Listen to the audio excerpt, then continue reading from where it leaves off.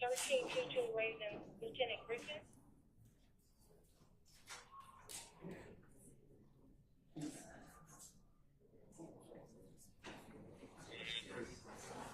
All rise. The Superior Court of Ford County now session. The Honorable Chief Judge Ural Glanville presiding. Court will now come to order. All right, good morning, ladies and gentlemen.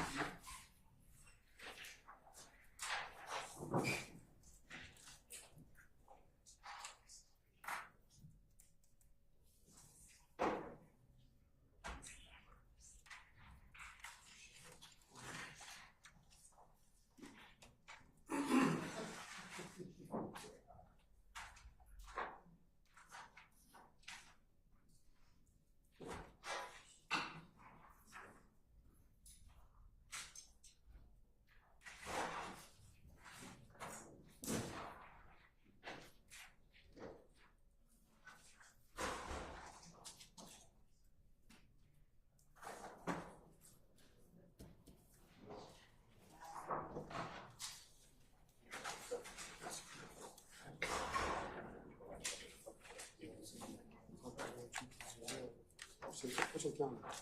I'm waiting on them to give it to me. It's the IT has it. Okay.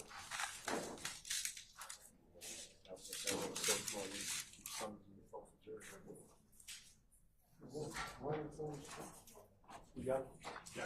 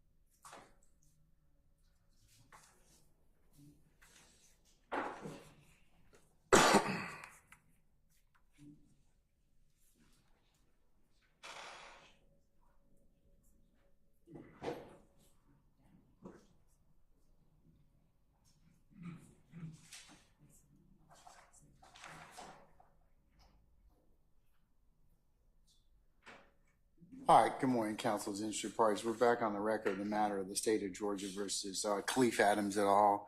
In 22 SC 183572. I want to take roll. Mr. Stillwell, Mr. Botts, and Mr. Sharp. Good morning, gentlemen. All right, Mr. Williams, Mr. Steele, Mr. Adams, and Ms. Renard. Good morning. All right, Mr. Kendrick and Mr. Weinstein. Good morning. All right, Mr. Huey and Mr. Matthews Sr., good morning. All right, Mr. Nichols and Mr. Harvey and Ms. Westmoreland, good morning. Mr. Ryan and Ms. T. Williams, good morning. All right. Mr. Brown, Mr. Smith, Mr. Housekeeping, Mr. Atkins, and ladies, Ms. Love and Ms. Hilton, good morning. Good morning.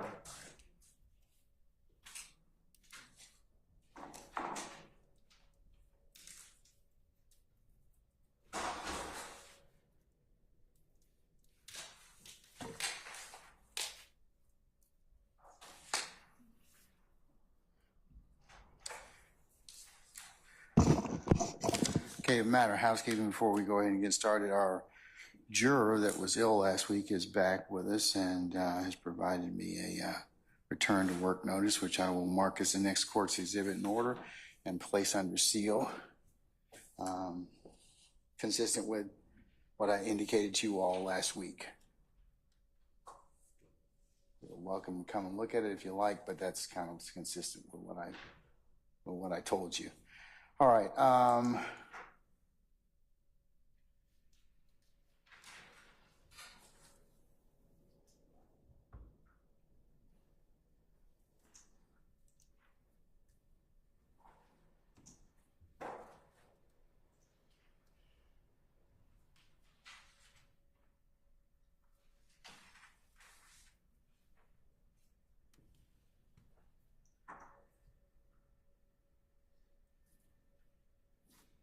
Mr. Sharp, last week when you were making your argument when we closed off, I did have an opportunity to take a look at the transcript. It was an unofficial rough transcript was provided by Ms. Weaver.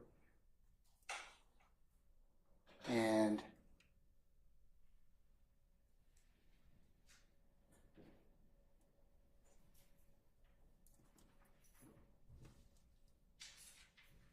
I'll include that as the next court's exhibit in order as well.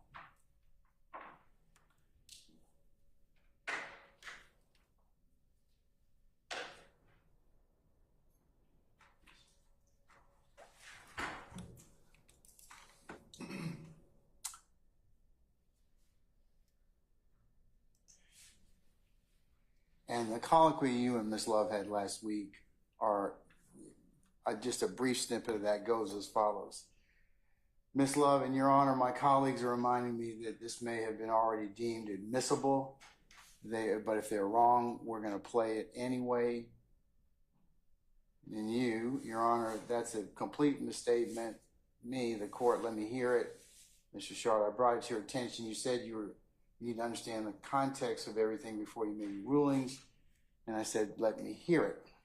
I did take a look at the transcript from our hearing, and I did have a chance, and it was also consistent with Mr. Steele's bringing to my attention Baker, and then I heard Stillwell's 1 and 2.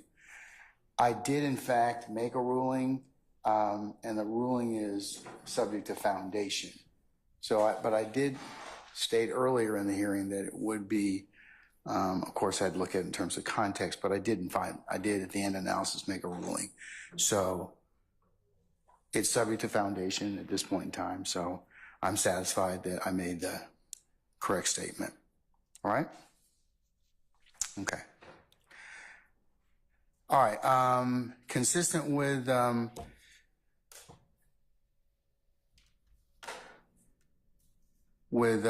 last week, the state did send out the 2 recordings. When are we going to get to those, ladies and gentlemen in the state? Your Honor, I don't believe that we will reach that today. Okay. It will probably be Tuesday or Wednesday, actually. All right. So we got a little more time. Hey, were all the defense counsel able to listen to it listen to those jail calls that the state was going to play this week, the ones that we were trying to listen to Friday? Is there anybody who was not able to open it? Okay, hearing none, I'm going to assume that you all had an opportunity to listen to it. We can take up any issues relative to that later. But unless there's anything else,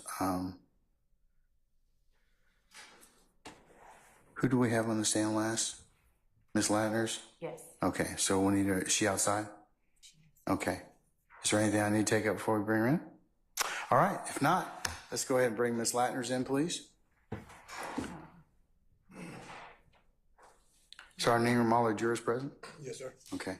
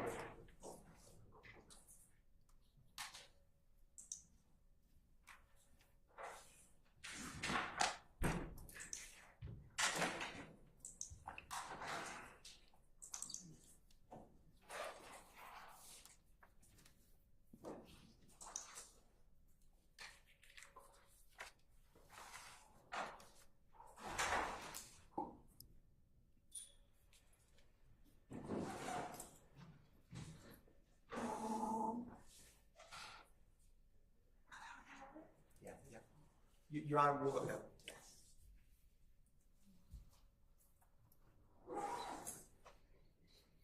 Thank you. Thank you very much. You're so welcome.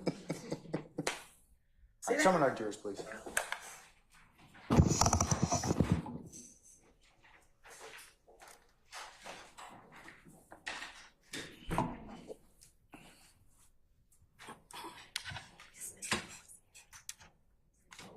Yeah, I'm going to Texas for that. So.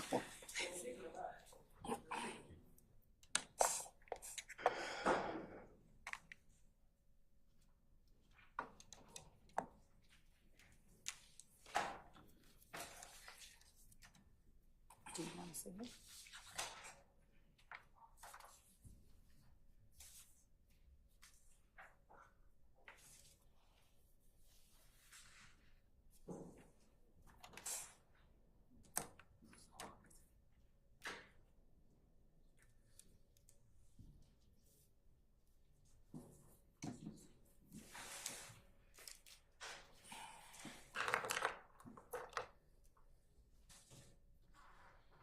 I'm going to have to show you how to do this. How to listen to these audios.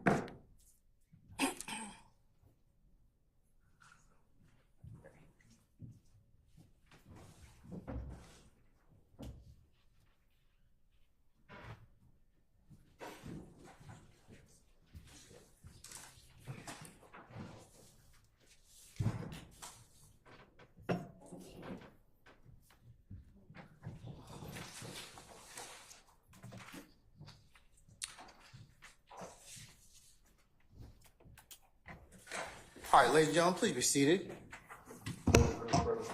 All right, thank you, Sergeant Ingram. All right, ladies and gentlemen, the jury, good morning. Good morning. Glad to see all of you back. Ms. Latners, you're still under oath, okay? Yes, sir. All right, go ahead, sir. Thank you, Your Honor. Good morning, Ms. Latners. Good morning. I'm going to pick up where we left off. I'm handing you State's Exhibits 2 Echo Alpha through Charlie. Ms. Latners, do you need any more time to review those exhibits? No. What are 2 Echo Alpha through Charlie? The audio for this case. And is that Charlie that you just picked up? Yes. And what is the 2 documents, Alpha and Bravo, before you? CAD report for the incident for that day. And how are you able to recognize them? Well, I print them out. My name is at the top, and it says Atlanta Police Department. It's our CAD report. And are they a fair and accurate depiction, Ms. Ladners, of the CAD reports and 911 call for the April 26, 2015 incident you're here to talk about? Yes. Your Honor, at this time, the state moves to tender into evidence State's Exhibits 2 Echo Alpha through Charlie.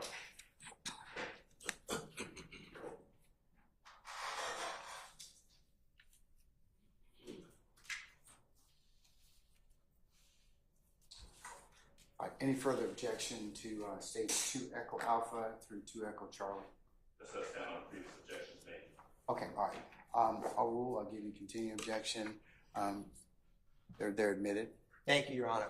Ms. Ladners, I'm gonna publish and start with 2 Echo Alpha, which should come up on the screen here. So, what was the date of this CAD report, Ms. Ladners? April 26, 2015. And can you describe what the call type and description is for this CAD report? Information for officer. What is a 39 information for officer? The person just wanted to get information on an incident that happened. And so is this generated from an officer themselves or a citizen? It could be a citizen or it can be an officer. Now, what was the location for this info for officer? 3376 Peachtree Road, Northeast Atlanta. What was the zone and beat for that location? The zone is zone 2. The beat is 208 speed. Now, Ms. Ladners, a little bit towards the top where it has the disposition narrative, can you tell the jury what that indicates for this call? It advised 9 to Cobb County. What does that mean? That means the officer handed the information over to Cobb County. Now, could that ever occur if the jurisdiction of a crime is in a different county? Yes. Now, what time was this call received? 03:24 a.m. hours. And what time were officers dispatched? 03:24. And does it say, what time did they arrive? 03:27 a.m. hours. Now, Ms. Ladners, I want to talk about, if you turn to page 2, the CAD narrative, do you see that? Yes. You see the third remark from the top? The time is 3:24 and 40 milliseconds? Yes. Can you read that and explain what that means? The unit advises dispatcher shots fired at a bus. Little Wayne is supposedly on the bus.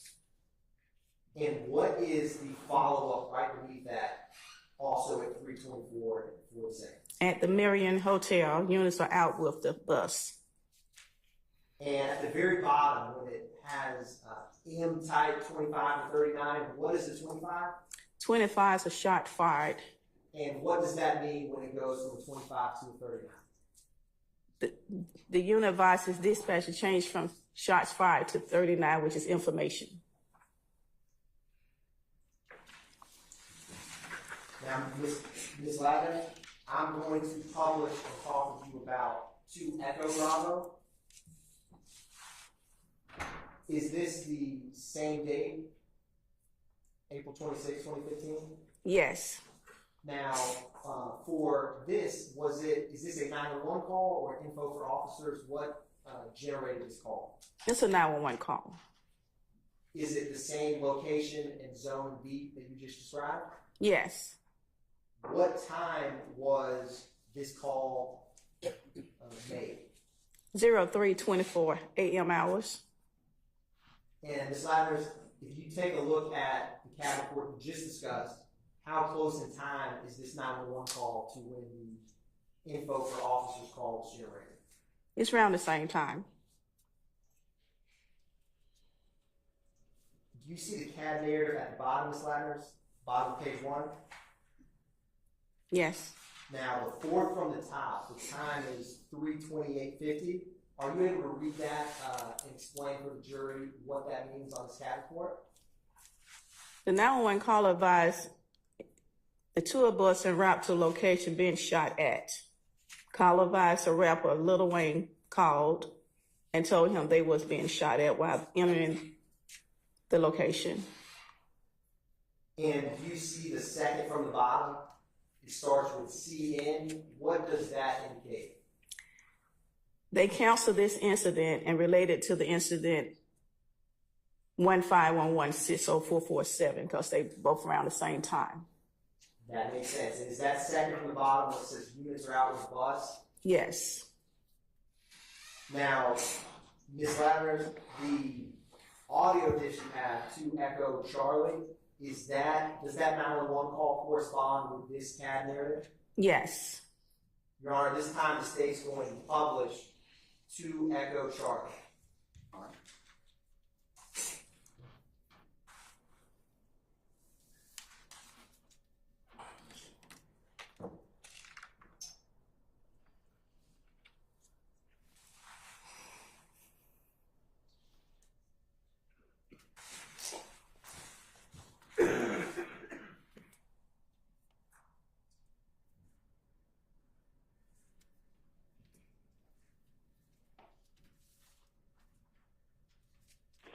Atlanta 911, this is operator 6580. What's the address of the emergency? Yes, ma'am. We need some officers at the Mandarin Oriental right now. What's the address? Because we have What's the address?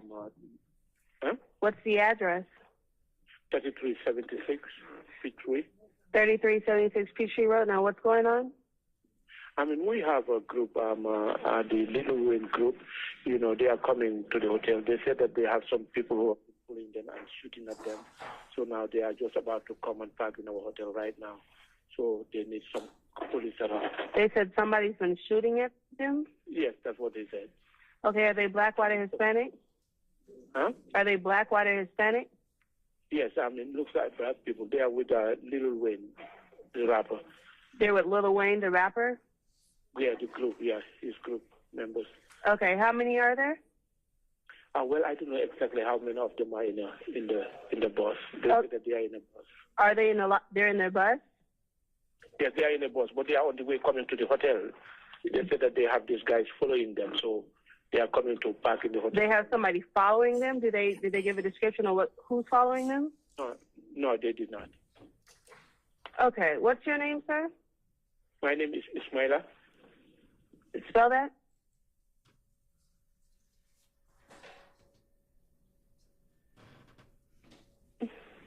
Ismaila.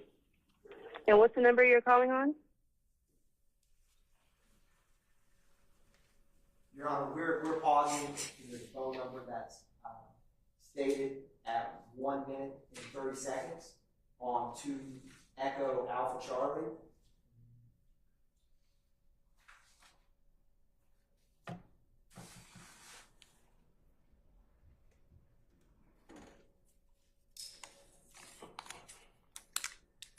Five zero.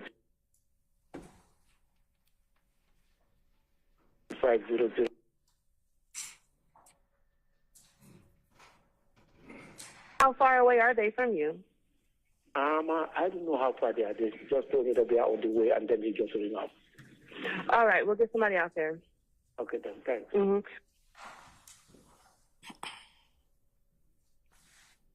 Thank you. And Your Honor, just for the record, we resumed it back at 1 minute and 37 seconds. All right. Ms. Ladner, when we had just discussed a couple minutes ago on 2 Echo Alpha, that CAD report, under the CAD narrative, when the call changed from a 25 shots fired to a 39 info, do you remember that, Ms. Ladner? Yes. What was the time that the call type changed? 06:24 a.m. hours. Thank you, Ms. Ladner.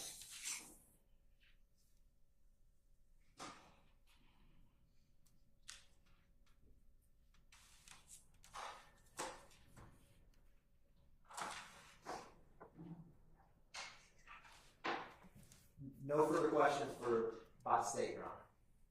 Cross. Mr. Adams, go ahead.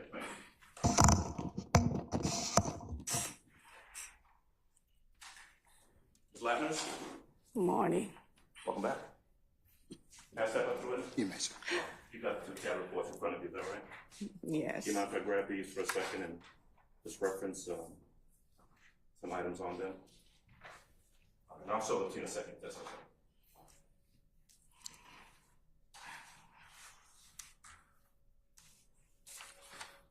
All right.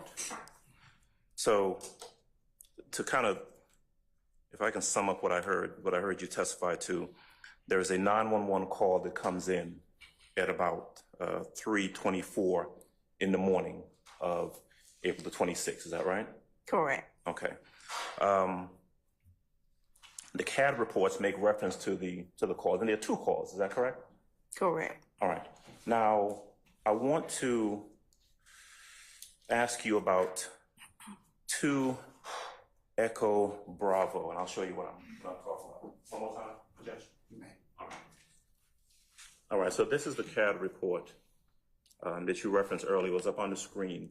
And did I hear you read out this portion where it talks about the call coming in and a tour bus en route to a location being shot at? Yes. Okay. Now, according to the CAD report, the caller advised that Lil Wayne called and told him they were being shot at while en route. Is that right? That's what it says on the CAD report. Okay. Now, I heard that one 911 call played.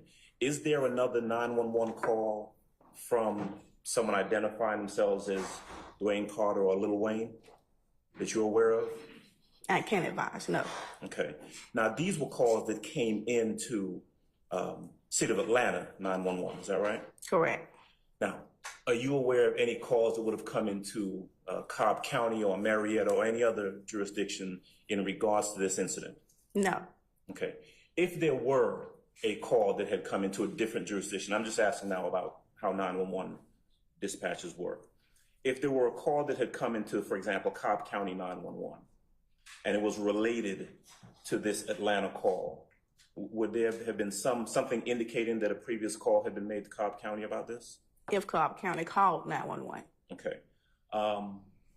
But as you sit here and having reviewed the documents, you have no indication that there is a separate call from anyone named Lil Wayne about this incident. Is that right? Correct. Okay. I noticed that the 911 call that was played was an individual who was relaying what was being told to him by someone else. Is that what it sounded like to you? He advised third party. Okay, so that person was saying what a third party had told him, and that person was calling into 911. Is that right? Your Honor, Basis. calls for speculation. I'll sustain the objection. Okay. Am I correct that the person who was making the 911 call was referencing, as you listened to it, was referencing what had been told to them by someone else? Correct. Okay. Am I correct? There was no description given of whatever or whoever was shooting at the bus on that 911 call. Is that right? Correct. There's nothing in either the 911 call or the CAD report that gives a name or a description of a person that is supposedly shooting at the bus. Is that right? Correct. Okay.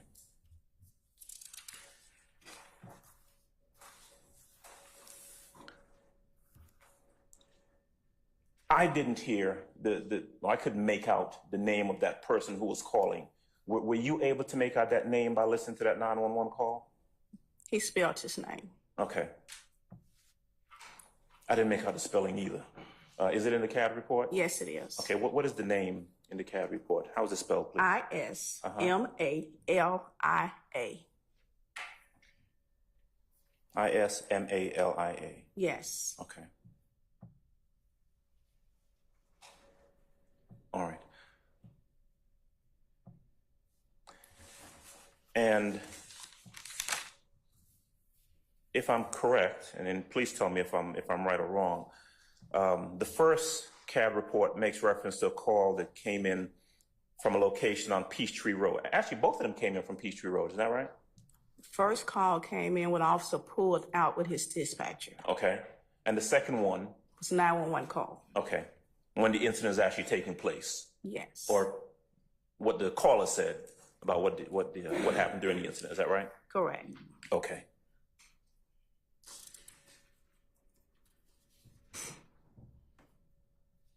All right. Ms. Latners, hold on 1 second for me, okay? 1 second, Judge. Yes, sir. I think that's it. Ms. Latners, thank you, as always. All right. Any additional cross, Mr. Sharp? Mr. John, may I just, before I answer that, may I just look at the CAT reports briefly? Yes, sir. Ms. Latners, you have both of them? Yes.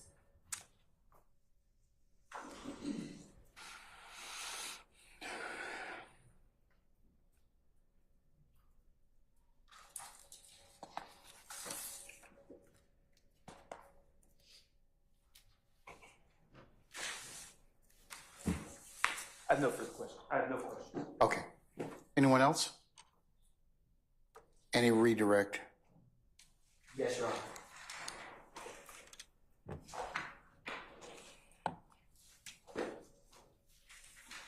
Ms. Latners, when you were discussing just a minute ago with defense counsel about if Cobb County had called 911, it could be routed, can you explain that? What did you mean by that? If something happened in Cobb County and they notice persons en route to Atlanta, Cobb County would either transfer the 911 call over to us, or someone from Cobb County would call the supervisor that's in Atlanta and advise them the incident was going on. And if they do not know that they're en route to Atlanta, do you know what would happen in that circumstance? We won't get a call from. Thank you, Ms. Latners. No further questions, Your Honor. Anything further, Mr. Adams or Mr. Short? No. Anyone else? All right. May Ms. Latners be permanently, temporarily excused the witness. Temporarily excused, Your Honor. Sorry, Ms. Latners. All right. Okay. Madam, I'm going to temporarily excuse the witness. Please don't discuss the testimony of anybody except the attorneys in this case. All right.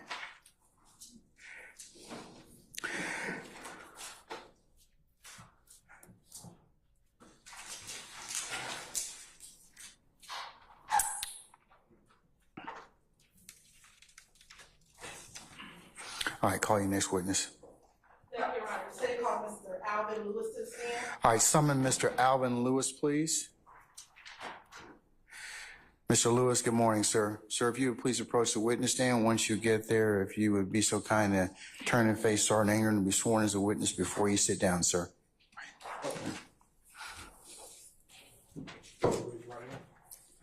Further testimony, give the truth, the whole truth, and nothing but the truth. That's it.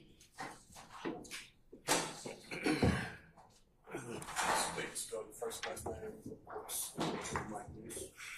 Alvin Lewis, Alvin Lewis.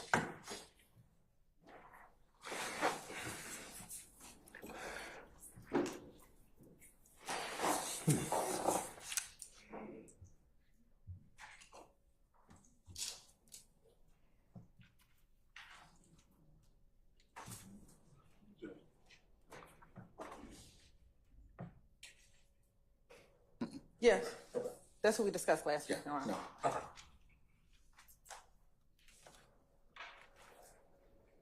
Good morning, Mr. Lewis. How are you? Good morning. How are you? Where are you from? Los Angeles, California. And were you born and raised in Los Angeles? Yes. And what part of Los Angeles were you born and raised? In the Little Merck Park area. Okay. And how old are you, Mr. Lewis? I know you don't like asking that question.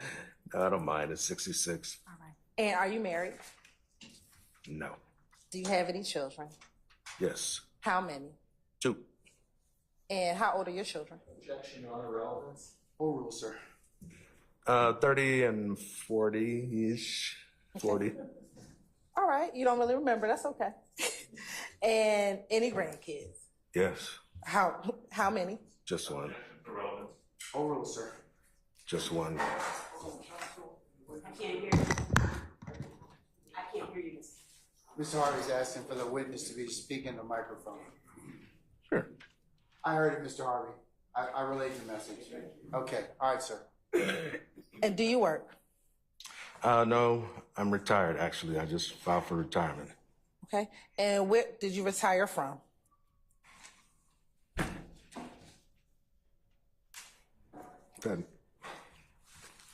That night that I was shot, this incident happened. The microphone, sir, if you wouldn't mind. The night that this incident happened is when I retired. Okay. And what was the industry that you retired from? I worked in the entertainment industry, transporting entertainers, athletes, different people.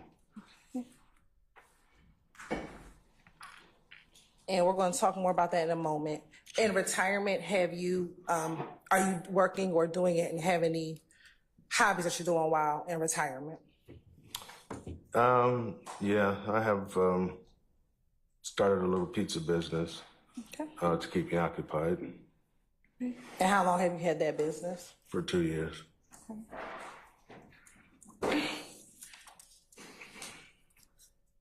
Now, you just talked about the night that this happened. You retired from being the tour bus operator.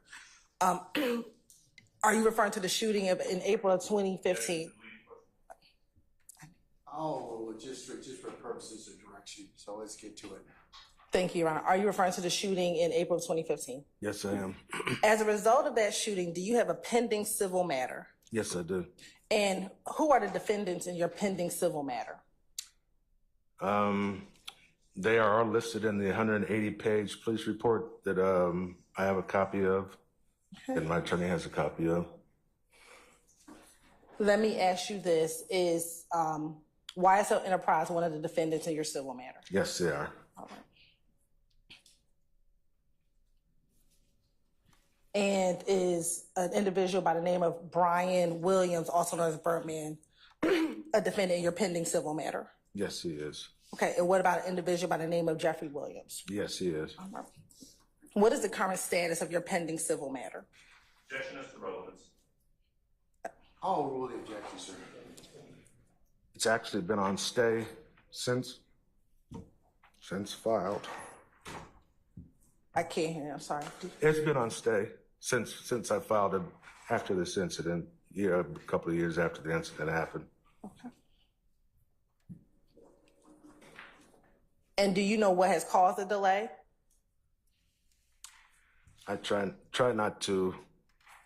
I let the lawyers handle that. I try not to get involved with that. Fully understandable.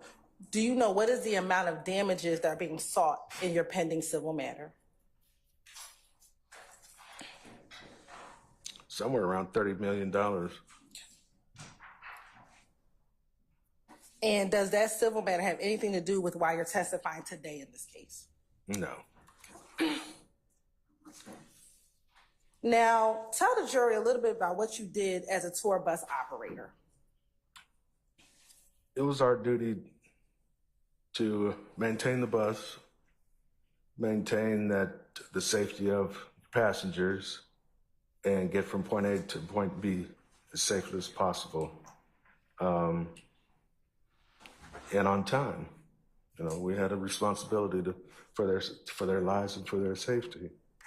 And you said that you retired. How long were you working prior to you having to retire? 25 years. 25 years in the bus business.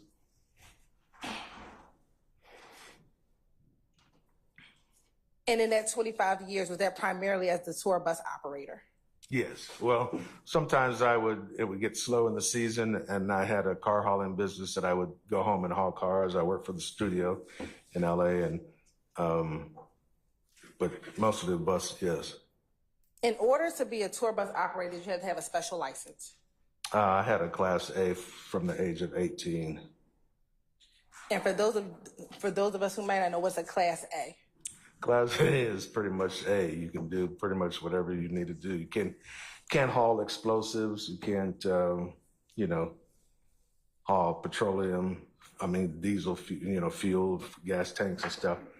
But I was able to do what I. And is a Class A license the same as a CDL license? Yes. Okay. Yes.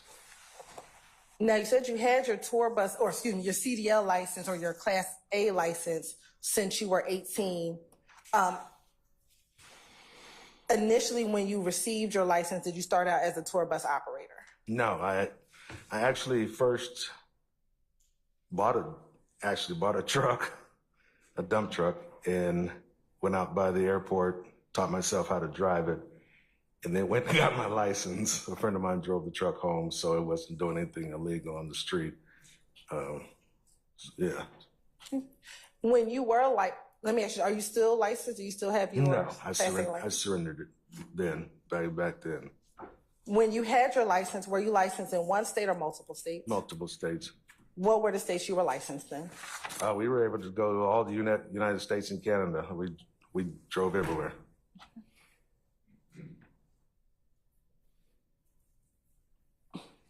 And I knew you drove everywhere, but who issued you your license? California did. Okay. Were you issued a license in any other state? I was issued one in Florida because I was working so much in and out of Florida that I didn't have a chance to get back to California to get my license renewed. So I just got it renewed in Florida for a short time. And then when I got back to California, I went back to license in California. Okay. How did you get into the field of tour bus operations? I was asked to actually to do a tour.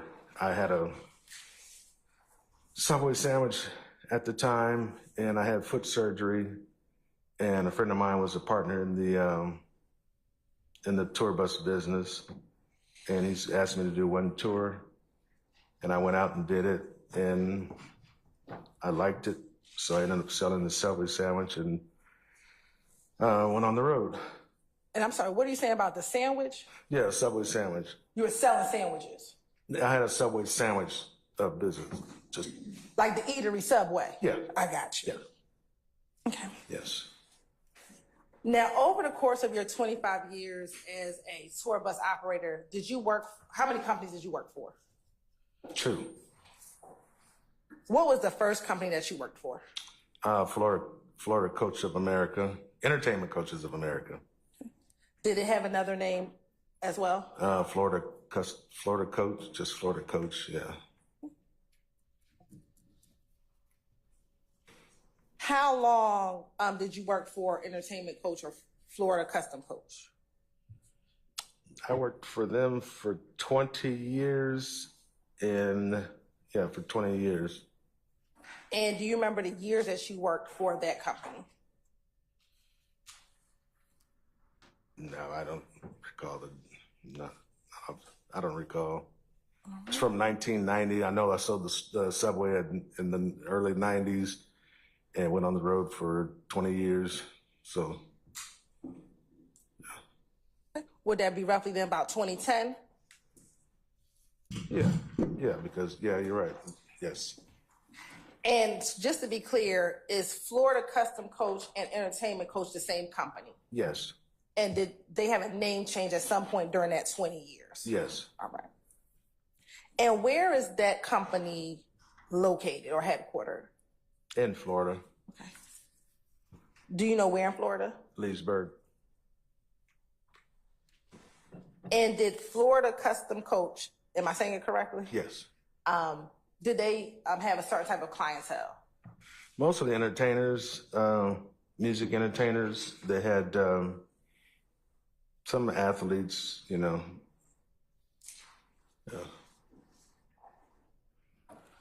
Now, you said you worked for them for about 20 years. So roughly in 2010, when you stopped working for Florida Custom Coach, did you work for another company?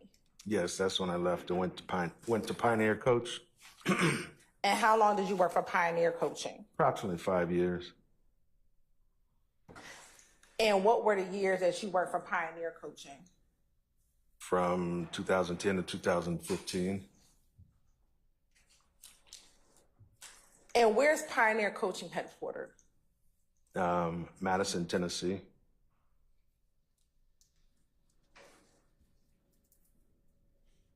In those 5 years that you were working for a Pioneer Coaching company, were you living in Tennessee? No, I always lived in Los Angeles. I've always lived in Los Angeles. Tell the jury, if you were living in Los Angeles, how was it that you were able to drive for both Florida Coaching as well as Pioneer Coaching Company? I'm gonna sustain the objection. Kind of speed it up. Now, we spoke about Florida custom coach. The Pioneer Coach specialized in a specific type of clientele. Pioneer US? Yes. Yes, they had pretty much just entertainers as well. They did a lot of country because it was out of Nashville, so they did a lot of country. All the country groups in Nashville, they would deal with a lot of those. So yes. Did they deal with any other type of clientele outside of the country artists out of Nashville? Yeah, they did. Yes. What were some of the other types of genres or other artists? They dealt with some R&B and some rap. I don't think they liked doing it, but the money was there, so they did it. But yeah. Over the course of 25 years, how many tours have you driven for? I tried counting. I think I've got over 100 different tours at least. And can you tell the jurors some of the tours that you've driven over the course of your 25 years? I'm good, Jeffrey. Your Honor, it'll be very relevant. As Let's hurry up, okay? I'm about to sustain the objection, okay? Let's hurry up. Now, with Pioneer, did they have a fleet of buses? Yes. How many different types of buses did they have in the fleet? They had two different types. They had a Star Bus, and then they had they build buses. So whatever the client wants, they build it for their client's needs. Can you describe for the jury the design of the buses that you would drive for Pioneer? Mine was a Star Bus, which had 6 bunks in it, a king-size bed in the back. Usually have a shower, and just a nice area, kitchenette, and full refrigerator. And on some of the tours that you did, would the artists have additional items that they would carry? Yes, I had one of the clients had, I was pulling a car behind, and one of the clients I had a trailer with all their little toys, and one client had a washer and dryer. She didn't like the sheets. Oral, sir. She didn't like she didn't like the sheets in the hotel room, so she washed them before we go up in the room. Excuse me, they would, not me. So when you had those specialized items, how would those items be carried? In the trailer behind the bus. And when artists, and I'm going to speak specifically about Pioneer, would the artist select the type of bus they want, select the type of bus that they wanted? Yes. Okay. Your Honor, permission to approach? Yeah, as long as you show them to the defense counsel. We provided a PowerPoint last week, but I'll show them again. I'm going to show them what's on Mark 16, 34, 35, 36, 27.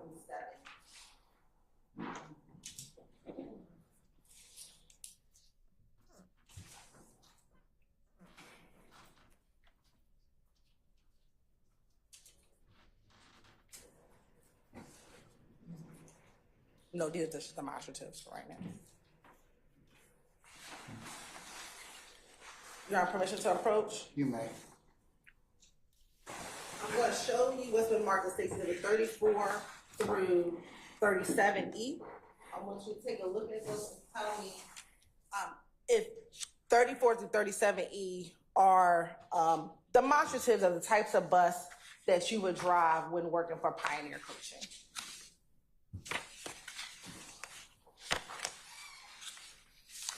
Yes, they are. Okay. And are those a fair and accurate depiction of the types of tour buses that you just described to this jury? Yes, they are. Your Honor, this time the state would like the tender State Exhibit 34E, 35E, 36E, and 37E for demonstrative purposes. I didn't ask you yet, but I'm going to. Okay. All right. Any objection to states 34 echo through 37 echo? I'm sorry? Okay. Is it relevant? Okay, you're speaking the objection, so is it relevancy you're objecting on? Okay, anything else? All right, overruled, sir. Mr. Adams? Same objection. Overruled. Anybody else? Okay. 34 through 37 Echo is admitted over objection, may be published as you see fit. Thank you.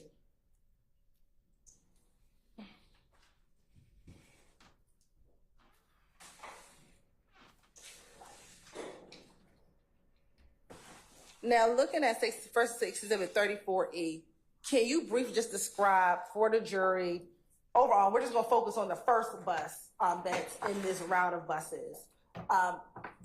Ideally, the outside, then we'll go on to the inside of how the tour buses generally look when leaving Pioneer Coaching. This depicts just how they look. They're all cleaned up and ready to roll. When you talked about the trailer, is that the item that's on the back of the first bus? Yes, it is. All right. Now looking at State's Exhibit 35E. Oh. If you could just orient the jury, and there's a screen to the left of you and a screen to behind you. Orient the jury to where you would sit generally inside of this bus, and then describing what we see in 35E. You want me to point it? Yeah, so we can do one of two things. Did we touch the left side of here? Oh. Uh-oh.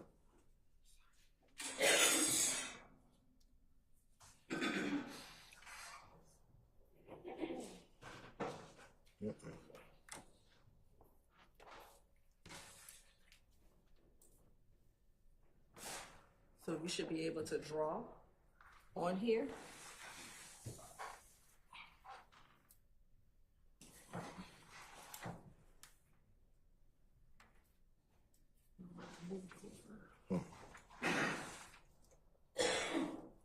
Sorry, we'll just deal with it as we can. Looking at State's Exhibit 35E, just using the arrow or using the marker, if you can point the direction to where you would sit inside of that bus.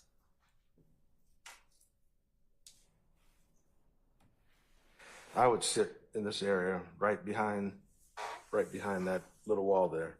Okay. And does your seat sit lower than that area that you just pointed to?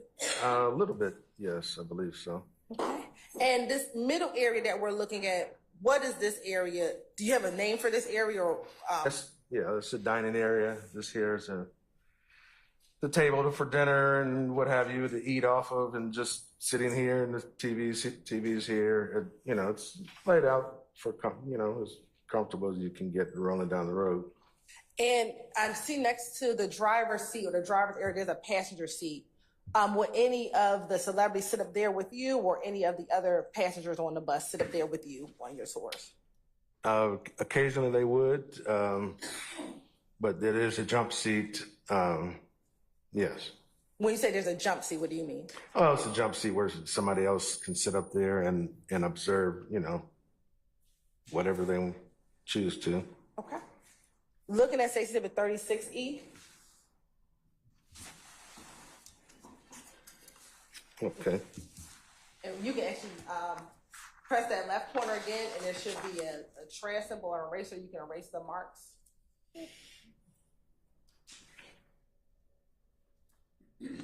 I'm not a computer person, so I don't know.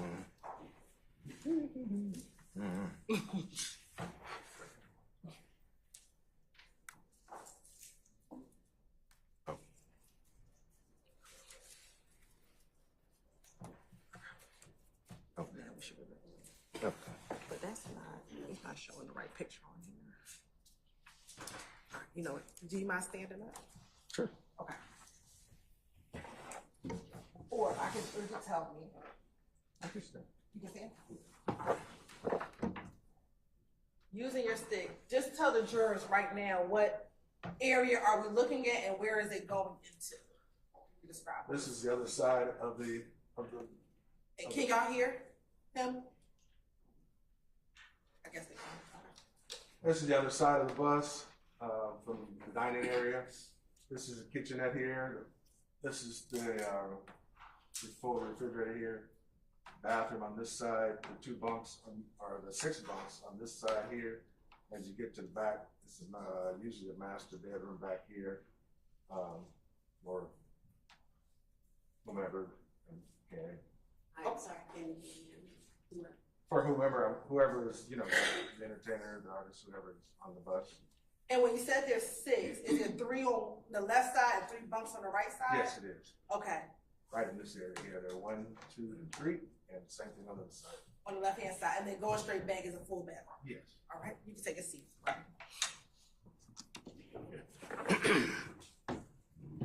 And then last would be 37E.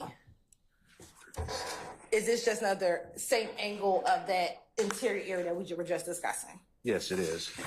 Now, when you worked for Pioneer Coaching, were you employed directly by Pioneer or were you an independent contractor? We were listed as an independent contractor. We were getting paid by the individual artists. So, yes. Now, tell the jury how that worked. Would the artist contact you as a driver, or will they contact Pioneer, or was there a combination of both? It was a combination of both. Sometimes it would be my artist that I'm dealing with, and I would bring it to the table and say, "Hey, we got a deal." And sometimes it was just come into the office. Okay. And in working for Pioneer, were you assigned to specific tours? Is that a no? Yeah, I was mostly. Some of the other guys didn't want to do some of the other tours, so I ended up doing most of the raps and the R&Bs and a lot of the other different tours. So. Now, did you have any input on what tours you worked? If I brought the tour to the table, yes. If it was just a tour to go on, no. And explain to me what you mean. If you brought the tour to the table. Well, if it was an artist that I've dealt with before, and they contacted me and said they want some buses, and I would contact Pioneer and ask if they had the buses, and we'd put the deal together. If it was something that just came out of the office, then it was just another day at the office working. You just handle the tour. So if it was a case that came out of the office, would Pioneer contact you and say, "Hey, we have this tour. We're assigning you to this specific tour"? Yes. Now, would the artist reach out to you directly, or would their management or someone else on behalf of the artist reach out to you? It was a combination. I had some artists that I would talk to directly that I've worked with over a period of time. And then a lot of times it was just management or production. And when you say or production, what do you mean? Well, a production company that's doing a tour would call and say, "Hey, we got this tour, and can you get buses from Pioneer?" And I would say, "Check it out," and yeah. So we just make the deals happen. Focus on your time with Pioneer. When you were assigned a tour, generally how long was the tour?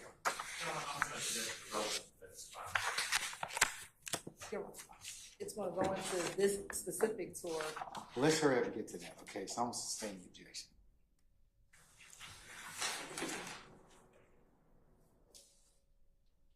While on tour, were there any requirements that as the bus driver you had to adhere to? Like, did you have to drive certain hours, or we had a 10-hour limit, and the bus would usually shut down. They're designed now that they will shut down within 10 hours. And did you have a certain amount of sleep you would have to get as a driver? Yes. How much hours of sleep did you have to get? 8 hours off or 10 hours off. 10 hours. You have to have at least 10 hours sleep time before you make another trip. And when you had to get your rest or sleep, would you sleep on a bus or somewhere else? Somewhere else. Where would you sleep? At a hotel. Why didn't you sleep on the bus? Why did I? Did not. Because there's a lot of activity going on in the buses, and we need to get undisturbed time to ourselves to get our rest. Now, once you were assigned a tour, tell the jurors about how you would get the tour bus to the artist. would the artist come to Tennessee, or would you have to get the bus and take it to the artist? We'd pick it up from Tennessee.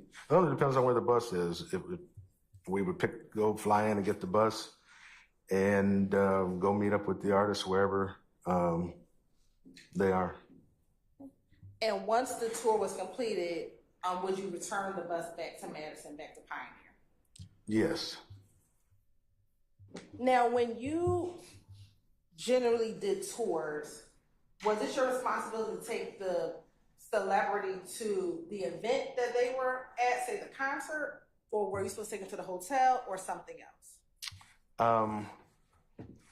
We usually either go venue to venue or hotel to hotel. We don't, this buses are usually big. Sometimes we have trailers, so we don't use the buses as a taxi cab to run around. We go from hotel to hotel or venue to venue. Now, when you drove on the tours that you've driven on, was there always just a single bus? Did you have multiple buses, or did it depend on the artist and the tour? Depends on the artist and the tour. I've did tours, we've had 25 or 30 buses on it. Yeah. And for the tours that you conducted, when there are multiple buses, would the celebrities primarily be on the bus that you were driving or on the other bus, or did it vary? I would usually have because I had a star bus, so I would usually have the actual entertainer, star, whatever, and I would drive them, yes.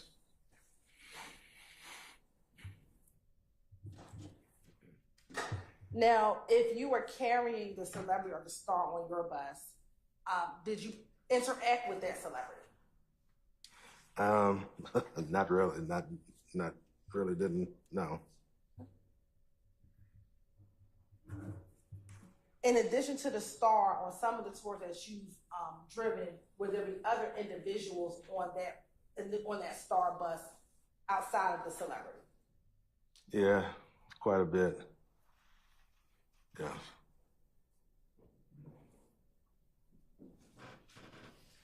And in your experience, generally, what type of people are on that star bus with the celebrity? Judging your own relevance, vague. I stand the objection. It's usually a lot of their. Okay.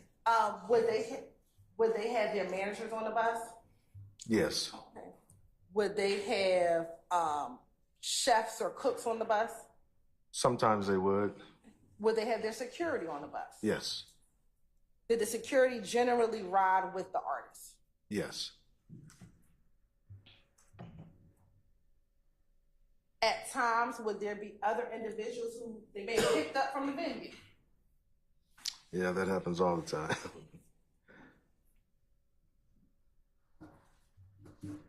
When there are people who may not have come with the celebrity, do you do a roll call of who's on the bus? No, because I don't monitor their guests. Because you don't what? I don't monitor their guests, no. My thing is to make sure that everything is safe and there's not too many people on the bus, and I can do my job in a professional manner. Now, I want to direct your attention to April 25th and to April 26th of 2015.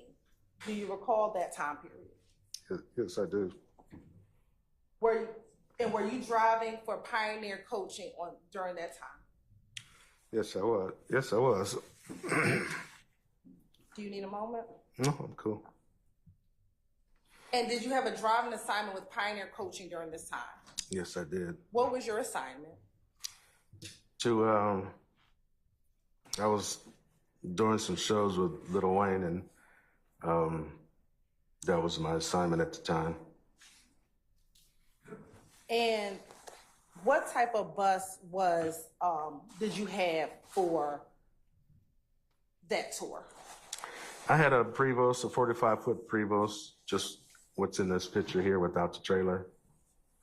So would that be the same considered star bus that you've been talking about? Yes, it is. And prior to April 25th of 2015, had you driven that type of bus before? Yes. Now, Do you recall, if this was on April 25th of 2015, how long you had been on tour with Lil Wayne? It was approximately about a month, and we were winding down. I think we had the last couple of shows left, so it's been about a month. Prior to starting that month-long tour, do you recall if you picked up the bus in Tennessee? Yes, I did.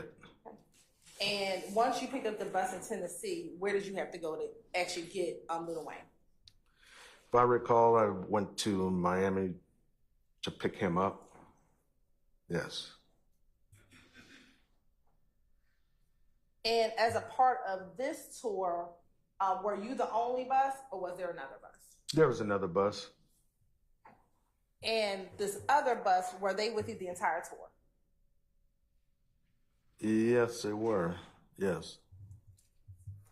What kind of bus was the other bus that was with you on this tour? It was a same kind of 45-foot Prevost. Was it a Star bus as well? His was a studio bus. His was a studio bus because Wayne would jump off and go back onto the Star bus and do some work. And as we were, moving from city to city, he would be able to do some work out of the Star bus. Out of the studio bus that was the other bus. Then he'd get back on my bus. Now, was the studio bus a bus that was a part of the Pioneer coaching fleet? No, it was owned by a particular individual, somebody else. No.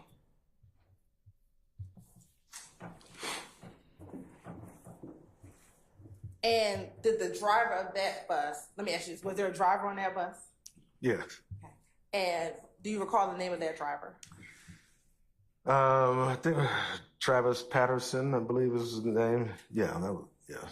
And I know the bus did not come from Pioneer Coach's fleet. Did Travis work for Pioneer Coach? Did Travis work for Pioneer Coach? No, he worked for he owned his own buses, I believe.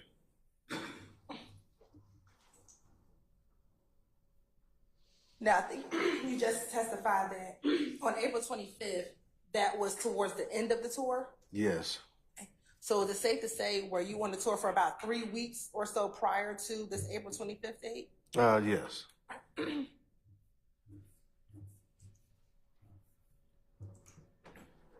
Taking you to the morning of April 25th, if you can tell the jurors where you started that morning of April 25th, 2015.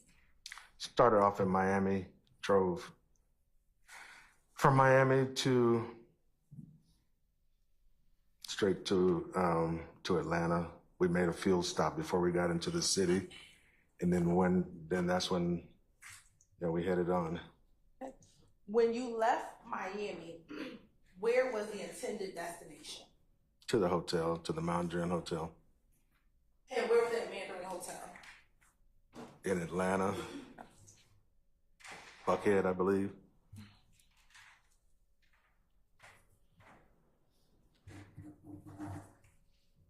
Now, initially, was it only your job for this particular night to get from Miami to the Mandarin Hotel? Yes.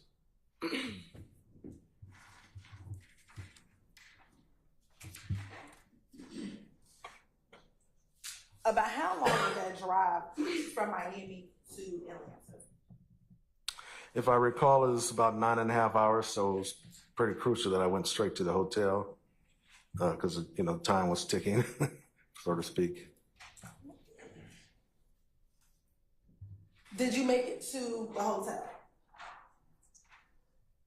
Well, when you first got to Atlanta, did you make it to the hotel? No, I believe I got a text message saying that we needed to go straight to the compound, to the club where he was performing because we were behind on time. And did you go directly to the compound once you initially made it to Atlanta? Yes. And when you left Miami, who was on your bus?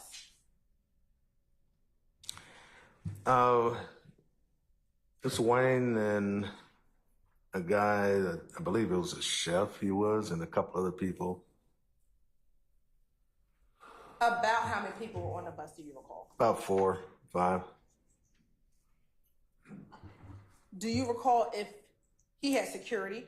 Yes. Okay. Do you recall if his security was on your Star bus? Yes. When you left Miami, do you know if there was anybody besides the driver on the studio bus? That I don't recall. I don't recall that. When you left Miami, can you describe to the jury what if any move there was of any of the individuals on the bus? Did anyone have any issues or concern driving to Atlanta? Objection to any hearsay. I sustain this a form of a question. You can rephrase that. Sure. Did you observe anyone having any concerns about coming to Atlanta? No, not at all.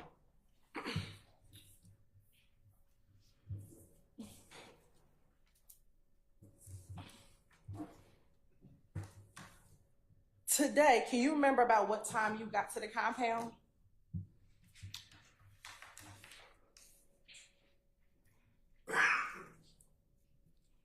I don't recall the time. I know it was probably 10, 11 o'clock p.m. You said around 11 o'clock? 10, 11 o'clock p.m., I believe. Now, once you got to the compound, did you immediately drop Lil Wayne off at the venue? No, we parked a little ways. We parked, and no, he didn't get off immediately, no. And do you recall where you parked? There's a street that's next to the compound that we both Travis and myself backed down that street and parked there. Okay. I'm going to show you it's already been admitted. It says Exhibit 27E and 30E.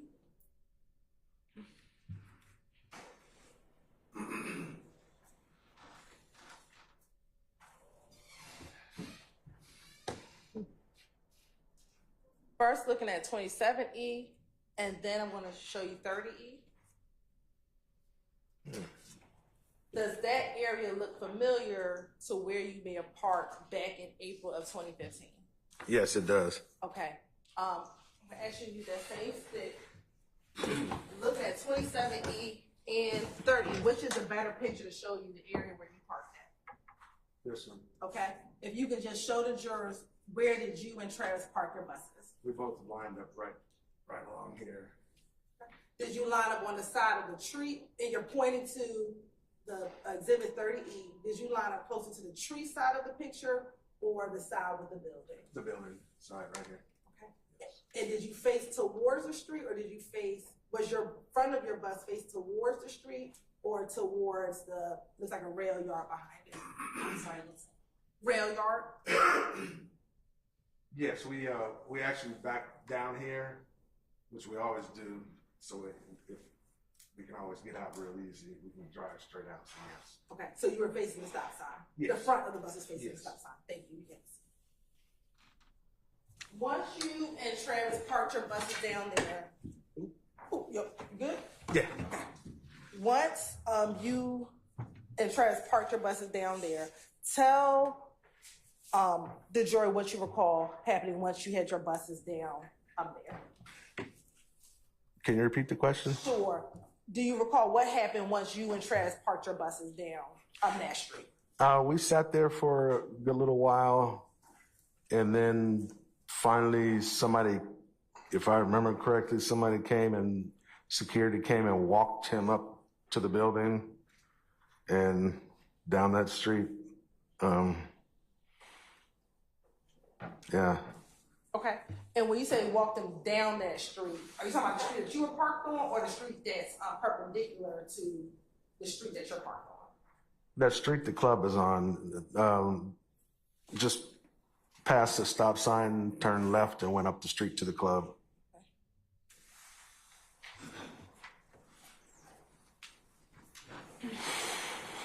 And once they got Mr.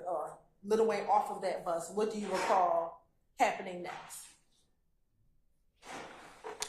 we sat there for a good little while, and then somebody came up and told me to move up right next to the building, move my bus up there. So that's what I did. I pulled up right next to the building and parked.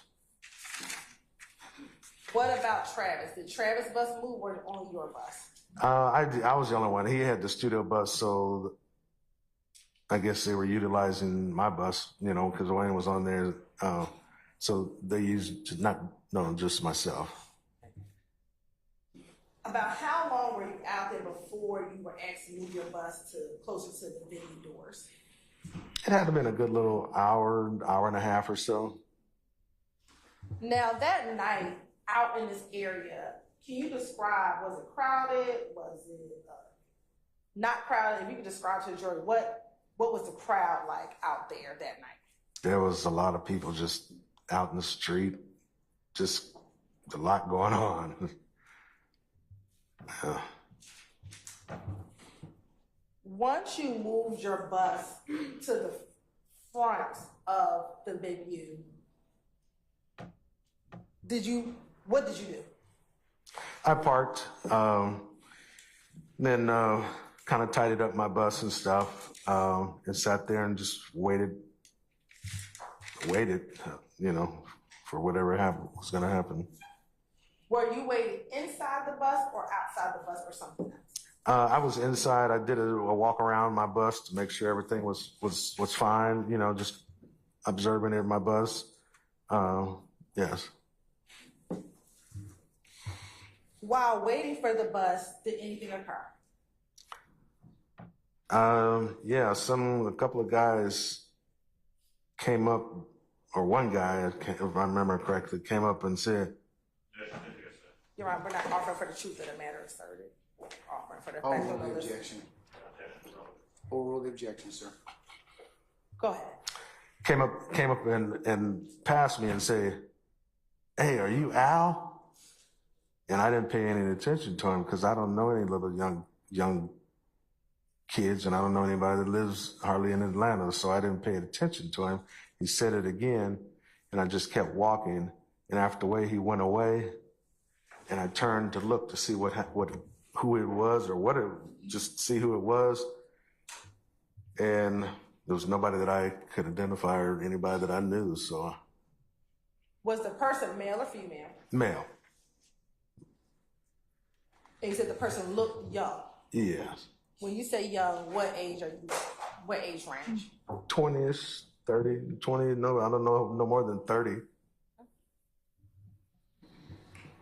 Once you ignored this individual because you didn't know anyone, did anything else occur? I saw them, one or both of them walking around the back of the bus, and I don't know what they were doing. I was focused on other things, so I don't know what they were doing. And you said one of them or both of them. Is this the same person who called your name Al or some other individual? Yes. So you saw the person who called Al and someone else walking around your bus? Yes.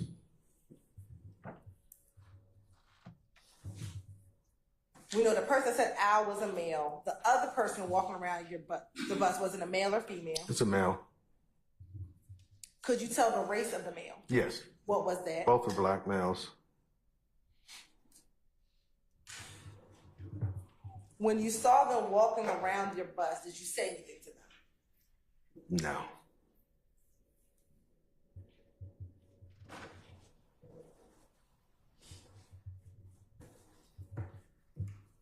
How long, let me ask you, from the time the person called you Al to watching them walk around your bus, about how much time passed between him asking for Al and the individual walking around the bus?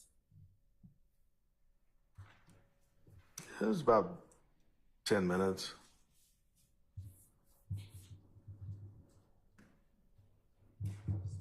Outside of those two males, did you see anyone else? Yeah, there's a lot of people out there. It was too much.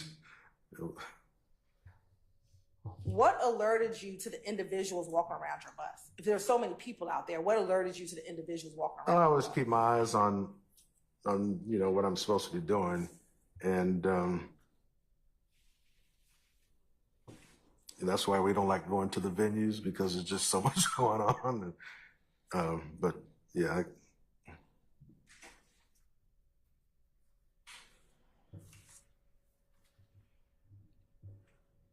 And generally, the person calling you Al, do most people call you Al? People in the business do, but people that know me from way back don't call me Al. They call me by my name, but so that's why I really didn't pay attention to it. If they called me by my real name, I would have paid attention, but yeah. After you see both the two individuals walk around the bus, what, if anything, happens next? They went away, and I got on the bus and just sat there and waited.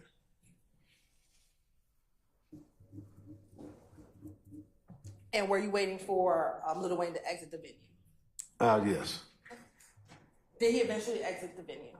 Yes, they did.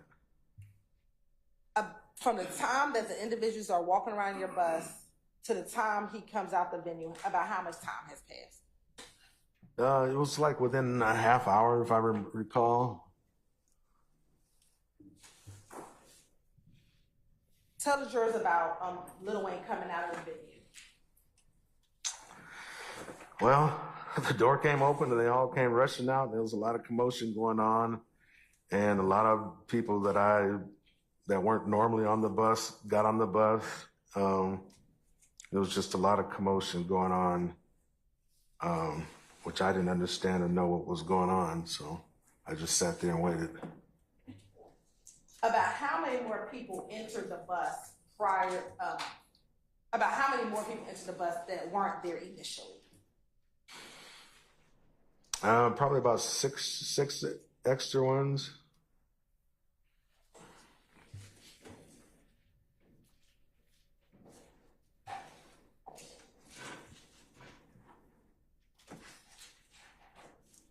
Now, once they got on the bus, what, if anything, happens next? Once Wayne got on, I sat there for a while. Wow.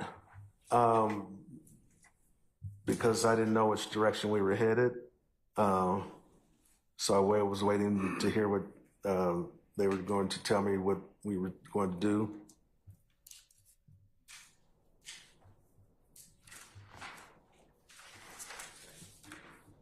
And when you say you were waiting for what to do, who were you waiting for? Who were you waiting for instructions from? Well, Wayne's, I think it was his manager. His name was Macmillan or some, I don't know, remember his name.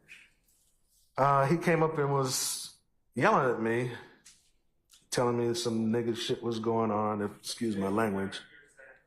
I'm not offering for the truth of the matter. I'm sorry. That was Max Sharp. I'll rule the objection, sir.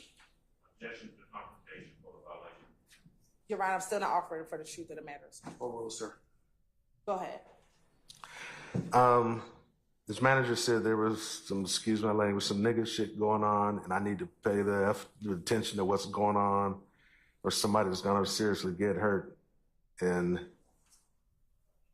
I didn't understand what was going on. So at that point, hearing that, what did you do? I sat there, and waited, and he said there was going to be a police escort. Just follow the police escort, and we'll leave. Okay. And did there eventually come a police escort to escort you away from the club? Yes. What was the police escort? Was there cars, motorcycles, a van? What was the escort? It was a car and a motorcycle, if I recall. Yeah. How many escorts did you have? I had quite a few dealing with different artists. This night was a little different because just a car and a motorcycle I didn't understand that, but I don't make those calls. And I'm sorry, and that was a bad question on my part. In the past, you've had police escorts. Yes. Specifically on this night, how many, was it only the two? Yes. And I guess given your prior experience, was that unusual for you? Yes. Did you know where the police escort was supposed to take you? They said they were going to take me to the interstate and get me on the interstate so I can get out of town. And were you scheduled to go out of town or were you scheduled to go somewhere else? Not after driving 10 hours from Miami, and no. Where were you scheduled? Where were you going to be driving the bus after leaving the compound? So we were going to the hotel. Is that the same Mandarin hotel that you were Yes. supposed to go to initially? Yes. When did you end up following the police escort? They took me to the interstate, put me on the interstate, and the car pulled off to the side of the road. I got on the interstate, started heading towards the hotel. And was the other bus with Travis, was he following you? Or was he in front of you? Travis was behind me. And the police escort, was there one escort in front of your bus and one escort behind Travis's bus? If I remember correctly, yes. And do you recall what highway they were driving you to in order for you to get back to the hotel? If I recall, it was the 285. Do you recall from the compound to 285 the route that you took? I just remember it being a long road. I don't know the name of it, but it took us straight to the interstate. And that would be 285. Yes. Once you got on 285, do you know where you were supposed to travel or how you were supposed to travel in order to get back to Buckhead to go to the hotel?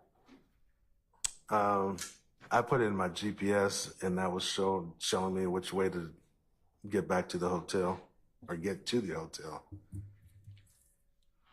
While the escort were getting you to 285, did you notice anything suspicious around you at any time on that long road that was leading you to 285? No, not really. I didn't see anything, really, no.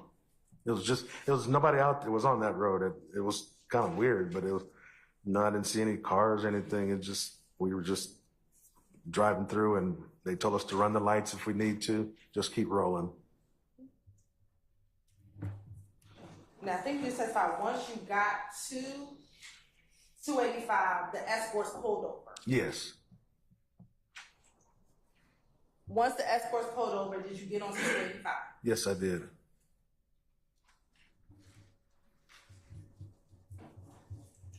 Tell the jurors what happened once you got on 285.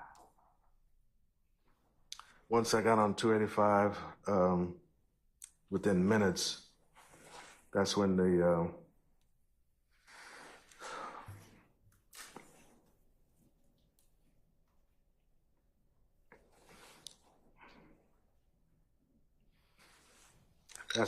that's when the car came along and started shooting at the bus. Now, as you're driving, are you able to discern where the shots are coming from? Does it come from the front of the bus, the back of the bus, or somewhere else?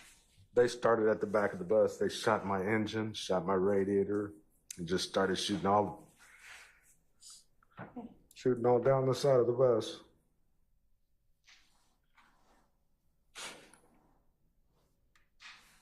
And at the time, you said, did you have those passengers, were those passengers that came out of the club, were they still on your bus as this bus is being shot up? Yeah, they were back there screaming on the floor. You said they were what? Back there screaming on the floor.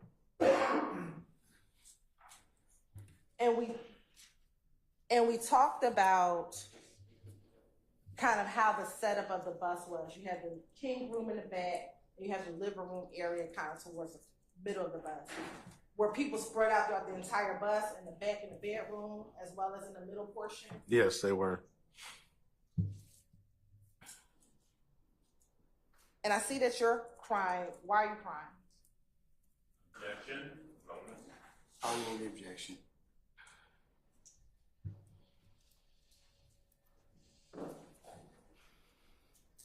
Objection to the improper impact. I sustain the objection. Let's move on to this item. Because it was. You can't answer the question, okay? All right.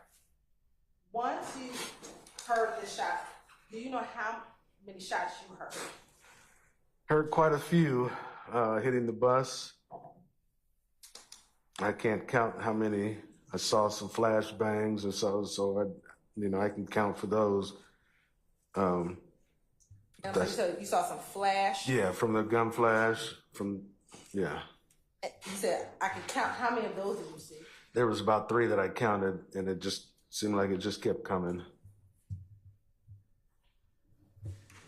At the time as you're driving, do you know exactly what is hit? At the time driving, no.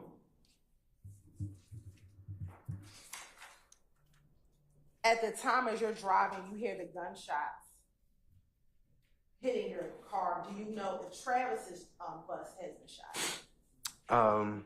I didn't know that. I got on the radio, CB radio, and asked him if he okay, and he said he was. I sustain the objection. Okay. Did you speak with him over the tour radio? Yes, he said he was okay. Oh, sorry. It's okay. Don't tell me what anyone else says. Okay. Now, once you communicate with him on the radio, do you call anyone else? I called 911. Let me ask you this. You said that the passengers on the bus were screaming. As the bus driver, did you start screaming as well? No, I couldn't do that. Why not?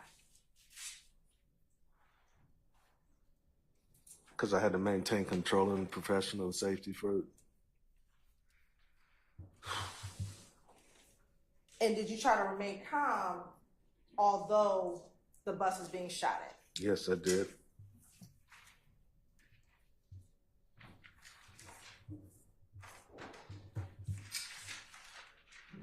Now, were you able to see any vehicles or the individuals who were shooting at the bus?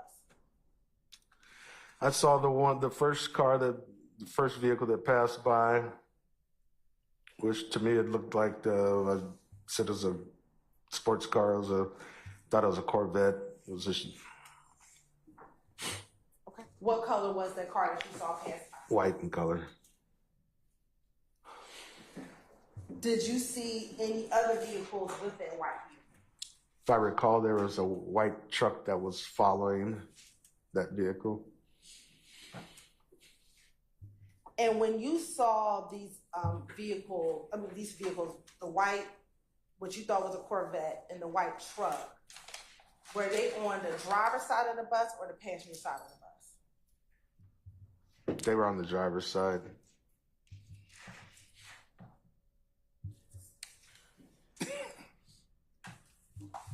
When you first see the white vehicle, where was the bus? Where was that vehicle? Was it directly on the side of you, in front of you, or somewhere else? If I recall, it was like towards the back of the bus. Saw it coming up from behind, towards the back of the bus. So and how did you see it? Did you see it through your rear view mirror? Yes, Your outside mirror? through my rear view mirror. And let me be clear. I'm saying the rear view mirror. Are you talking about your driver's side mirror on the side or your actual rear view mirror? The actual driver's right on the outside mirror.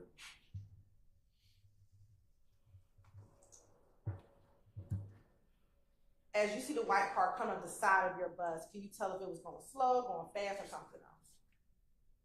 They were going fast. I was doing probably 75. I don't know, 8. I was 75. I don't know, recall.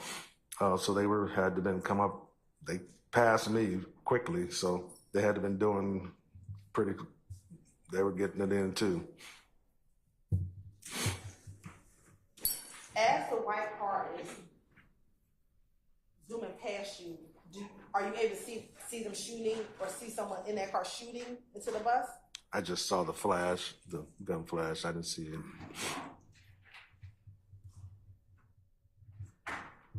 Does the white car eventually pass the bus? Yes, it did. What, if anything, happened once the white car passed the bus? Once it passed, kept on going, and it pulled over to the side of the road. And that's when I slowed down and I saw them up ahead of me. There was nobody on the highway at the time, really, that I can recall, except Travis that was behind me. And they pulled over to the side of the road up ahead of us. Once they pulled up to the once they pulled to the side of the road ahead of you, what happened? I asked the security where were we headed to. He said go straight to the hotel. And I told him we can't go too far because the bus, I couldn't see out of my mirror and stuff. So we started heading on the highway to the hotel, and that's when that vehicle, from what I observed, we got off just before we got to the vehicle. That was on the side of the road. That was our exit. We got off, and that's where the police met us. Where did the police meet you? As we got off the highway, and the hotel was not too far off the highway, if I recall.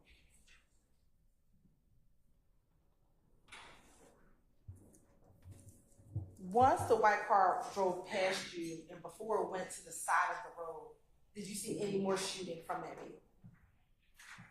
No, they did all the shooting when they passed me.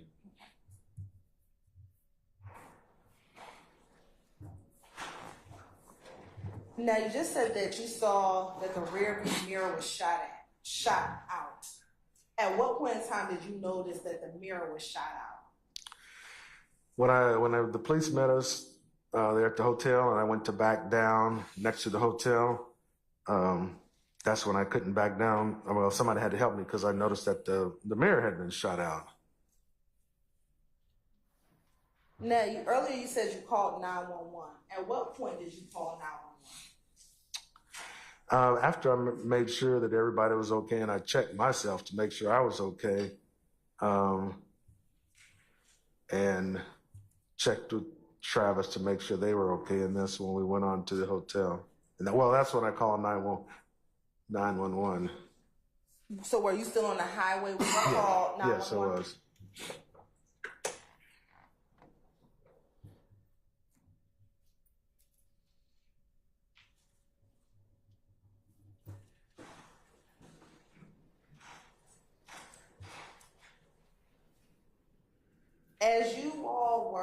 As the car was being shot at, did anyone from the inside of your bus try to shoot at the individuals who were shooting at you all? No.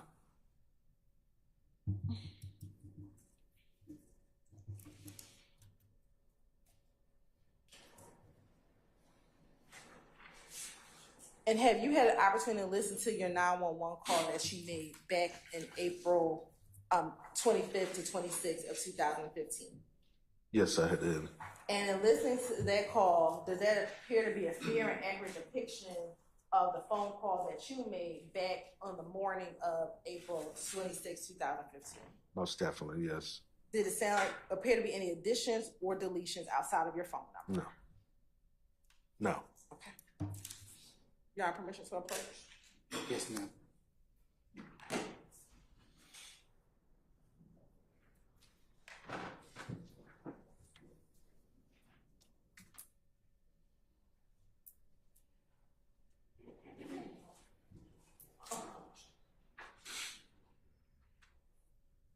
Permission to approach? You may. I'm showing you what's been marked as Safety Exhibit 1 Echo Alpha. Do you recognize 1 Echo Alpha? Yes, I do. And how do you recognize 1 Echo Alpha? I listened to it and I initialed it. Okay. And is that the 911 call that we just referenced? Yes, it is. Your Honor, this time the state would like to tender Safety Exhibit 1 Echo Alpha into evidence. Any objection to states 1 Echo Alpha? Faces.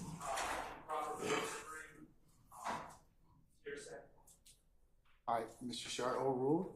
Mr. Adams? Yes, objection as to cumulative of the witness's testimony. All right, overruled, sir. All right, may be published. Thank you, Your Honor.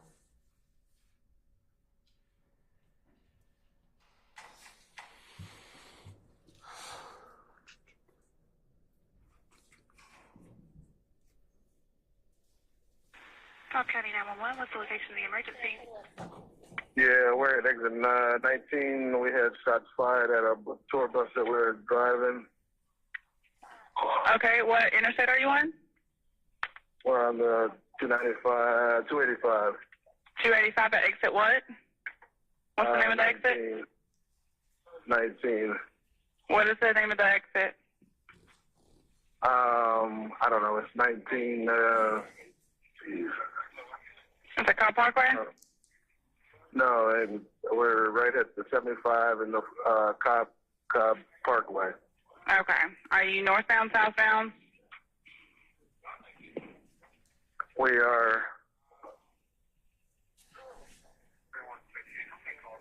I'm not sure, ma'am. I'm not from here, so. Okay, is there any way that you can see any street signs to know which direction of travel you're going, which way you're headed towards?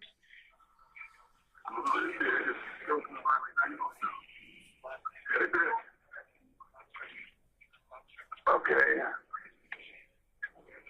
We're white was the vet. What color was what was the color making of the vehicle? It was a white Corvette. Do you have a tag? No. Can't get a tag. They on 285. They had it for like 275 just now. White Corvette though.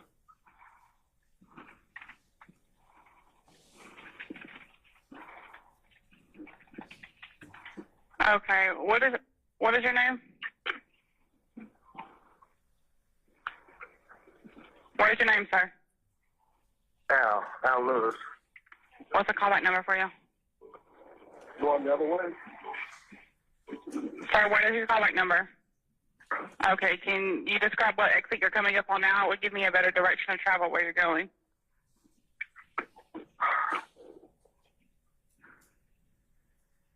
We are, no, I don't.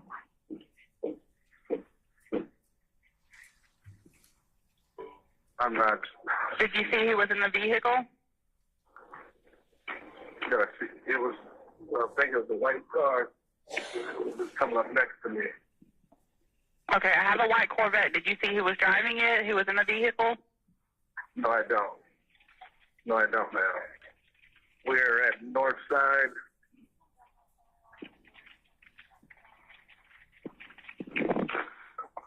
Okay, so you passed Cobb Parkway and you're coming up on North Side? Yes. Okay. You're going into Fulton County.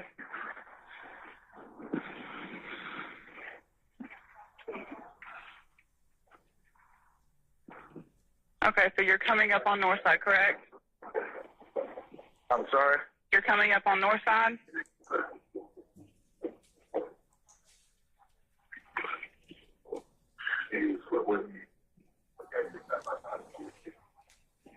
I'm sorry, man. What were you saying? Are you coming up on North Side exit? Yes, we're at okay. 22 North Side. Okay, do you have a tag on the vehicle at all? No, ma'am, I don't. Okay. All right, well, if you see where they go or anything, just give us a call back. But I'm going to call Atlanta with the lookout because you're now in Atlanta. Okay. Okay, if you get any other information, just give us a call back, okay? Thanks. Bye.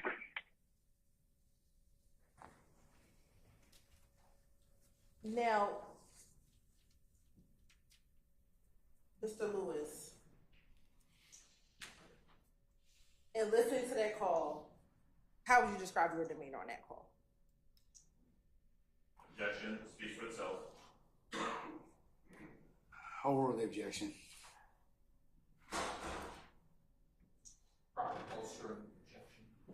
I'll sustain the objection as to that, though. Why did you have a calm demeanor on that call? I had to.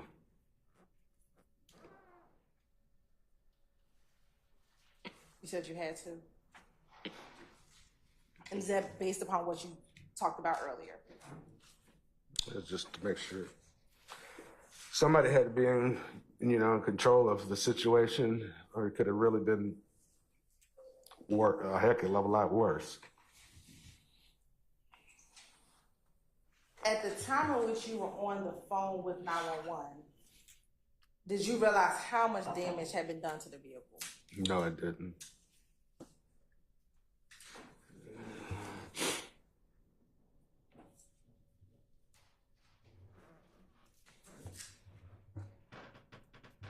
At that time in which you were calling 911, was your primary thought the safety of those individuals? I sustain the objection. What was your primary thought? The safety of my passengers.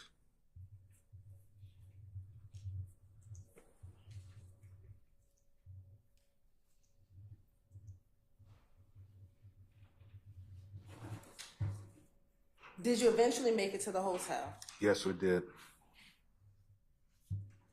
Between 285 and the hotel, did you make any other stop? No, we went directly to the Mandarin Hotel. At this juncture, do you remember what highway did you get on to go to the Mandarin Hotel from where you were on 285? I believe it's 400, if I recall.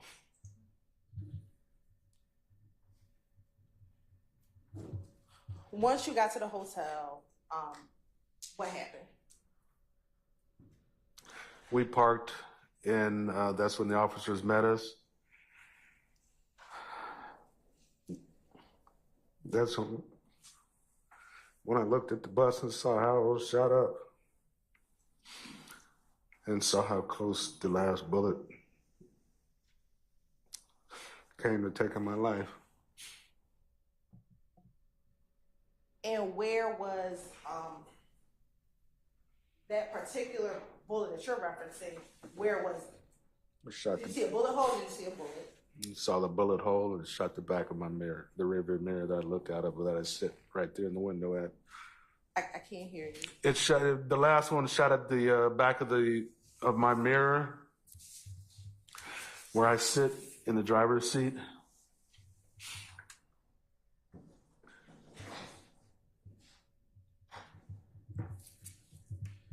Now, when you got to the hotel, did you need assistance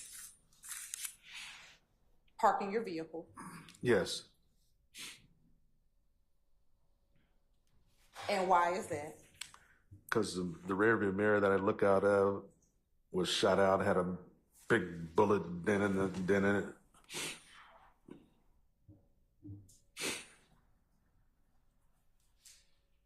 And I believe you said the police were there once you got to the hotel. Yes, they were.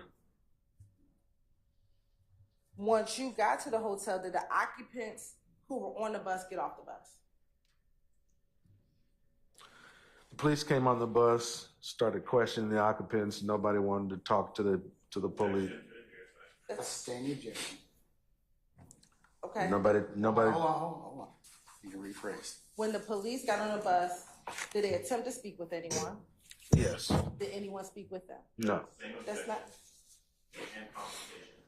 I'll overrule the objection as long as you don't tell what the other people said. Did anyone speak with the police? No, they didn't. Did those individuals get off the bus? Yes, they did. Did you see where they went? No. And was Lil Wayne one of those individuals who got off that bus? Yes, he was. And did you ever see him speaking with the police? No, I didn't. And did you stay and speak with the police? Yes, I did.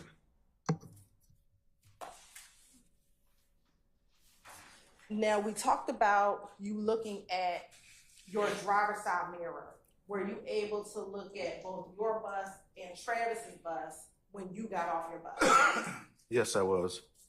And did you notice anything on the bus that was not there when you first left Miami?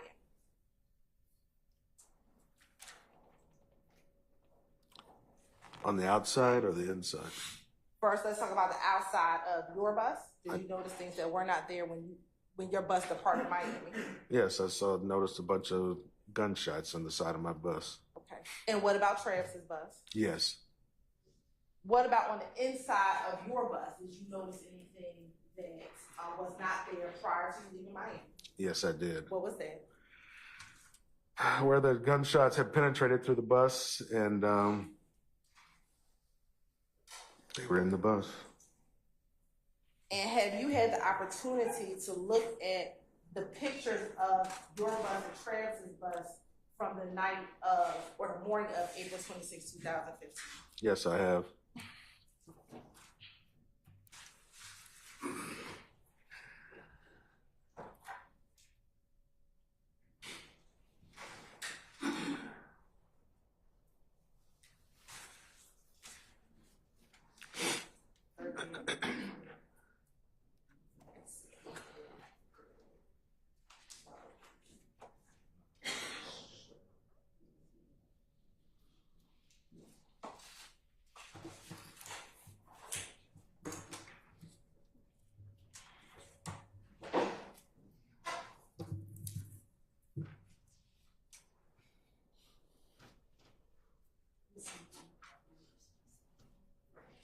Was about to be 38E through 108E.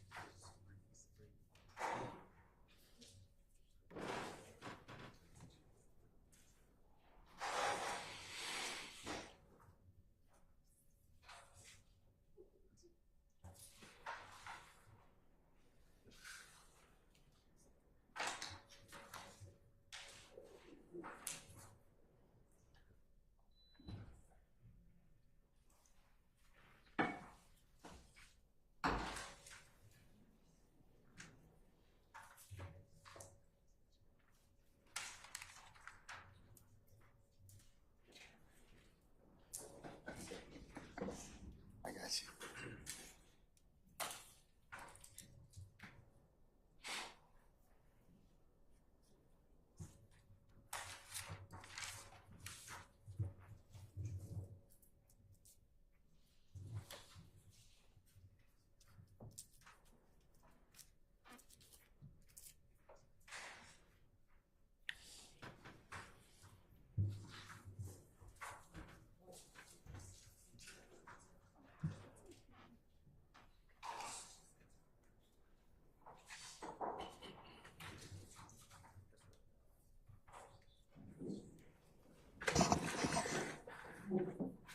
Councils, if I could interrupt your attention for a second.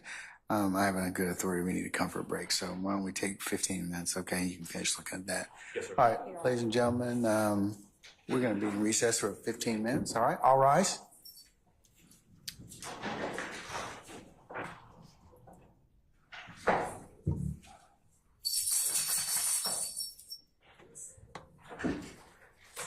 Sir, you can step down. You can take your 15 minutes. Okay. Good.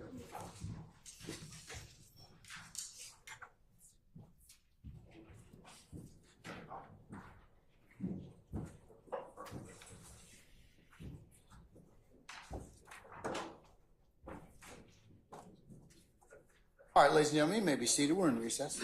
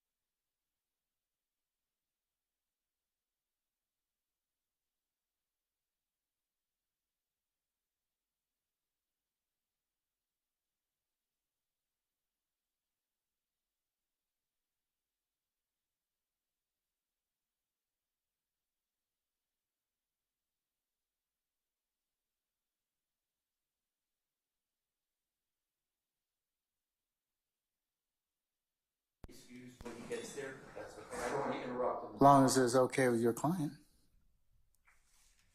You shaking in affirmance? Yes, sir. Okay. All right. Okay. Your Honor, one more thing before we start. Madam. Upon agreement, the state will want States Exhibit 1 Echo Alpha, which is the 911 call that we played, Yes, is a sir. redacted version that took out Mr. Lewis's phone number. The state, by agreement, we would like to introduce for the record States Exhibit 1 Echo Bravo, which is the full recording with the phone number. All right. Of course, not waiving our previous Right. objections, Judge. We have no objection to that, but we maintain our previous. All right. I'll note your similar objections, and I'll admit it for the purpose of the record.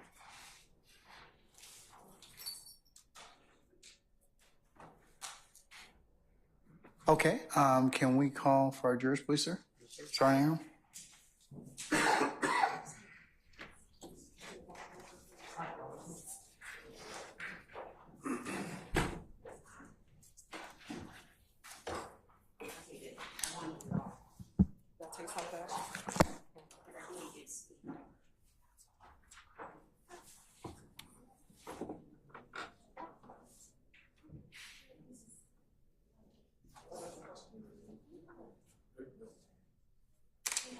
We had two.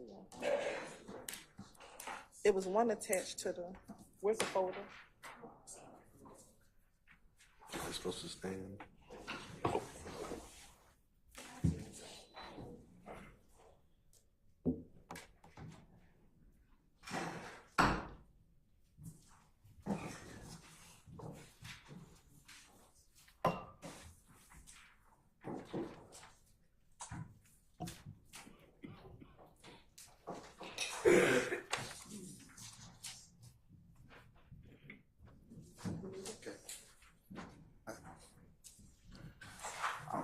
Make a note of it.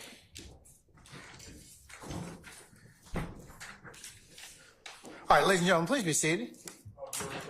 All right, thank you, Sergeant Ingram.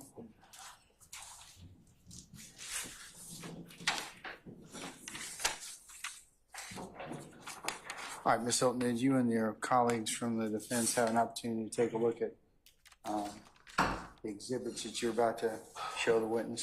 Yes, Your Honor. Defense counsel has had an opportunity to look at State's Exhibit 38 Echo through 108 Echo, Your Honor, today in court, and it was also provided in the PowerPoint last.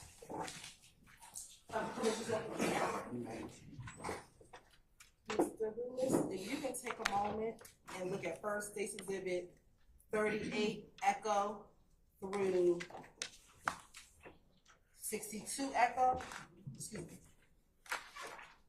and then 63 Echo through 108 Echo. So total 38 Echo through 108 Echo. Look at those and tell me if you recognize what's inside of them.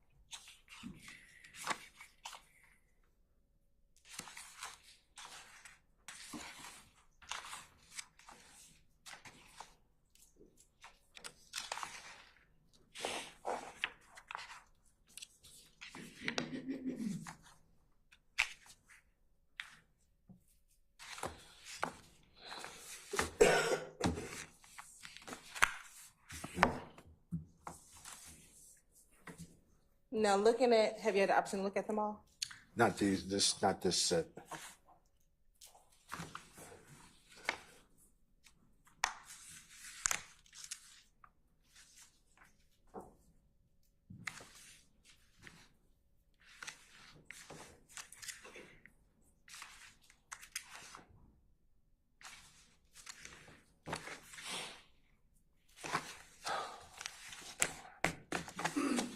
Now, looking at State's Exhibit 38 Echo through 108 Echo, do you recognize what's contained in those exhibits? Yes, I do. And how do you recognize what's contained in State's Exhibit 38 Echo through 108 Echo? That's my bus. And is that both the bus that you were driving as well as the bus that Travis was driving on the night or the day of April 25th into the morning of April 26, 2015? Yes, it was both. It was myself and Travis's bus as well. And do those pictures fairly and accurately depict the images of the bus as you saw them back on the morning of April 26, 2015? Yes, they do. Your Honor, this time state would like the Chamber States did a 38 Echo to 108 Echo into evidence. Any objections to States 38 Echo through 108 Echo? No, sir. All right, hearing none, they are admitted and may be published as you see fit. Okay. First, we're going to start with State's Exhibit 38 Echo.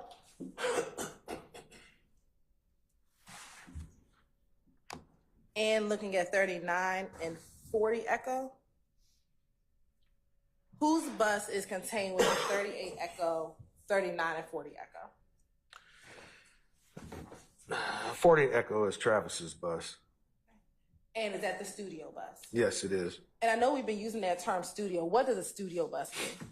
Instead of having a big bed in the back, a king-size bed, there is a studio actually built back there. And when you say studio, you mean like a music studio? Yes. Okay. And is that what you were referencing, that Lil Wayne would get off from your bus and go into that bus to the music studio? Yes. All right. And is it fair to say that he would primarily sleep on your bus if he was to sleep or relax on your bus? Yes. Now, looking at 41 Echo and 42 Echo, do you see any defects on the bus that were not present when you all left Miami, Florida? I see one on 42 Echo. Okay. And if it's easier, and I'll let you choose, you can either circle it using the computer screen. Right. Okay. Now let's go to 43 Echo. Do you see what do you see in 43 Echo?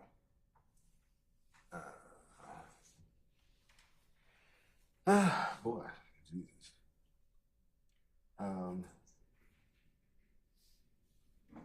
Right here.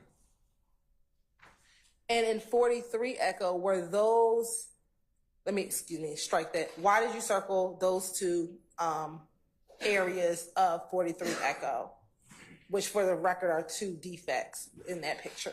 Those appear to be gunshots to me. Okay. And were those two defects there in the bus when you all left Miami? No. And did you notice it once you got back to the Mandarin Hotel? Yes, we did. I did. All right.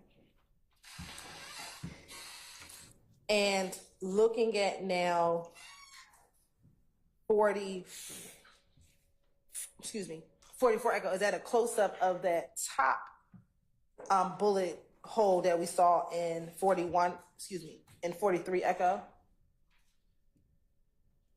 Yes. Okay. Now I would like for us to go to 45 Echo.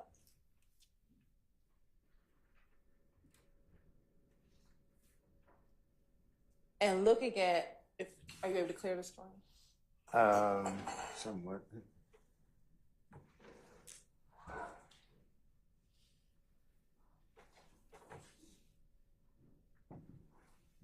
Yeah.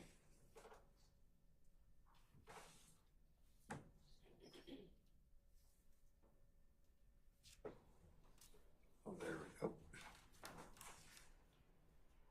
Oh. Now, I want to go back to 41 Echo. Excuse me, I'm sorry, 43 Echo. I apologize. Now, looking at 43 Echo and 45 Echo,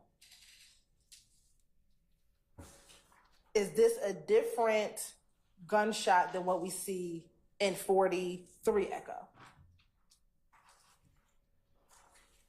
You show me 43, please. Go back to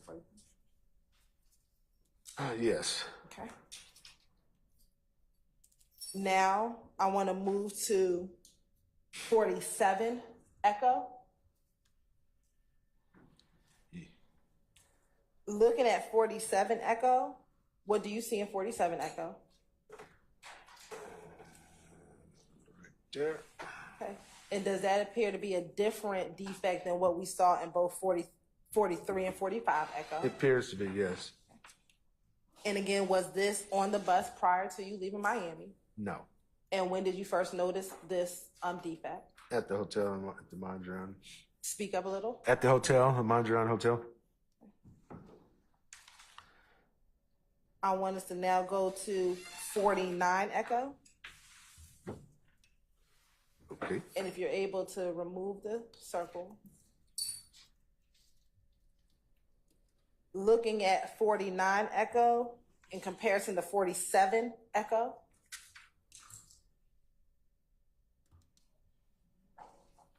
And now going back to 49 Echo. Is that the same as what we saw in 47 Echo?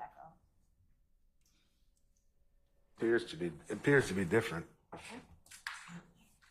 And I'll go back to 47 Echo. Oh, okay. Why don't you just highlight it? Seems like to me. And looking back at 49.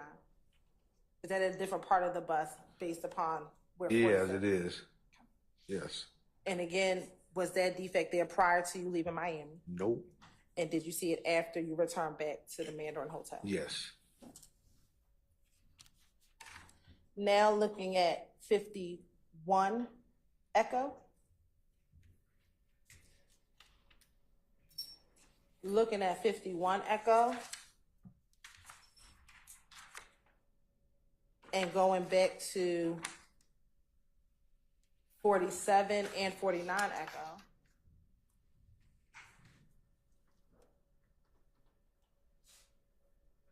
I think it was 49. And now to 51. Can you tell if that's the same as the other two? No, that we saw they're different. That's different. Is that in a different part of the bus? Same part. This is in the Bay Area, the bays where they store the luggage, and the other one's right in the sidewall. And the same question, was that there prior to you leaving Miami? No, they weren't. And did you see it after you returned to the Mandarin Hotel? Yes, we did.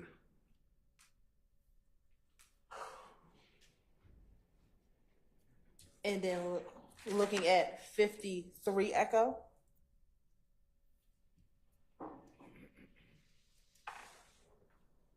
Do you see a defect in 53 Echo? Yes, I do.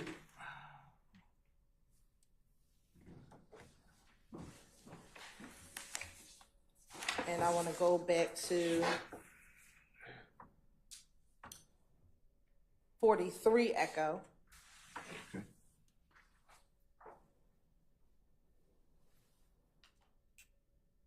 Does that appear to be a different location than these two? Yes, it does. So in looking at all of those from 41 to 53, are you able to tell the jury how many defects was in the side of the bus from 41 to 53 Echo? And if we need to, we can go back and count. Quite a few. I didn't actually count them, but there's quite a few of them on. Let's go back to 41.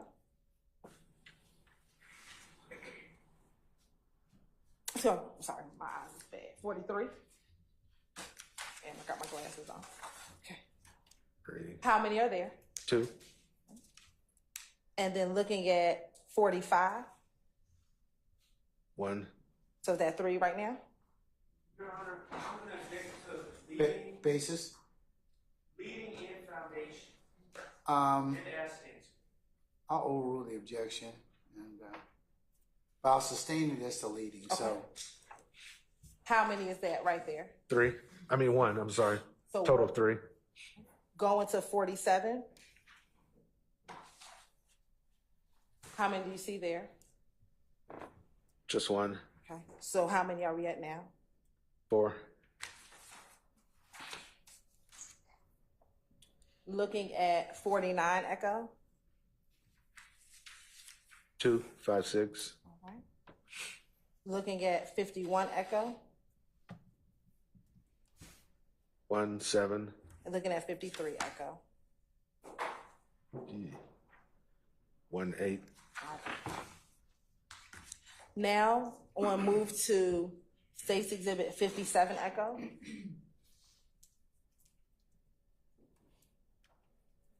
And let me ask you this while we're looking at 57 Echo. At the time, do you know how many people were on the studio bus at the time outside of Travis?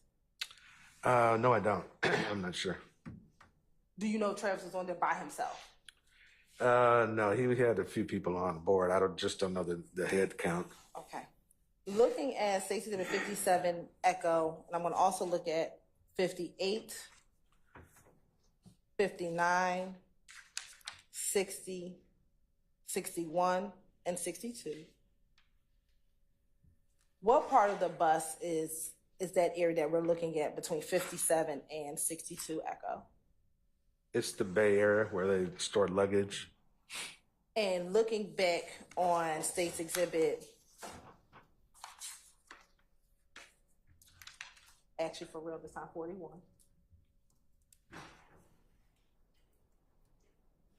If you could just show the jury, what would be considered the Bay Area of the bus? The Bay Area runs these 3 doors right, well, actually on this one there'll be 2 doors. This bay here is a generator bay, so you don't use that bay, so it's just these the two forward bays. And so when we're looking at those exhibits 57 through 63, that's inside of those areas. Those 3.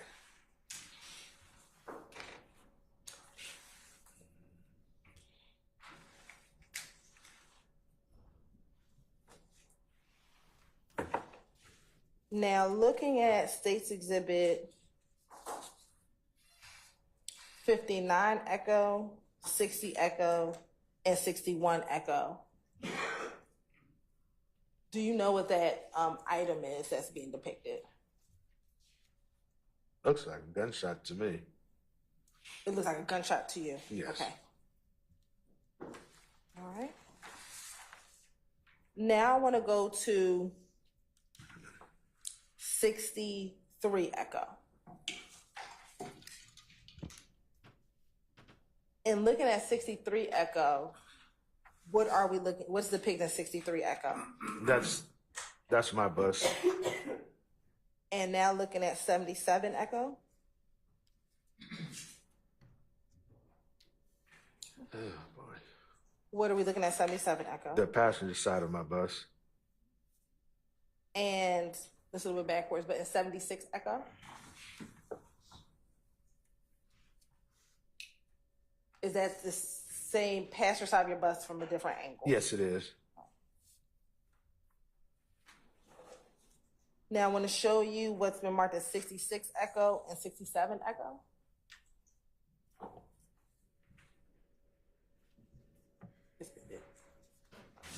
Looking at 66 and then next looking at 67. What is depicted in 67?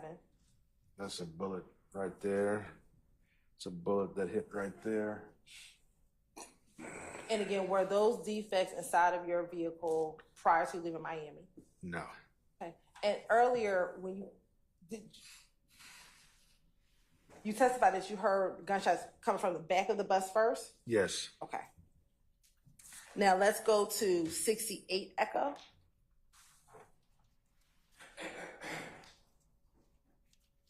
And 69 Echo.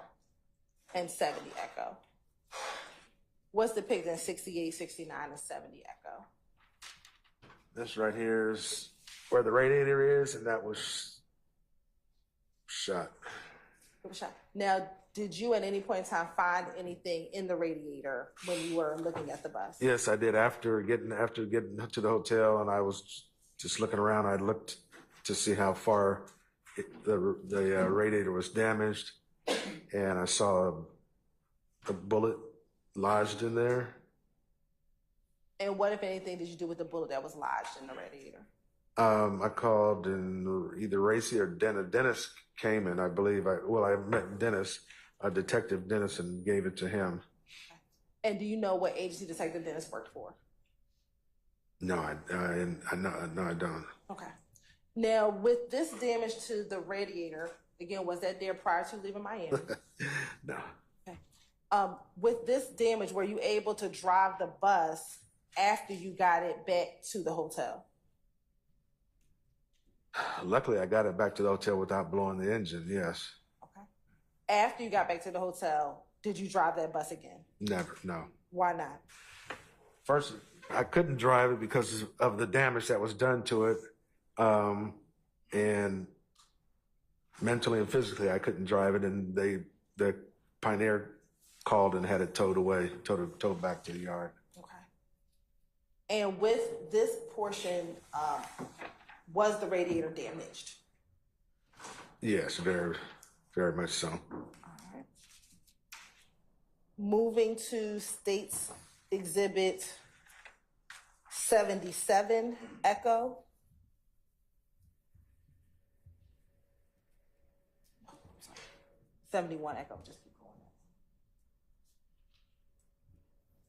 What is depicted in 71 Echo, 75 Echo, 73 Echo, and 74 Echo? And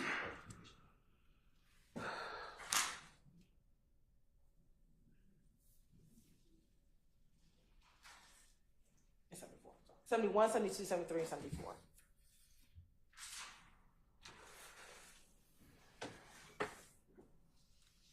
This right here is the bullet that shattered my driver's window.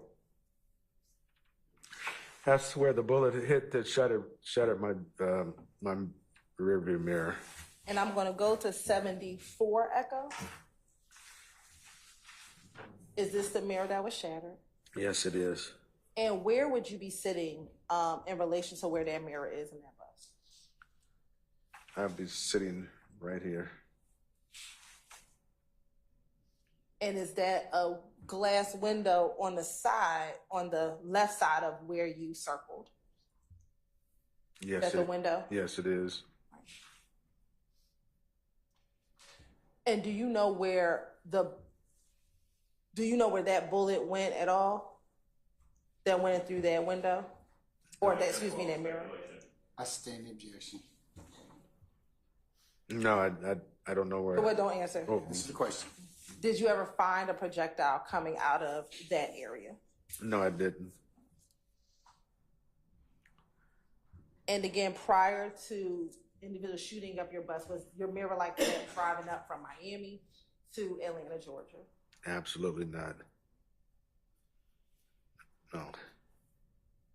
And approximately in distance, how far does that mirror sit from where you sit?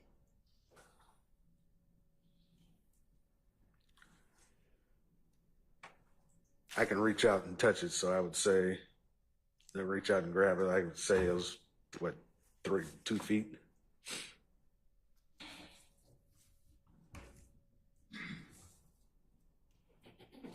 Next, I'm going to show you 76 Echo. And 78 Echo, I apologize. And 79 Echo. Yes, thank you. Looking at 78 Echo and 79 Echo, if you describe it for the jury, what are we seeing in both 78 Echo and 79 Echo? 78 Echo is the entryway to the bus. And then 79 Echo? 79 is the interior of the bus. Okay. And is that a similar interior to what we discussed earlier on demonstrative regarding the layout of the inside of that bus? Yes, it is. And in that area, is that the living room area as we discussed earlier with the demonstrative portion of Yes, it those is. pictures? Now, when on this night or on this morning, were there people sitting in this area of the bus? Do you recall? There's a curtain that closes, and the curtain was closed, so I don't know exactly who was sitting where. But yeah, they were all gathered up here.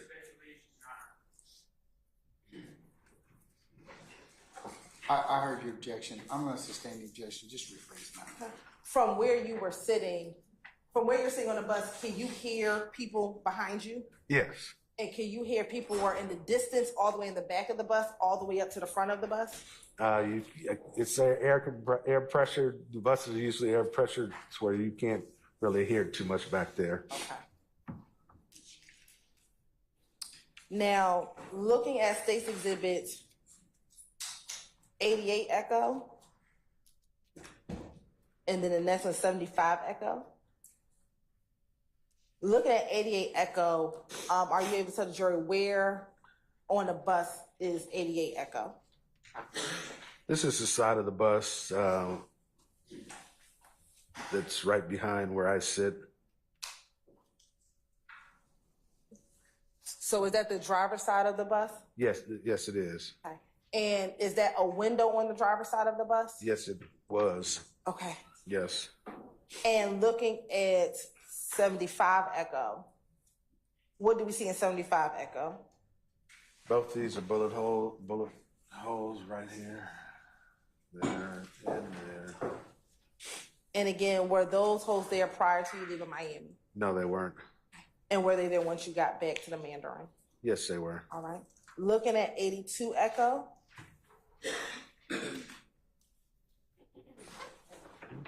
And looking at 83 Echo.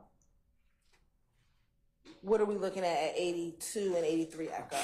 More bullet holes. Okay. Is that in the inside of the same glass we were just looking at? Yes. And now looking at 80 Echo and 81 Echo.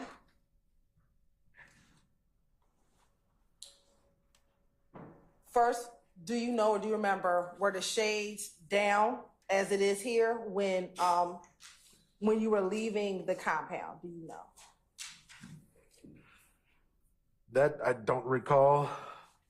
I don't recall that. Okay. Looking at 81 Echo. What do we see at 81 Echo? Something bullet pierced through there to the shades right there. Okay.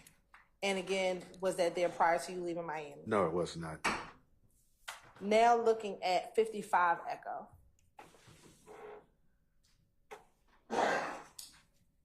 Sorry, this slide 55. 84 Echo, I apologize. Looking at 84 Echo and looking at 85 Echo.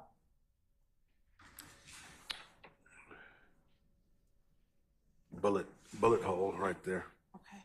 And again, was that there prior to you leaving? No. And now looking at 86 Echo.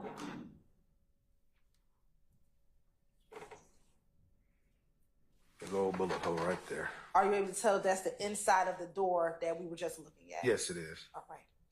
And looking at 87 Echo.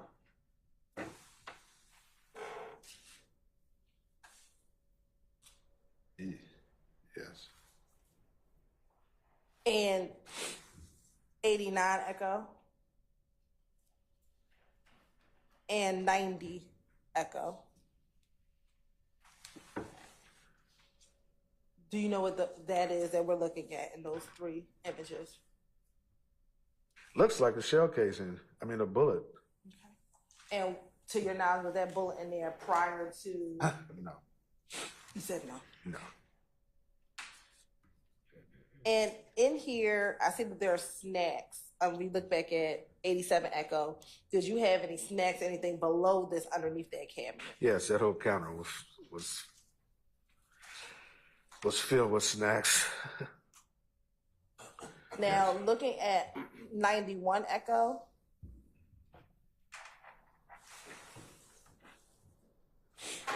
And I want to look at 92 Echo. Going back to 91, what area are we looking at in 91 Echo? That's the kitchen. This is a refrigerator. This is the bathroom right here. And these are the bunks right back here on both sides. And is that similar to the bunks that we were talking about earlier in the other photo? Yes. All right. Exactly. And just flipping through very quickly, 92 through 97 Echo. Yes.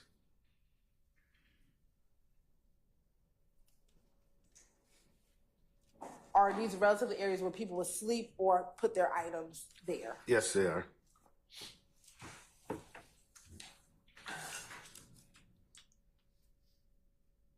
Now looking at 100 Echo, 101 Echo, and 102 Echo. Do you notice anything in those three images? Yeah, right here. It's right here and right there. Appears to be pierced by a bullet. And as I've asked before, was there anything you noticed prior to you picking up Lil Wayne and prior to this shooting? No. You had those defects? No, they weren't. No, not at all. And then just going very quickly through 103 through 108.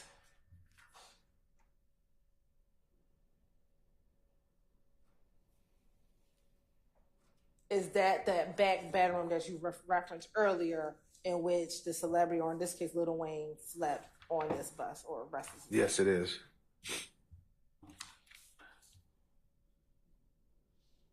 Now, we talked about the bullet or the projectile that you found in the radiator that you gave the dentist. There was also the one that we saw inside that cabinet. Were there any other projectiles found inside of this bus? Once we got back to Madison, the shop supervisor said that he found. I sustain the objection. Found. Well, don't hold up. Any objection? Do you know if a projectile was given, once you got back, given to any detectives? That would go over here, say, I sustain the objection.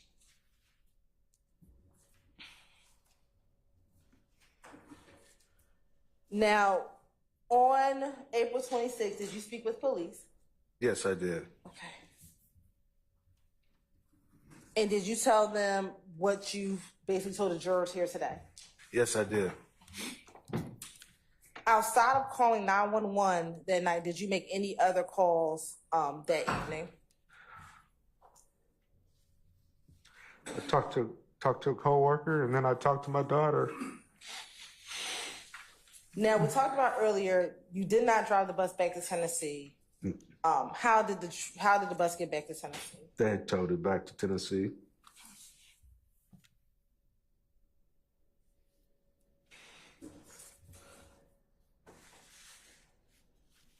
Now, was Atlanta the last stop for that tour? To my knowledge, no. Okay. Did you go on any other tour stops after April 26th for that particular tour? No. I'll overrule the objection. Overrule, sir. Why didn't you go into the other portion of that tour? I was done that night. That was it for me. In all of your years of driving as a tour bus operator, had anything like this ever happened? Objection, as for relevance. I sustain that objection.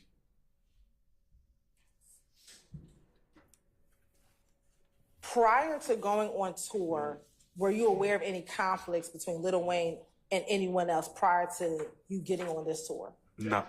Relevance and call for hearsay. I sustain the objection. just a few follow-up questions. When the police escort were escorting you to 285, were the sirens on or off? If you can recall. That I don't recall. Do you remember if the lights were on or off? Yes, they definitely were. Lights were definitely on? Yes. Okay.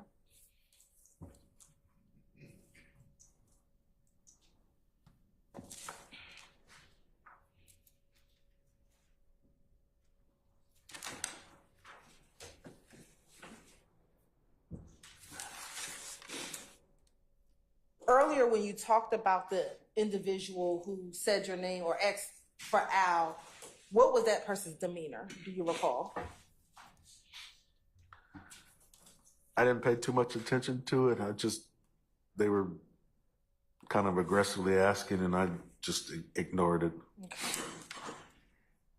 What about, did you notice anything about the demeanor about the person who was the other person who was walking around the bus? No, they seemed like they were just up to doing something. I stand the objection.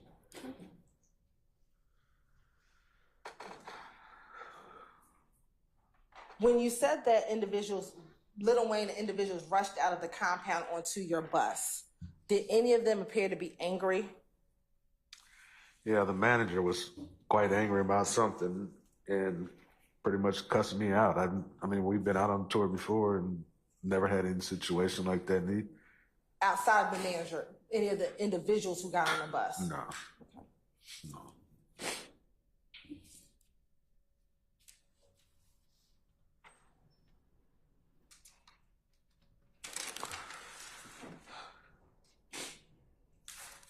As you all were being escorted to 285 with the police escort, did anyone on the bus appear upset or angry prior to the shooting occurring?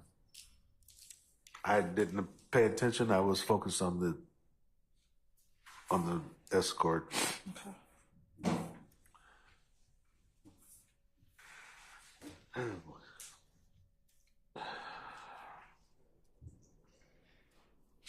When the white car drove past you on 285 and it pulled over on the side, if you can remember, how far was the bus, your bus, from where that car pulled over on the side? About how many car lengths between where your bus was and when they pulled over to the side?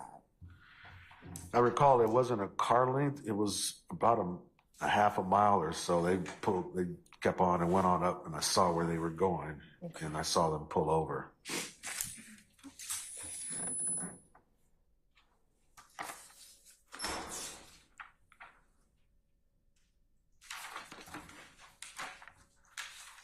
Course indulgence for a moment. Yes, ma'am.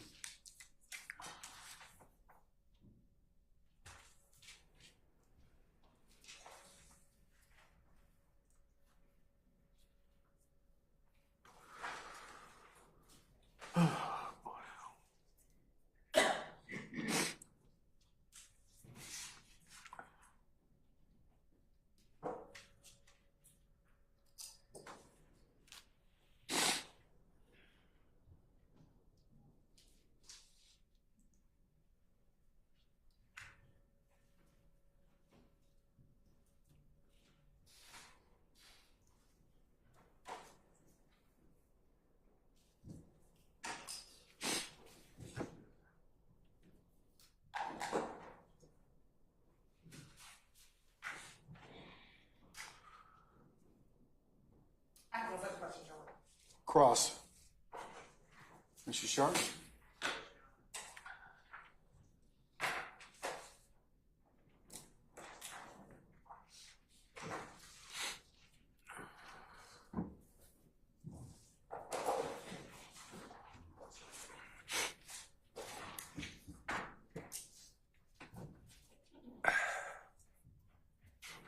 Mr. Lewis.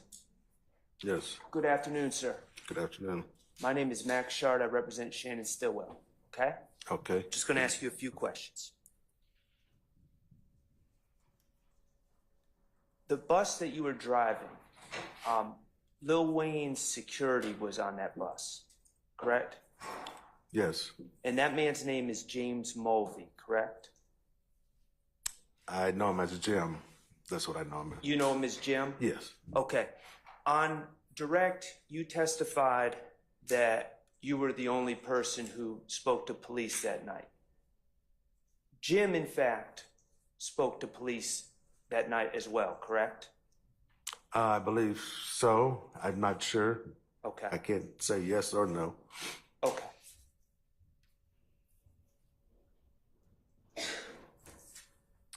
Now, we heard your 911 tape, the 911 call, and you also gave a statement to the police that night at the hotel, correct? Yes, I did. Okay, and you were willing to cooperate with the police, correct? Yes. In fact, and I'm not saying there's anything wrong with it, you wanted to prosecute this case, correct? No. Well, the police asked you if you're willing to prosecute, and you, in fact, answered that you were wanting to prosecute the case that night. Okay. Okay. So, certainly, you wanted to, when you gave your statement to the police, you didn't hold back any information, did you? Well, when you have a CDL, which is federally governed, I just can't choose not to speak. I understand. So I did what I'm supposed to do. I understand. And you wanted to give the police as many details as possible about what you had seen. Well, I had a job that I had to maintain, and if I didn't cooperate, I'm sure my company, Pioneer, would have probably told me, because they had insurance, I'm sure, if I didn't cooperate and say... Your Honor, I'll sustain the objection. Okay, well, I don't want to get too far off field. Okay. All I'm asking is, when you gave your statement to the police, you wanted to give them accurate details about what you had observed. That's my job, yes. Okay, and you weren't seeking to leave anything out, correct? No. Okay. And so I want to talk to you about what you've testified here today. You, as I understand it, you're driving the bus. You hear what you perceive as gunshots, correct? Correct. Okay. And you are on the front, in the driver's seat of the bus, front left of the bus, correct? Correct. Okay. And after hearing gunshots, you saw two cars speed past the bus on the left. Correct. Okay. And eventually these cars ended up pulling over on the right side of the road past the exit that you were getting off of. Correct. Okay. And when I say you wanted to give all the details, you could. When I say two cars, there were only two cars that sped past you on the left, correct? To my knowledge, yes. Okay. And one of those cars you've testified was a white sports car, correct? I testified it was a Corvette. Okay, we were going to get to that. White Corvette. And you actually said that you saw flashes coming out of that car, correct? Correct. Okay. And the second car behind the white Corvette, I want to talk to you about that car. That was a white truck, correct? Yes. Okay. And that's what you've always said, a white truck, correct? That's what I remember at 85 miles an hour, yes. Okay.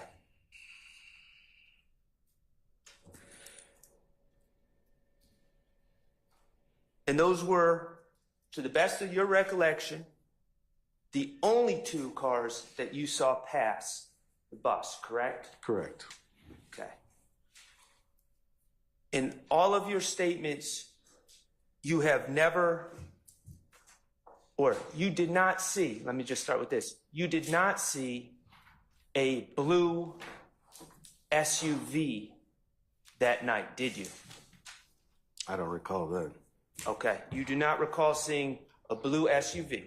I don't recall that. And you certainly did not see a blue SUV passing the bus at the time of the gunshots, correct? I don't recall that. Okay.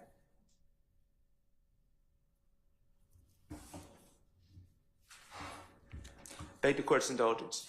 Yes, sir.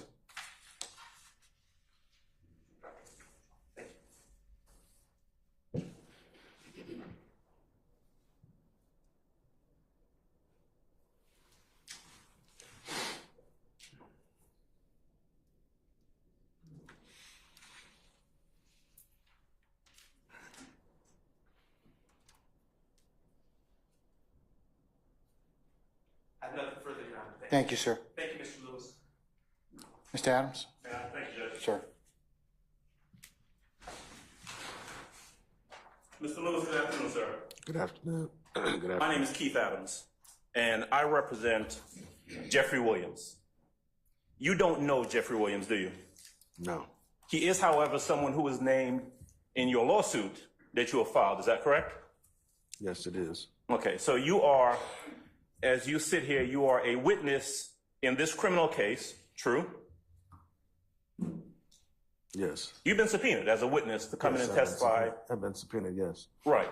And you are also the plaintiff in a lawsuit that you have brought against Jeffery Williams, right? Yes. Let's see, Brian Birdman Williams, correct? Correct. Cash Money Records, right? Correct. Young Money Records, right? Correct. Let's see, Jimmy Carlton Winfrey, correct? Correct. And YSL, the corporation, the company. Is that true? That's true. Okay. You have brought that suit, and you are in fact suing those individuals based on the incident that occurred on April 26th of 2015. Is that right? That's right. All right. Now, I want to kind of get to the crux of this. I want to ask you questions about the incident, but would I be correct in saying that at no time on either April 25th, 2015, or April 26th of 2015, did you ever see Jeffery Williams? That true? That's true. All right. In fact, based on the lawsuit that you filed, you know that on the night of April 25th into April 26th of 2015, you know that Jeffery Williams was hundreds of miles away when this incident occurred. Don't you know that? I don't know that. All right. That's not information that you've garnered during the course of your lawsuit? It's been a lot. I don't try to recollect all that stuff. You don't know what's going on in the lawsuit that you've brought? Yeah, I do. I sustain the objection. Okay. Is the company that you were driving for that night Pioneer? Is that right? Yes. Are they party to the lawsuit against Jeffery Williams? No, they're not. Okay, it's just you, right? Yes. And that is a $30 million lawsuit that you have brought against someone that you didn't even see that night. True? True. Matter of fact, Brian Birdman Williams, didn't see him that night either, did you? No. Okay. If I heard you correctly, you were not able to describe to the police or any detective or anyone any description of anyone who did any shooting on the night of the 25th going into the 26th. Is that true? That's correct. You didn't see anyone, did you? That's correct. In fact, when you testified earlier about this person who walked up to you and asked for Al, you remember that? Yes. You didn't give a description, or you weren't asked to give a description of that person to the police at any point, were you? No. Clear something up for me. You said it was odd that the person came and asked for Al, right? Right. Your name is Al, isn't it? Yes. Okay.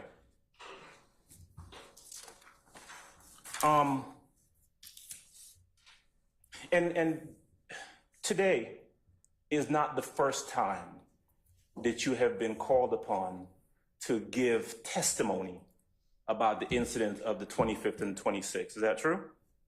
This is the first time I've called to testify, yes.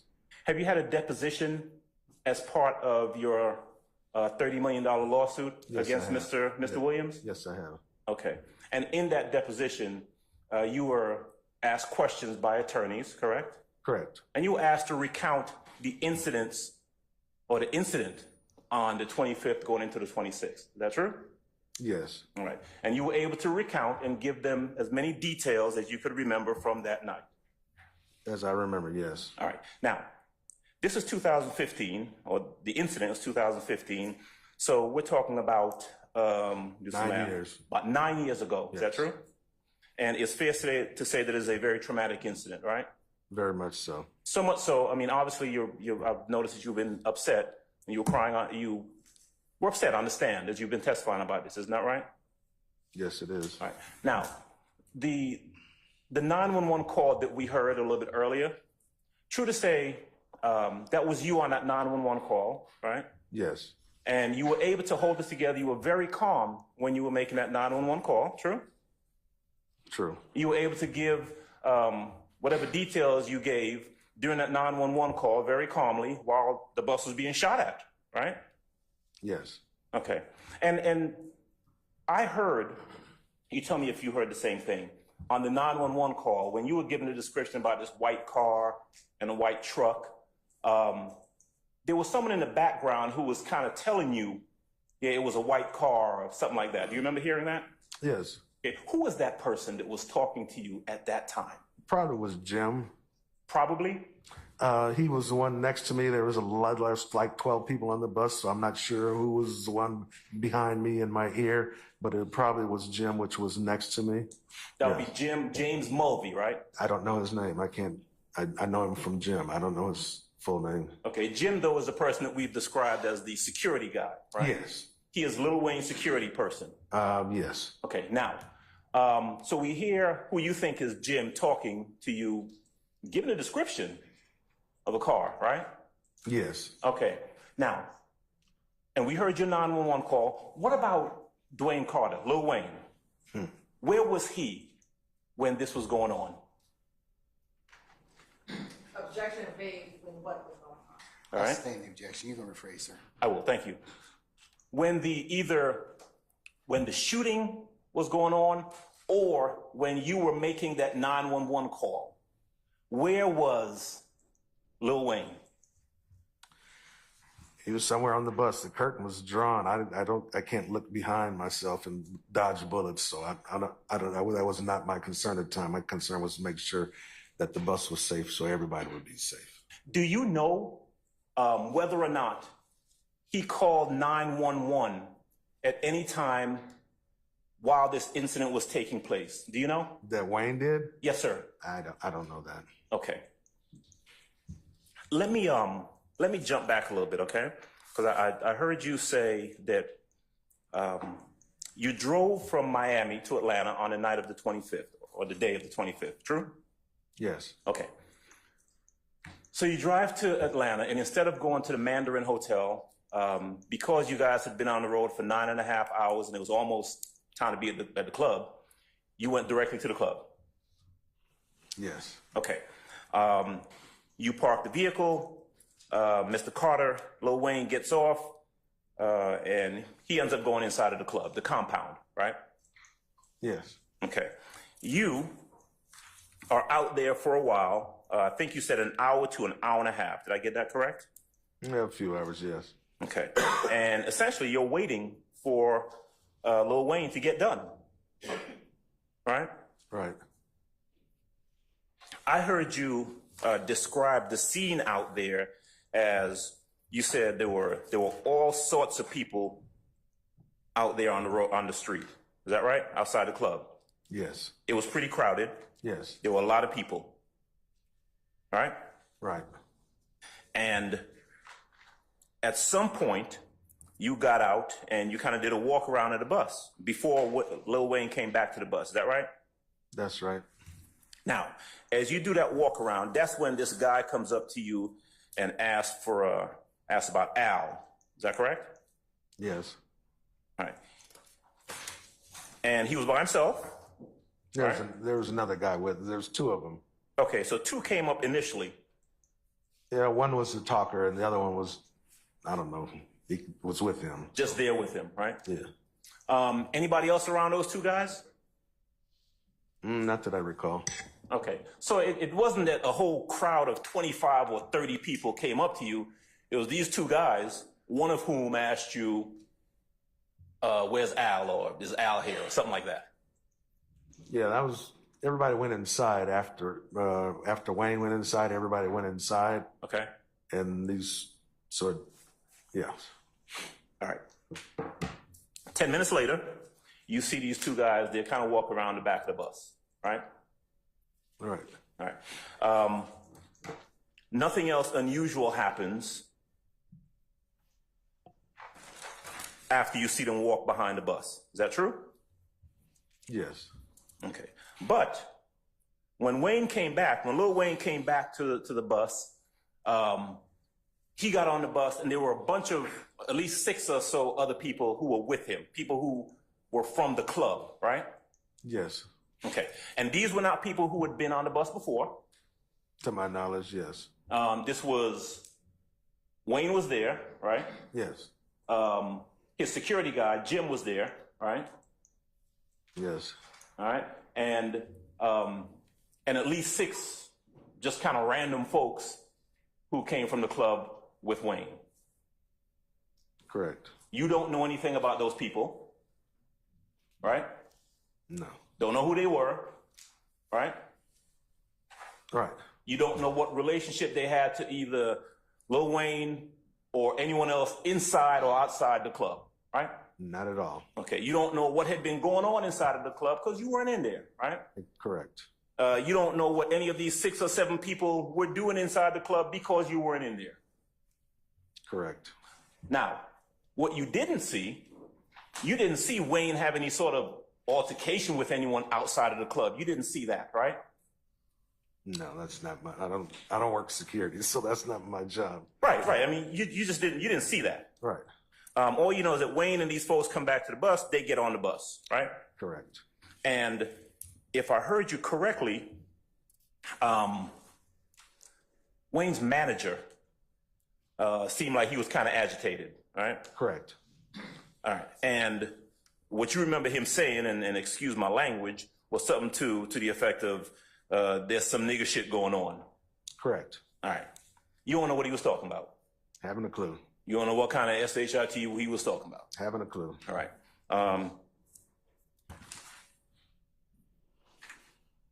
But these folks are on the bus, and then there is a police escort that takes you all to 285, correct? Correct. All right.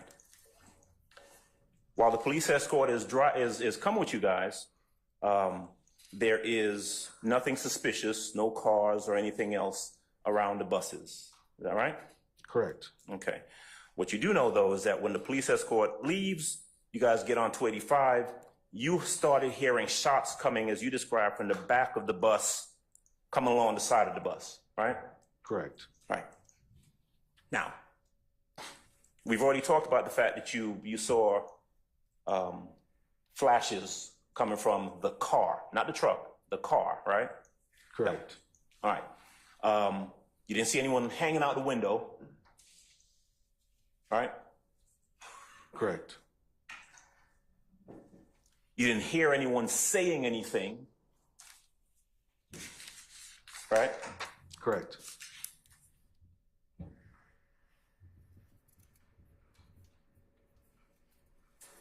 But you could tell that someone was shooting at the bus, right? Correct. Because you could hear it. Correct. Right.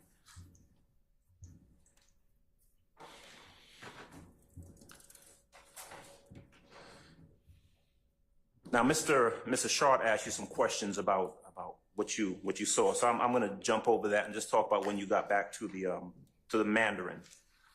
And actually, let me make sure I clear something up, because I heard you say that the cars pulled ahead of you and pulled to the side of the road ahead of the bus. Is that right? Correct. Did they both pull to the side of the road, both of these two white vehicles? I remember seeing one. I wasn't counting, but I remember seeing one at least. Okay. So you saw two vehicles, but in terms of, if we're talking about what you saw pulled ahead on the side of the road, we're talking about one car, one white car, right? To my recollection, yes. And that was a sports car, not the truck, right? Right. All right. And you noticed that, and then you all got off that exit right before that vehicle, correct? Correct. There was no one shooting from inside of the bus. Is that right? No. Did anyone come running up to the front of the bus? What's going on? What's happening? What's going on? Anything like that? Not at all. Okay. You all eventually made it back to, and by the way, your phone call, your 911 call was before you all actually got back to the Mandarin. Is that right, sir? That's correct. Okay.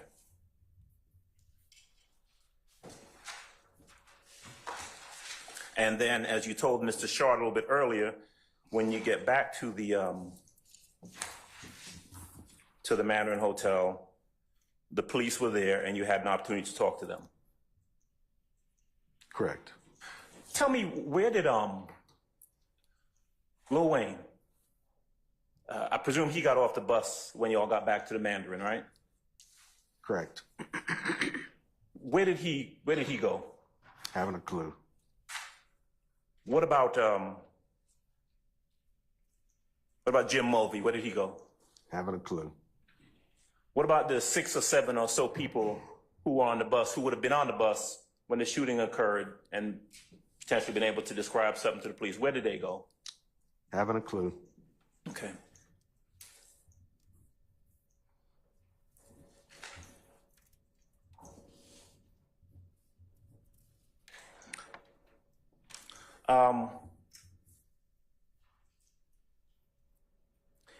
The bus had to be towed back by the company, right?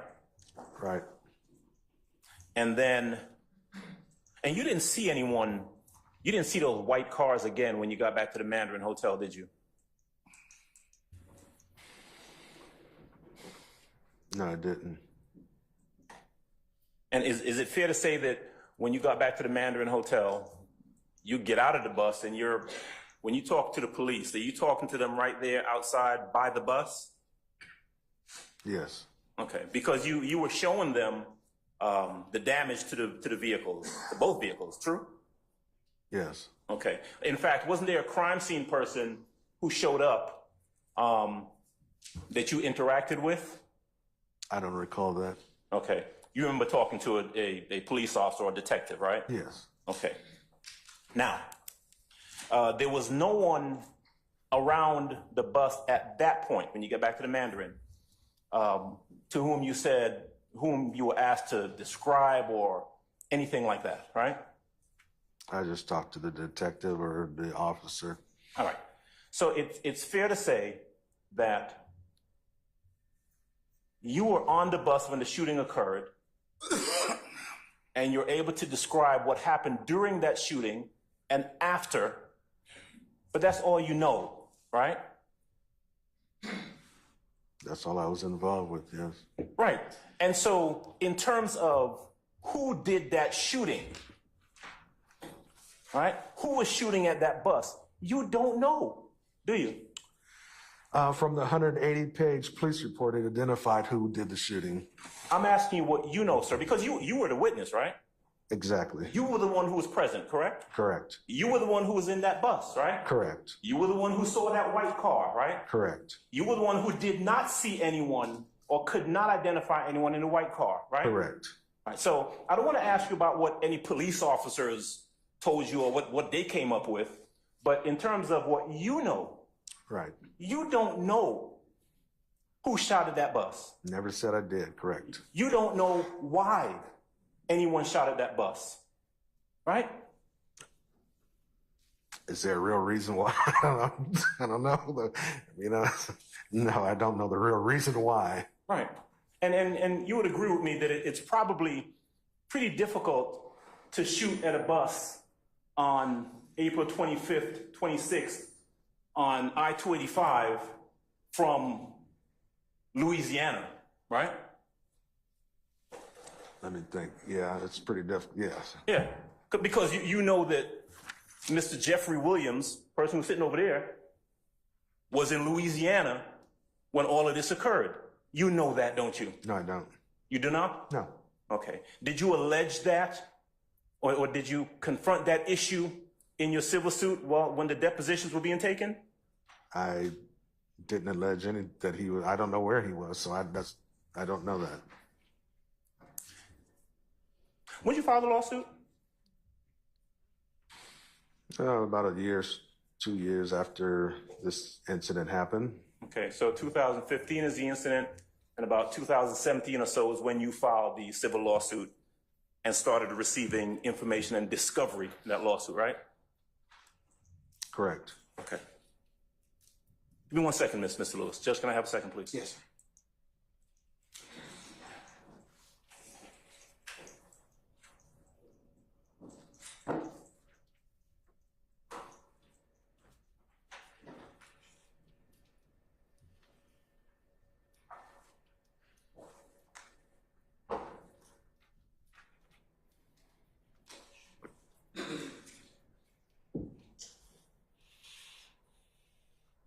Thanks, that's all I have.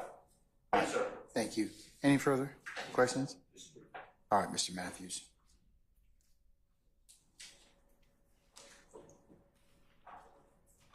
Mr. Lewis, good afternoon, sir. Good afternoon. Just have a few questions for you. On April 25th and 26th, 2015, you were actually working for Pioneer, the bus company, correct? Yes, I was. And you were, at the time of this incident, you were acting and working within the scope of your employment, correct? Correct.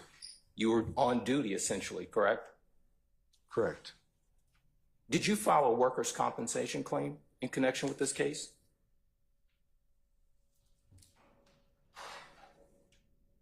I don't recall that. I don't recall this. Okay. You were not. I was diagnosed with PTSD, so there's some things I don't recall. So that's one of the things I don't recall. Okay. So you because of this incident. I understand. Gotcha. You don't recall whether or not you received any compensation as a result of any claim that you would have filed with workers' comp as a result of this alleged incident. During that time, I don't recall a lot of stuff. Okay. Yes. That's all I have. Thank you. Thank you. Mr. Apt, go right ahead, sir. Thank you, Your Honor. Good afternoon, sir. My name is Jay Apt. I represent Diamante Kendrick. Do you know who Diamante Kendrick is? Haven't a clue. Have you ever heard his name before? No. This gentleman sitting next to me in the black shirt and the tan jacket, do you recognize him at all? No. No? Do you have any knowledge that Diamante Kendrick was in any way related to the incident you've described? I haven't a clue about that. Okay, thank you. No other questions. All right, anybody else?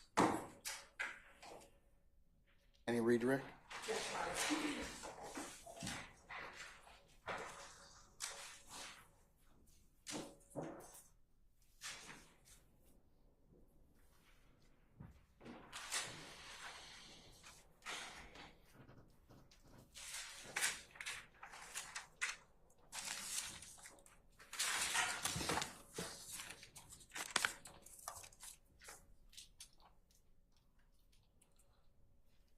On cross, Mr. Shard asked you a few questions as to why, about whether or not you wanted to prosecute. Do you recall him asking you that? That was the first gentleman. Yes. That, and you talked about having to do that because of your CDL license. Tell the jury, what were some of the requirements to maintain your CDL license and why you had to report this to the police? Well, from what I know is that, it's a commercial license and you just can't pick and choose not to talk to the police. If they pull you over, you cooperate with them. And that's what I've been taught and trained to do.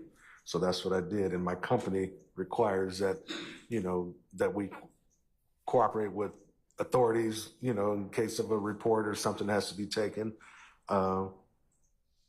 It's just, I don't pick and choose to do that. Something that was required as my job. And you were also asked by Mr. Shard on cross-examination, again, about wanting to prosecute. When you were speaking to the police about what had just occurred to you, were you shaken up at the time? Very much so. What was actually going through your mind as you were talking to police and recounting what had just happened to you? Your Honor, It's been asked and answered, though, so let's move on.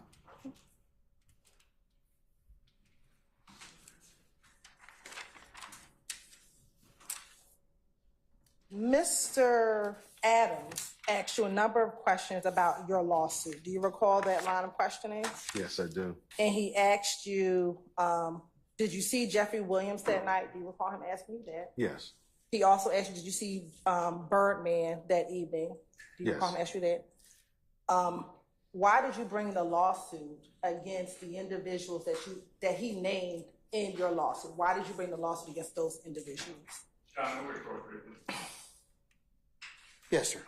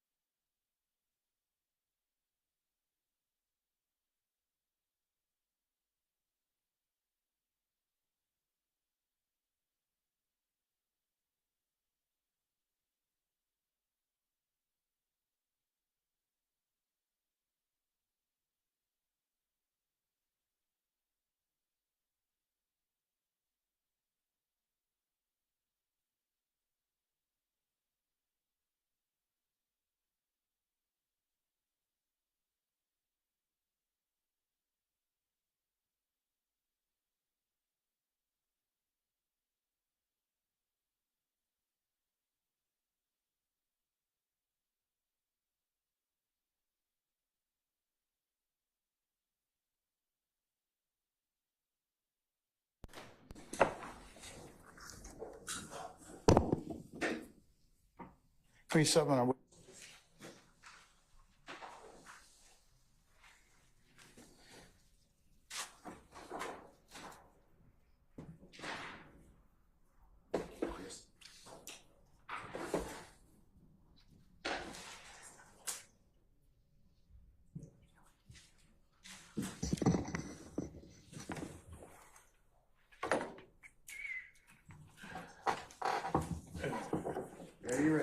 Yes, thank you, Your Honor.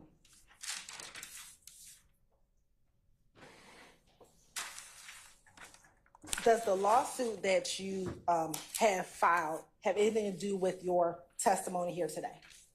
No.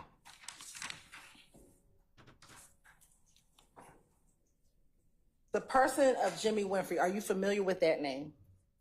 I've heard that name. Okay. Did you see that person named Jimmy Winfrey on the night that this occurred? I don't know. No. Okay.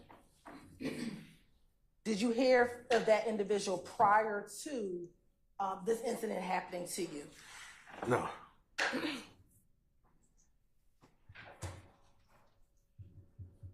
And Mr. Adams asked you about Jimmy Winfrey. Is he a person named in your indictment? In your lawsuit? Excuse me, in your lawsuit. I'm sorry. Thank you. Yes. And are you aware of whether or not he pled guilty to an indictment involving this incident in Cobb County? He pleaded guilty and he took a plea deal. And yes. Okay. And do you know the charges for which he pled guilty to? For shooting that, he was the one that shot at the bus, as far as I stand objection. I'm gonna ask you, do you know the charges, not why he pled, but do you know the charges that he pled to? I think. I stand objection.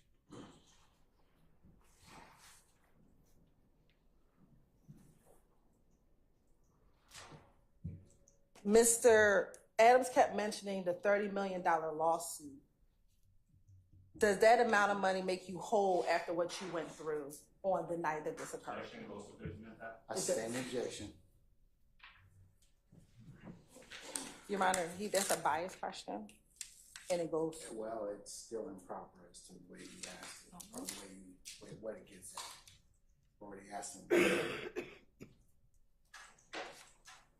You were asked about individuals on the bus and whether or not any of them ever talked to police.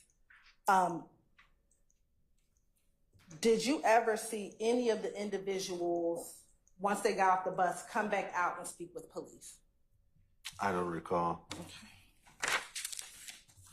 Okay. You were asked specifically about Lil Wayne. Did you ever see him, once he got off the bus, ever come back out and speak to police? Objection, ask an answer. I stand objection.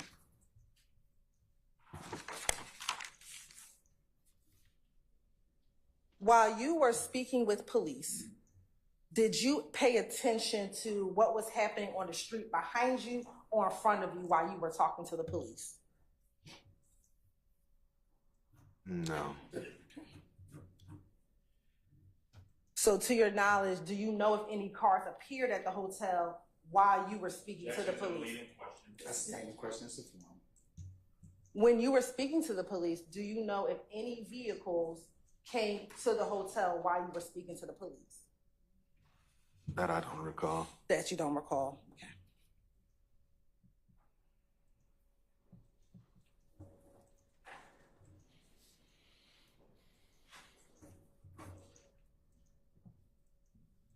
You were asked by Mr. Adams if anyone from the back of the bus came to the front of the bus to kind of speak with you as the shots were being fired. Do you recall that line of questioning? Yes. As the bus was being shot up, what were the individuals doing? Or what could you hear the individuals doing on the bus? Your Honor, I'm going to object and ask an answer. I stand objection. And lastly, when you all were driving up 285, was Travis behind you as you all entered onto 285, or was he next to you or somewhere else? He was behind me. He was behind you. And did he stay behind you the entire time from 285 to 400? far as yes.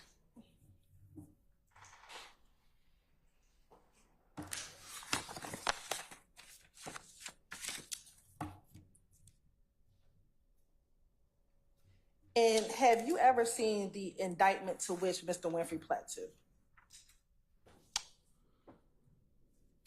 I don't recall that. You don't recall? All right. Court's indulgence? Yes, ma'am.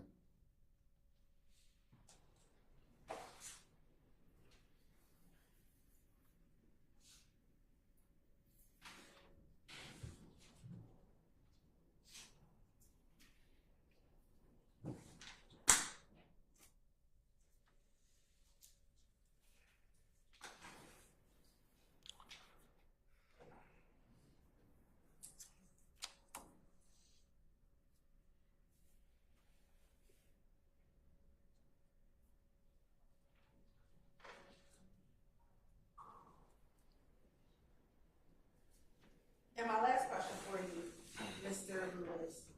On that night, prior to the bus being shot up, did you see anyone on your bus brandish a handgun at all towards anyone at the club compound or anywhere else? And that's all on the night of April 26th. No. No? Thank you. That's no further questions. Anything further, Mr. Adams? No, sir. Mr. Shard, anything further? No, thank you, Your Honor. Mr. Matthews, anything further? Any other counsel?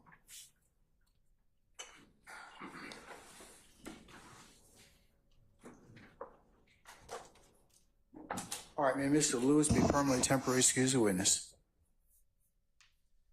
Yes, he'll be permanently excused. All right, Mr. Lewis?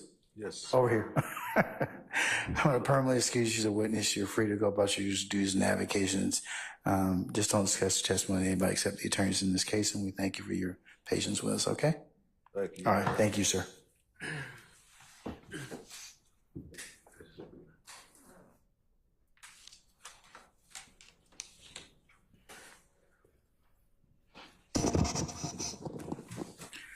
All right, ladies and gentlemen, how about some lunch?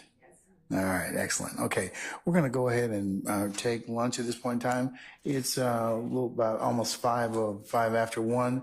Why don't we be in recess until about 2:30? Okay, and then we'll go ahead and see where the rest of the afternoon leads us. All right? Okay. All right. All rise for our jurors.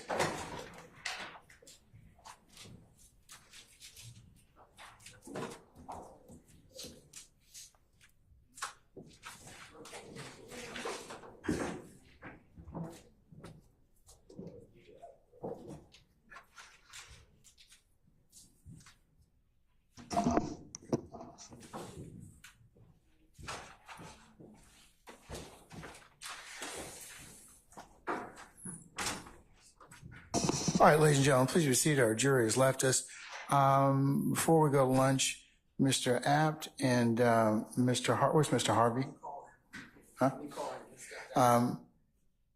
Mr. Harvey and State, I need to have a couple of just conversations with you, just so not related to anything we're doing right here. So we're in recess. I'll see you all back at 2:30, okay? All right.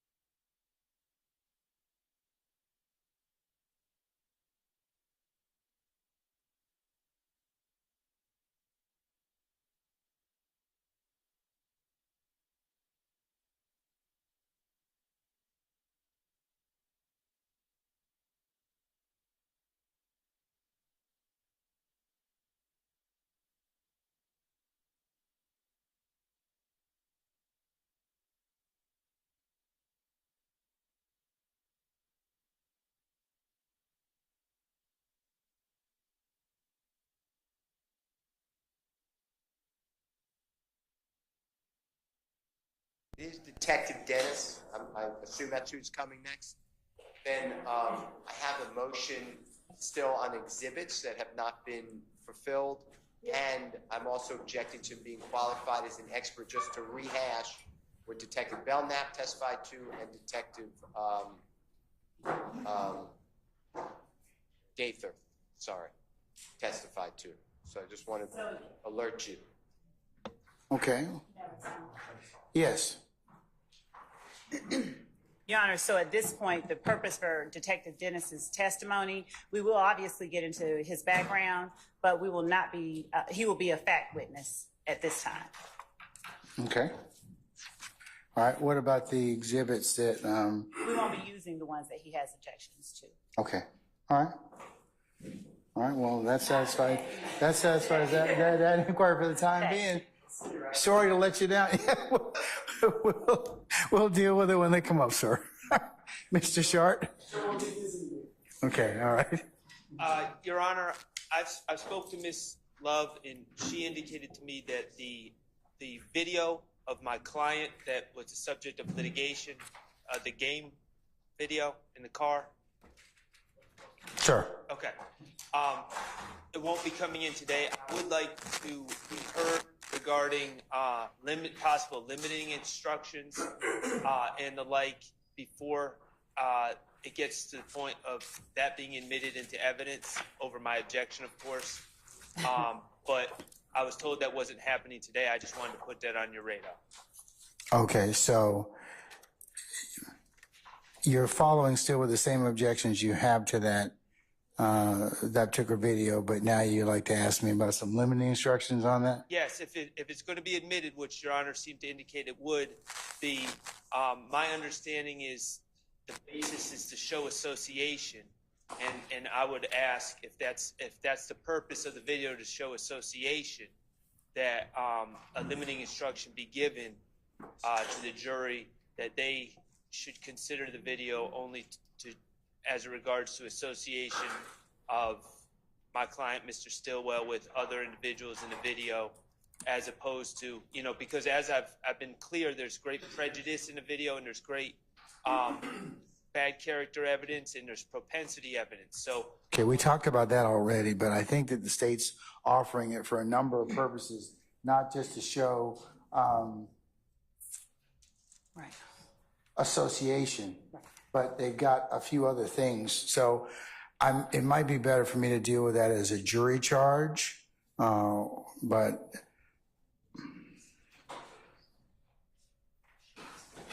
because it does come in for a couple other reasons, okay? Okay. All right. Thank you. All right. Okay, all right.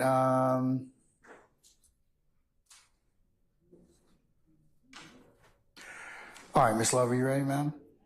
Yes, Your Honor. Okay, all right. Sergeant, summon our jurors, please.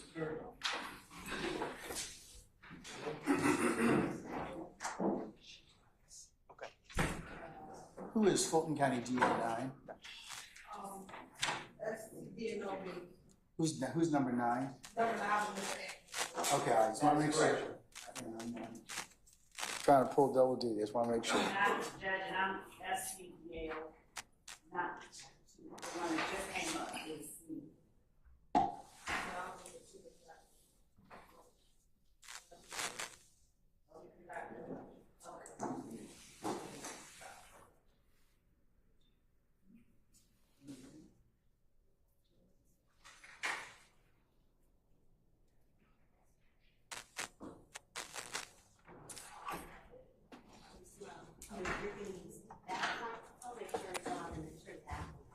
Turn that one off. Okay.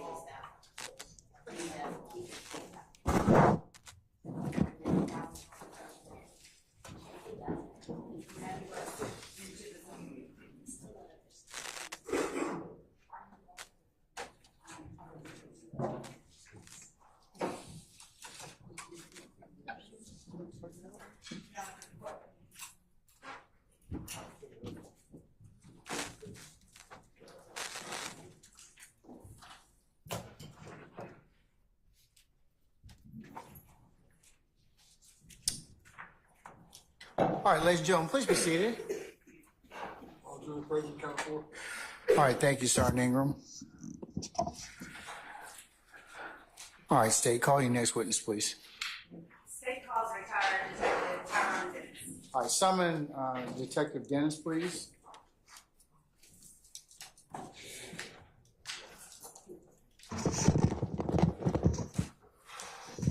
All right, Detective Dennis, good afternoon, sir.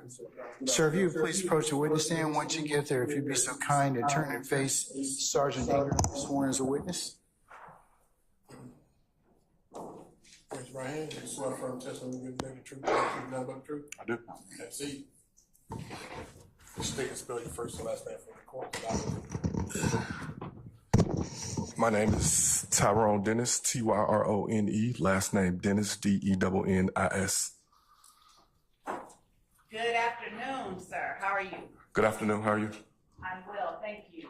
Would you please tell the jury that if I'm not speaking loudly enough, if someone just let me know. Would you please tell the jury where it is that you're currently working? I currently work as the Director of School Safety for Rockwood School District back in St. Louis, Missouri.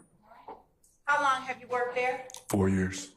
And what do your responsibilities include as Director of School Safety for the Rockwell School District? Rockwood, I supervise 32 schools, supervise 17 police officers, report directly to the superintendent of the school district. Now, are you certified as a law enforcement officer in the state of Missouri? I am. And what is it that you have to do to become certified as a law enforcement officer in the state of Missouri? I have to go through post training so to keep my Missouri post. And is the post training required for Missouri the same as the Peace Officer Standards and Training Council required for law enforcement officers in Georgia? Yes.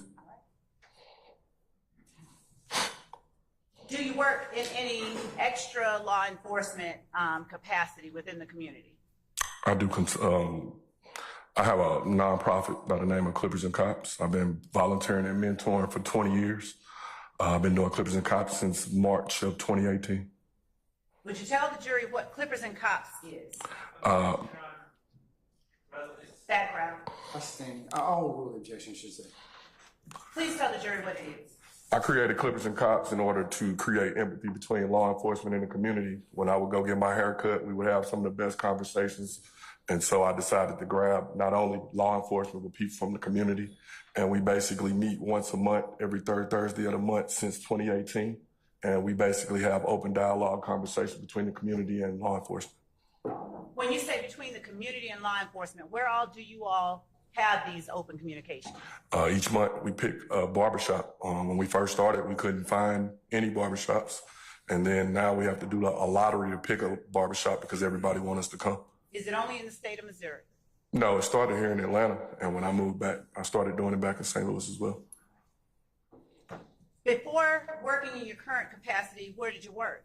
I worked for the City of Atlanta Police Department. And what was your last position at the City of Atlanta Police Department? I was a gang detective as well as a ATF task force officer.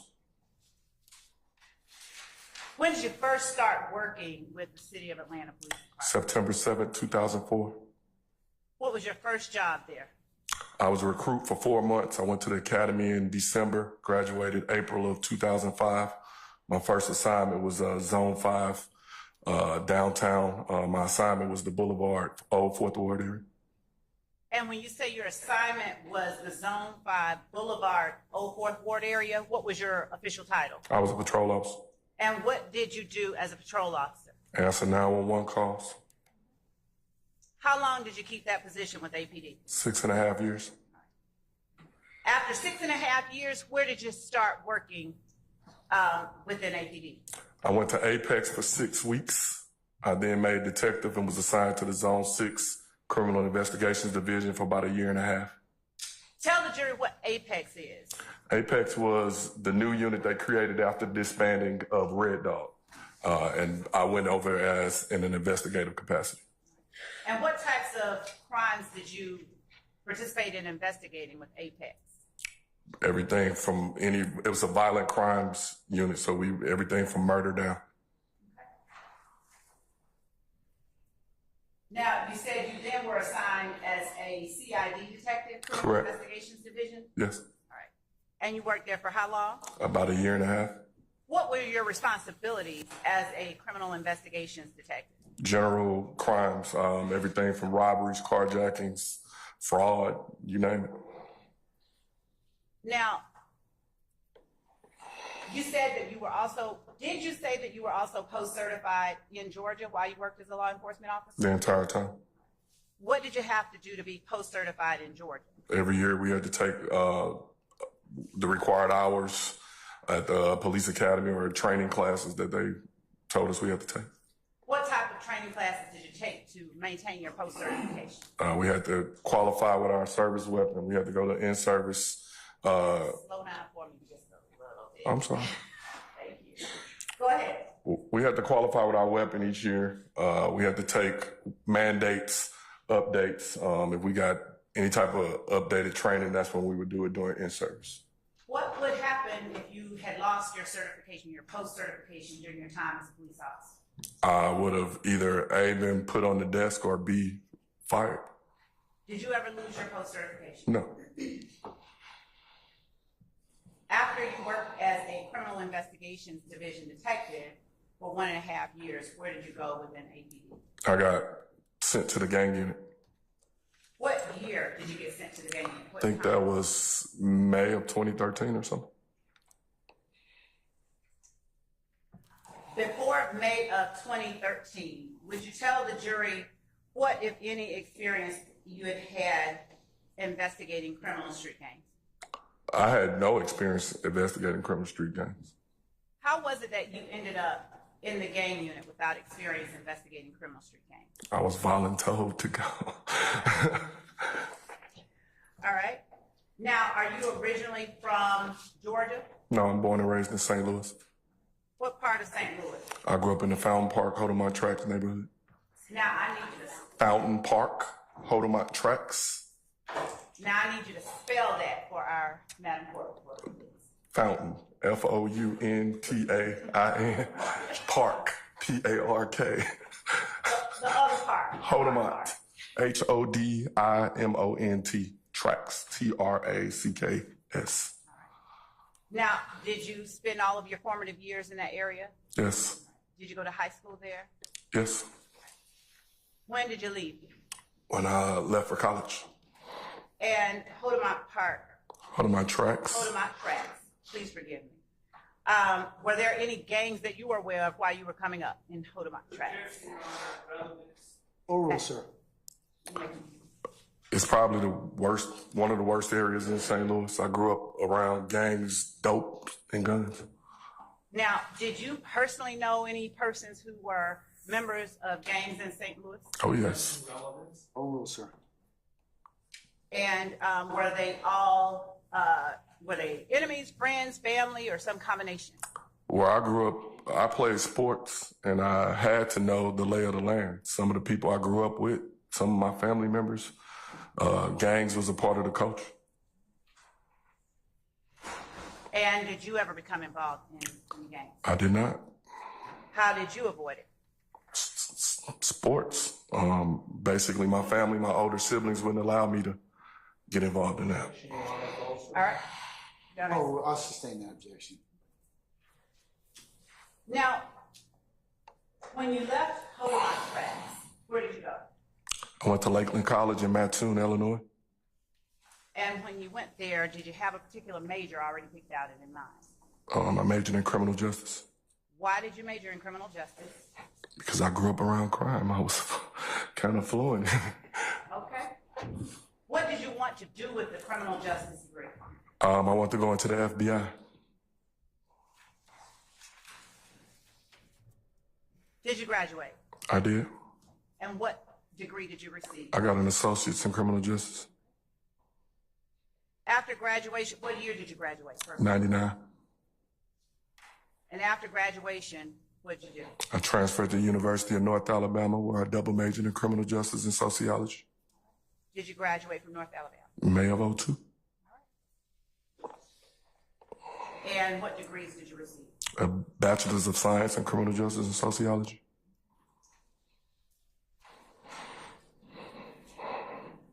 What was your first job out of college? I went to play professional basketball in Columbia, South America. And how long did you do that? Off and on for 2 years. And what did you do after you finished playing professional basketball? I joined the Atlanta Police Department.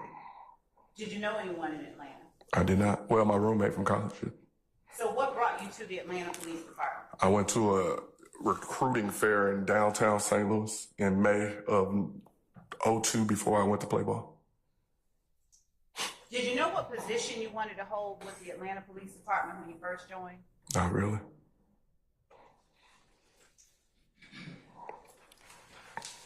What type of training? You said in-service training. What is that? In service is basically each year we have different mandates that we got to go through as police officers to maintain our certification. Whatever, like for example, if there's an update on, say, tasers or pepper spray, we might go through that training doing in-service training.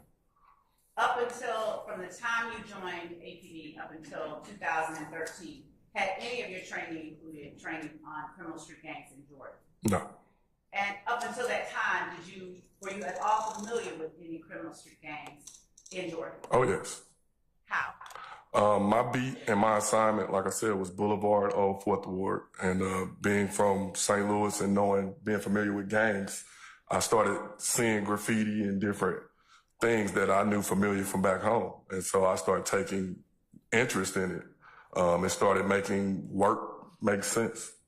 What do you mean when you say making work make sense? To me, different incidents weren't just different incidents, and they had different meaning. Or if someone said something, I knew that to be gang related in some way.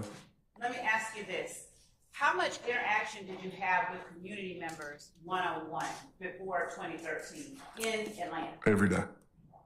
And was this only when you were arresting or investigating someone for a crime? No. I got to know pretty much everybody on my beat, from the homeless person to the store owner to the elderly lady to the guy selling dope on the corner. I knew everybody.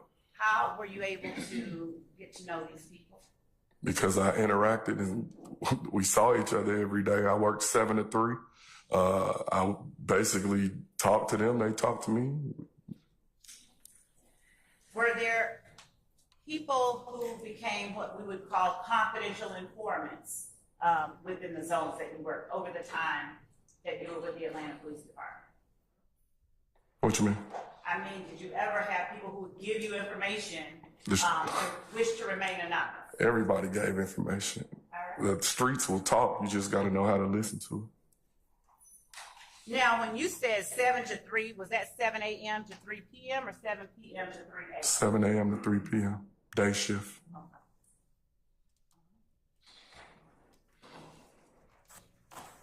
At some point, did you seek formal training in the area of criminal street gangs in Georgia?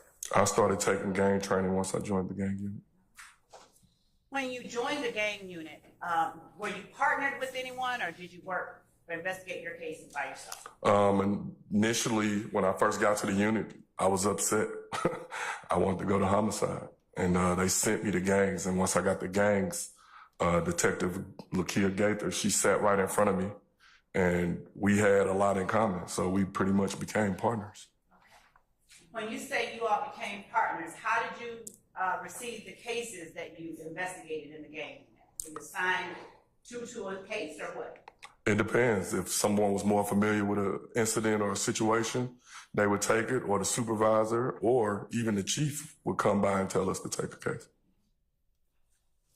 So in 2013, what month did you say it was that you joined the May. gang? So in May of 2013, how did you begin your time with the gang unit? What did you do to acclimate yourself to that unit? I had to learn how. I was used to being a general investigator. As a gang detective, we wore regular clothes. As a general investigator, I wore a suit and tie. I had to learn everything that they did as gang detectives because it was somewhat different. But by me having experience in investigations, it actually helped me. Is a suit and tie not what you would call regular clothes? No, that's more formal. We wore jeans. We pretty much could wear whatever we want. We wore Jordans, T-shirts, True Religion, whatever we want. Okay. And was that any any particular reason that you all chose to wear that type of a tie versus suit and tie? It's less intrusive. When you come with a suit and tie, most people think you're homicide, and they think that it's a little more serious. For us, we wore regular clothes. We could blend in, and we could move a little different. And what type of training did you seek to obtain when you first joined the gang? Every gang training that they offered, we pretty much tried to take it. Tell the jury about some of that training. Gang awareness, intro to gangs. I pretty much took whatever guy off the top of my head. It's on my CV, I guess. Okay. Did you take more than 40 hours of formal gang training? Yes. Did you attend sessions with other law enforcement agencies outside of the city of Atlanta? Yes, we would have monthly meetings with other police departments, and we would information share. Sometimes we would help other jurisdictions more than they would help us because we were more familiar with more of the information than they were. During your time with the Atlanta Police Department, did you become familiar with a group calling itself Young Limelight or YSL? Yes. Do you recall when it was that you first learned about the group's existence? Probably as soon as I got there, I started hearing rumblings of it. Was that when you say as soon as I got there? To the gang unit. All right. Before getting to the gang unit in May 2013, had you interacted or met any persons who were claiming YSL? No.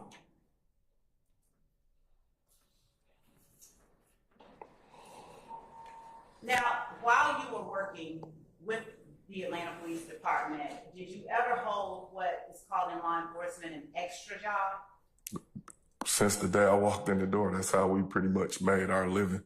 Why do you say that? Because my base salary was piss poor, and that's how we pretty much survived, working extra jobs.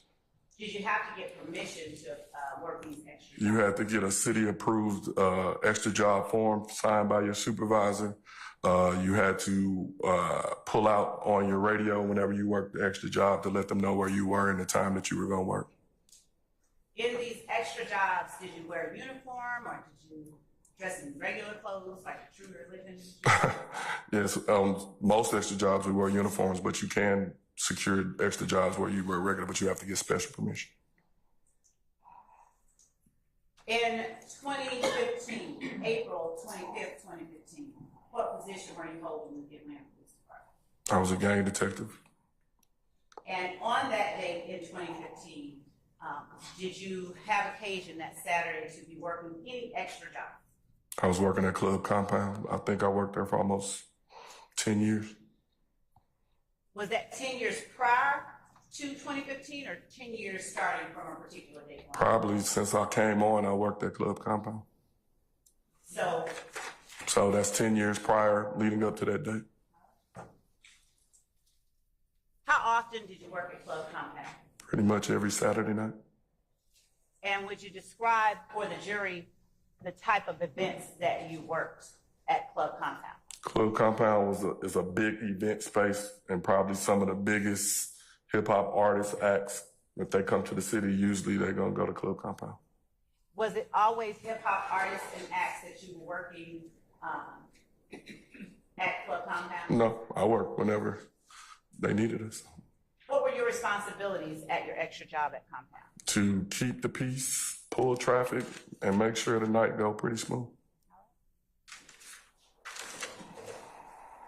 On April the 25th, 2015, were you working in uniform? Yes. And by that date, had you investigated in any way YSL or people who were claiming affiliation with YSL or Young Limelight? Yes, I think we were about 5 months into an investigation. All right. Now, when you say that you pulled traffic, what do you mean? At the club, there's hundreds of people, and Compound is like a tourist attraction, so you got people coming from all over.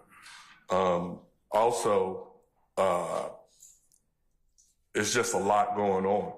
And so the club owner would hire 10 to 15 officers to try to make sure everything went smooth.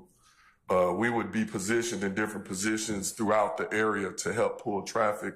We would have some officers in front of the club to try to keep the peace and keep people moving along, and just trying to make everything go smooth. Were the officers that worked alongside you during your extra job at Compound also Atlanta police officers, or were they from other jurisdictions? They were Atlanta police. And do you know approximately how many of you were assigned on any given night to work? On a night, like the night in question, it was about 15 of us. And where was it that you all were positioned around Club Compound? You might have had officers all the way from Howell Mill and Brady, coming all the way south up Brady, all the way to Marietta almost. Now I'm going to show you some exhibits, some that have been previously admitted and some that are now marked. We'll start with State's Exhibit 109. Heat, echo.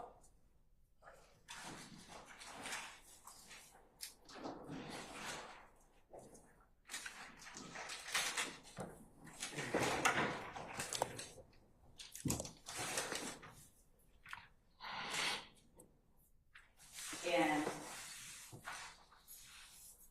for the record, I'm going to show you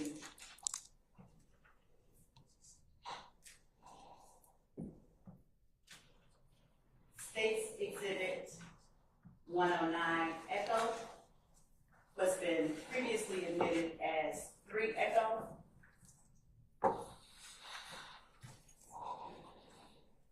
What has been previously admitted as 4 echo,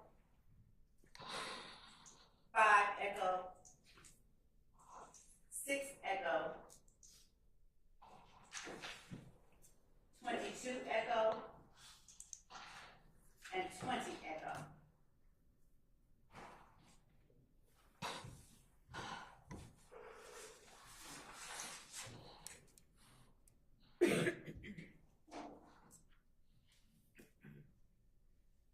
We'll start with State's Exhibit 109 echo.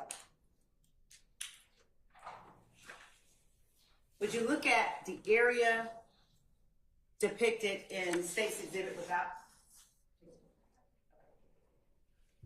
State's Exhibit 109 echo. Do you recognize that area depicted in State's Exhibit 109 echo? Yes. And is this a fair and accurate representation? And Your Honor, State's Exhibit 109 echo is for demonstrative purposes.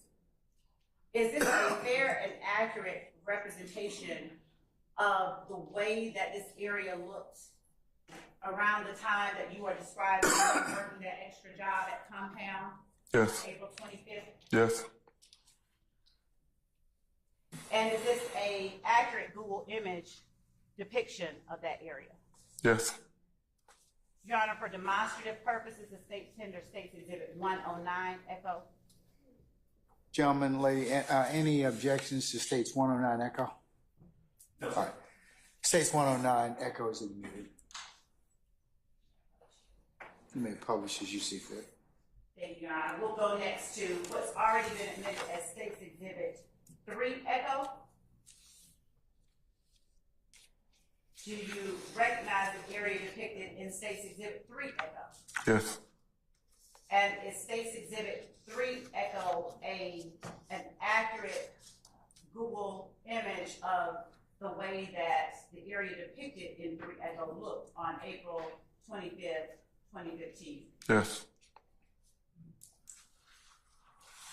Do you recognize the area depicted in State's Exhibit 4 echo? Yes. Is this an accurate depiction of the area surrounding Club Compound that you worked on April 25th, 2015? Yes. Your Honor, State's 3 echo, 4 echo, and 5 echo have all been admitted previously for demonstrative purposes. Yes, ma'am. Do you recognize State's Exhibit 5 echo? Yes. How do you recognize State's Exhibit 5 echo? What do you mean when you say how? I mean, is it an accurate, have you seen this area before? Yes, this is looking southbound on Brady going towards Marietta Street. And is this an accurate Google image of the area that you were working at Club Compound on April 25th, 2015? Yes. Looking at State's Exhibit 6 Echo, the demonstrative that has already been admitted. Do you recognize that area as well? Yes. Does that area accurately reflect where you were working on April 25th, 2015? Yes. Looking at State's Exhibit 22 Echo, do you recognize the area depicted in State's Exhibit 22 Echo? Yes, other than the bike lanes and all that, that wasn't there. All right. Does the area depicting Club Compound accurately reflect the way that you recall it looking? Yes. April 2015. And looking at State's 20 Echo, does that area accurately reflect the way you recall Club Compound looking on April 25th, 2015? Yes.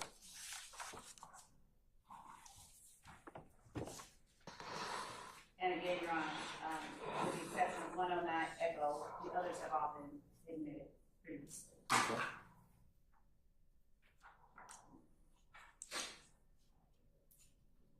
Your Honor, I'm now publishing State's Exhibit 109 Echo. Well, that's being done. Can you approach this for a moment? Yes, sir.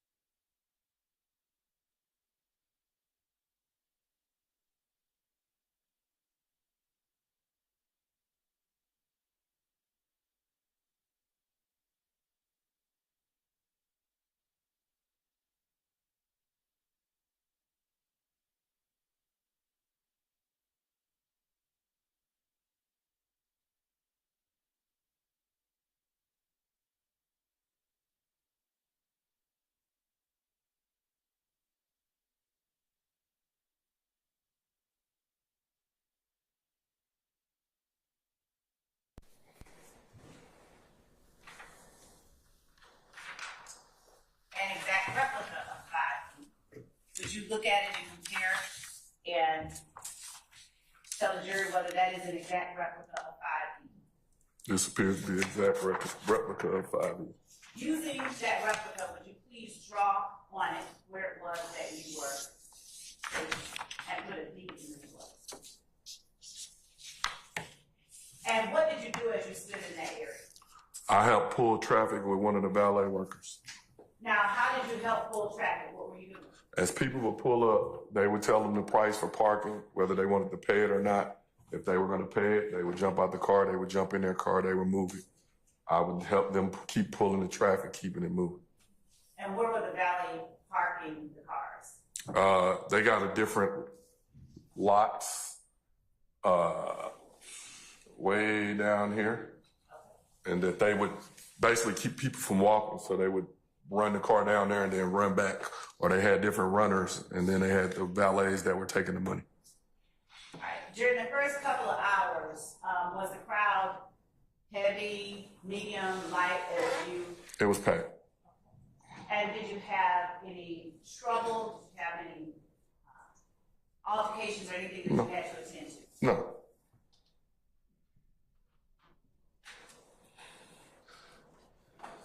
Was there anyone else working in that area generally with you that night? All of us was positioned up and down the street. And so we were probably not far from each other, but I don't know, 25, 30 feet away from each other or something like that. And were you all doing the same thing, directing traffic? Correct. Or so we had people that were traffic officers, and then we had some officers that were standing over in this area. That's, if you go to Exhibit 4E, if you look, that's the VIP entrance. So you would have officers standing there to help for people with tables and stuff like that, and to try to keep the traffic or keep the pedestrian traffic moving in that area also. Can you help me out, clear the screen and demonstrate on the monitor where it was that you just described with a piece of paper for you? This is going to be the table entrance. This is where people tend to congregate and wait on their parties, who's getting the tables and stuff like that. And then they would have to go through security checkpoints to go through there. And then you had the general admission over on the other side. So they had checkpoints at both points, and they had officers at each one. Okay. Would you draw VIP on the area depicted on this replica of State's Exhibit 4E?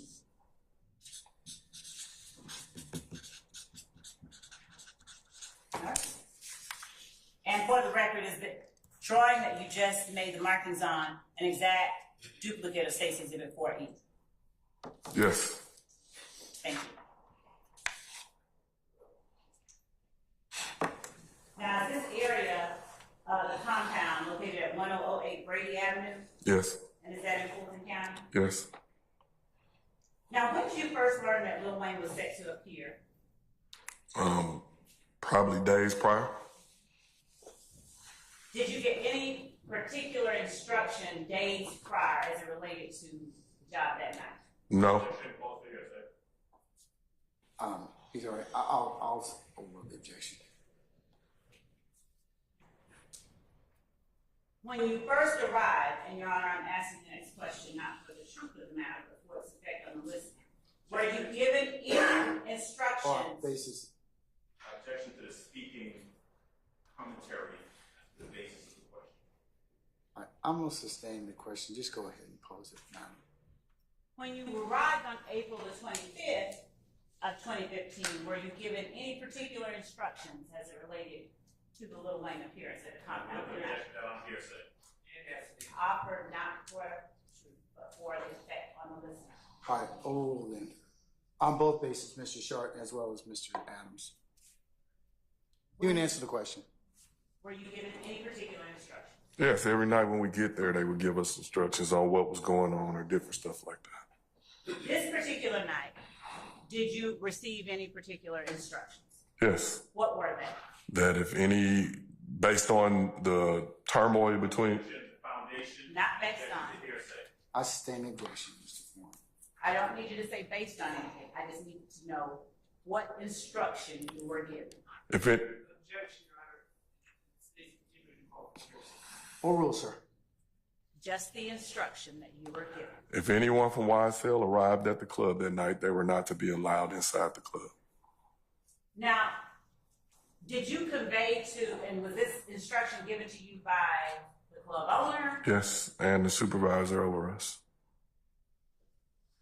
And how did you, if at all, did you convey you would be able to follow these instructions? It wasn't, usually at the entrance, they deal with the people coming and going. Okay. I didn't work back there. I was out front, so I didn't really know how that was going to be conveyed or not. So, did anything happen that was unusual that caused you to have to become a little bit more engaged with the crowd than you normally do? Objection, Your Honor, vague. I sustain the questions to form. Did the club staff give you any specific names other than YSL to keep out? No, and I was familiar through our investigation. We were. Objection to this foundation, objection to the hearsay.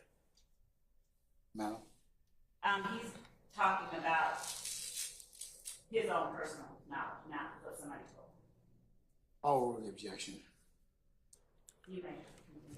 At the date and time of this incident, we were almost 5 months into an investigation. The thing about myself, people. Before you go further, let me ask you this. Cool. Were you given any specific names to keep out other than YSL? Just Young Thugs people. Okay. At the time, did you know who Young Thug was? Objection. Cases. I'm going to like to approach that motion. All right.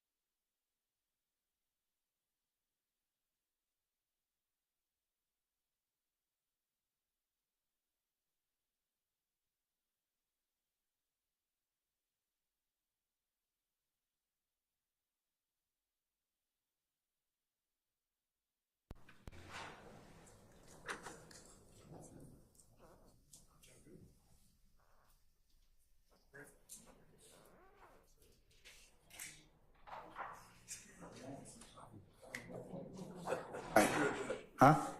Okay, all right.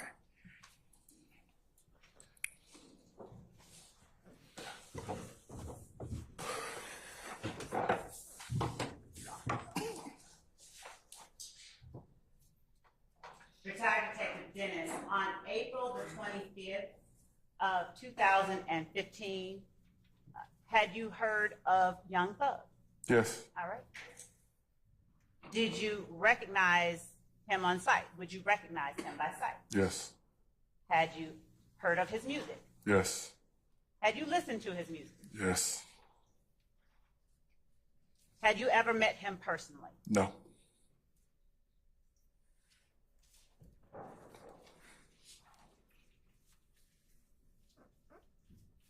At some point during the night, did you see any persons who fit the description of those people you were told to keep out? Yes. Do you remember around what time it was? Late in the evening, 1:32. Do you remember what time the club closed? Club closed at about 3. Around 1:30 or 2. Could you tell the jury what the crowd had become like around the area of the compound? Was it still as thick as it was when it first opened? It's thicker. So now you got the people that are in, the ones that are coming out. You have the people that couldn't get in, and you have some that just are trying to hang out.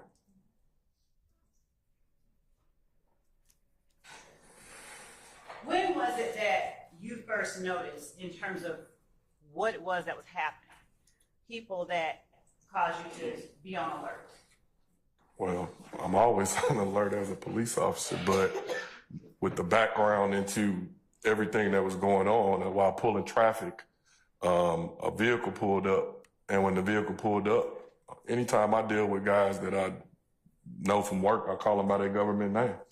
And so I called to them by their government name. Do you remember what kind of vehicle it was that pulled up? Not off the top. Do you remember who it was that you saw and recognized and called by their, as you put it, government name? Demekion Garlington and Shannon Stillwell. And do you recognize either of those persons as being in the courtroom today? I think Shannon Stillwell is. Shannon Stillwell Jackson or whatever. Where is Shannon Stillwell located in the courtroom? What is he wearing by RICO? What is that, a gray sweater vest or something with dreads with glasses? And who is he seated next to on either side of the room? Mr. Sharp and the blonde-haired gentleman next to him. Mr. Bobby, you give the blonde hair. Hey, what? No disrespect, sir. I ain't trying to disrespect the hair. My bad. What I thought it was. Sorry. Would the record reflect that the witness has identified Mr. Stillwell? You mean Mr. Watts? No. Okay. Yes, it will reflect that he is identified. What color is his hair? Oh. Thank you. My bad. That's a compliment. That's great. So, Mr. Ross said you said, when you, before I go any further,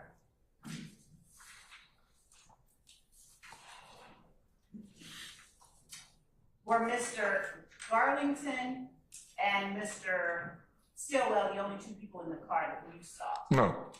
Do you know who else was in the car with them? The driver was Trontavia Stevens, or AKA Lil T. Did you know Trontavia Stevens before that night? I knew his face, never met him.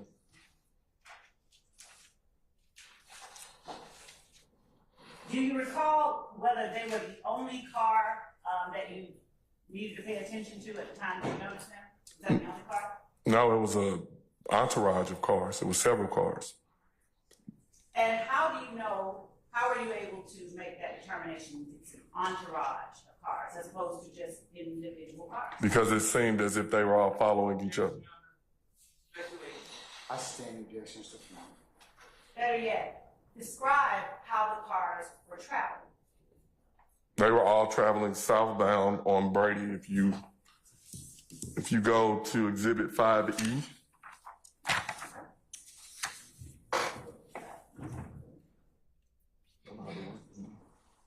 All right, we're on 5E. this is southbound. If you're going, This is going southbound on Brady. They were all coming this direction, and it was just lines of cars that were all together. Now, had you described earlier that many patrons were trying to park and were coming along Brady Avenue? So traffic is going in both directions. You have hundreds of people on both sides of the streets. You got people standing around. It's just a lot of people, a lot going on. And so, what about this particular set of cars caused you to describe it as an entourage just now? Overruled, sir. You may answer, please. What caused you to describe The it? valet actually mentioned it. He was like, Without talking about the valet or what someone else said, based on your own observations. once I saw the individuals that I knew, I began looking in every car that was coming. I was standing right there. Okay. How far were you from the cars? I'm right on the yellow line, pretty much. We try to stand in the middle so we don't get hit. So, if I walk towards you, tell me to stop when I get as close as you were. About right there. So how many feet would you call this from you? 2, 3. Okay. Were the car windows that you saw containing people that you knew up or down? They would have to let the window down in order for the valet to tell them what the price or if they wanted to park or not. All right. And was it then that you were able to see inside, or were you able to look inside before they let you? When they let the window down, I could look directly into the car. What, if anything, did you say to Mr. Stillwell when you saw him, Mr. Garlington, and Mr. Steve? I said, Mr. Demekion Garlington and Shannon Stillwell, how are you? And Lil Tick said, how the hell 12 know your name? Now, when you speak of 12, what are you talking about? That's slang for police. Oral, sir.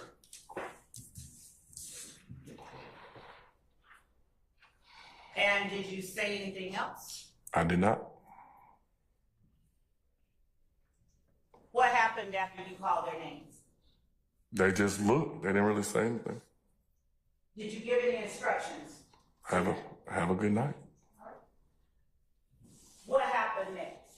I continued to pull traffic throughout the evening. Stood in the middle of the street pulling traffic. Did you, at any point, attempt to turn the cars themselves around as they drove along Brady? No, Why not? that wasn't the assignment. If we would have did that, we would have messed up the traffic's already bumper to bumper. If we would have did anything like that, we would have made it even worse. How many other vehicles did you see containing people that you recognized? I didn't necessarily see any that I recognized. You didn't see any people that you recognized or vehicles that you recognized? The vehicles that they were driving at that point, I'm walking down. Okay. So I'm not really, it's not like every car's pulling up and I'm looking in and trying to see who it is. Okay. At any point, did you see another person? Did you ever see a person that you knew as Pee Wee? Yes. At what point did you see the person you knew as Pee Wee? While still working traffic on my post, I was familiar with them. Do you know how long after it was that you saw Mr. Stillwell and Mr. Garlington that you saw the person you knew as Pee Wee? Close proximity in time. I wasn't, like I said, there was a lot going on. It's not like I was really keeping track of time or something. And I'm not going to hold you to specifics, but when you say close proximity, are you talking an hour, a minute? 5 minutes, 10 minutes maybe. I'm going to show you what has already been admitted as State's Exhibit number 32, Echo. Do you recognize State's Exhibit 32, Echo, the person depicted inside? Yes. And who do you recognize 32 Echo to be? Jimmy Winfrey. At the time, I knew him as Roscoe or Pee Wee. I'm going to advance to 32 Echo. Could you take the markings off the screen? Is the person we're looking at the person that you recognize that night as Pee Wee? Yes. Yes.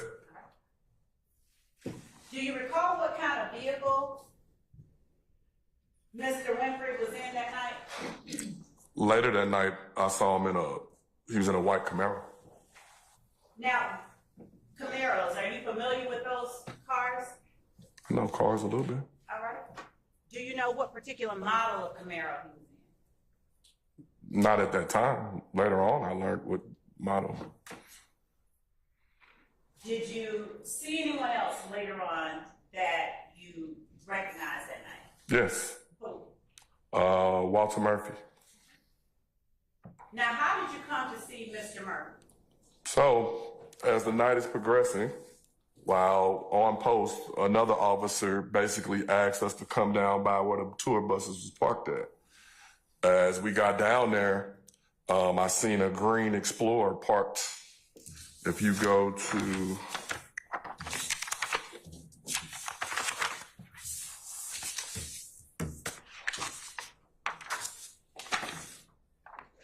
I don't think you got it up there.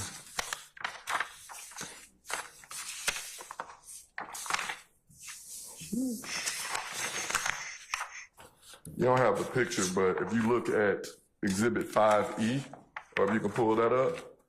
Okay, 5E. My marker. Down. Don't worry about it. Yeah. Where's Okay, 5E. down here, that's where the buses were down kind of there. And then there was a green Explorer parked on the street. Another officer basically said, hey, can y'all come down by the buses? Something about to happen. And so as we come down there, I see an individual take a gun out and put it on the tire of the green Explorer. Once he took the gun out, I basically took another individual and pushed him into him and grabbed the gun and pulled my service weapon. Upon pulling my service weapon, a female that was standing there said, why is this officer pulling this gun on me? And I held the gun up and I was like, y'all need to get on. And everybody started scattering. The individual that put the gun on the tire, I didn't know him at that time. That was later to be determined to be Walter Murphy. When he literally took off running from us. And when he took off running, we start, just a picture is chaos. And so we're trying to pull traffic. We're trying to get everybody away and we're trying to keep from getting hurt ourselves. As I'm standing there trying to help pull people and push where they needed to go, I see an individual that I recognize by the name of Quindarius Zachary. We call him Sick D. When he walked up, I basically said, hey, D, you need to go home. He said, man, you don't know me. I said, the last 4 of your social is this, your date of birth is this, your mom's maiden name is this. He said, I'm gone. So once he left, I then went back to my post because they needed me to help pull traffic. When I walked back to my post, as I'm pulling traffic, Officer Finney is telling me to stop the white. I stand in objection. Two things, Your Honor. It's effect on the listener and it's the instruction that you follow, so. What was Finney telling you to do? Stop the white Camaro. And did you attempt to stop the white Camaro? I did not. Why not? Because the car had hit the gas and I wasn't going to get hit. Was the white Camaro coming towards you or going away from you? The white Camaro was basically coming northbound on Brady towards Alvin. Would you draw an arrow showing the direction that the white Camaro was coming? And using the 5E duplicate that you have already marked on, would you please indicate where the green Explorer was? The green Explorer is the X down the street. Would you put GE next to it? And would you indicate where the tour buses were generally in relation to the green Explorer? And would you also draw that on the screen in front of you, the monitor?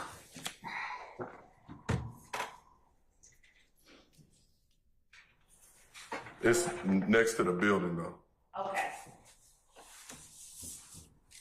How close were you to Walter Murphy when you saw him put the gun on the wheel of that? 2 people between us. 2 people? 2 people away.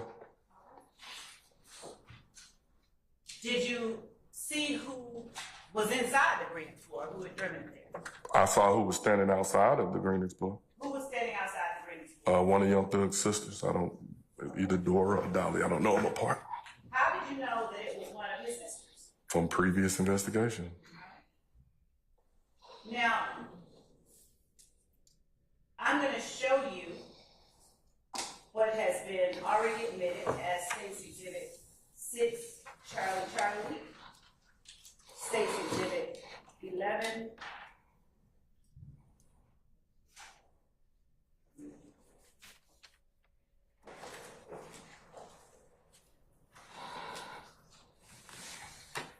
uniform, State's Exhibit 12, uniform, State's Exhibit 19, uniform,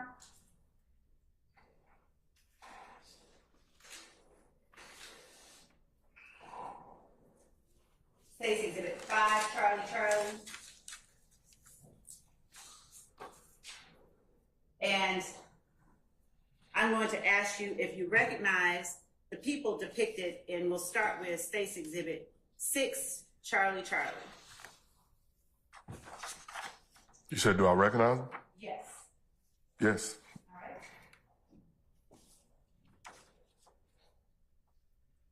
If you would clear the screen off, we're going to go to 6, Charlie.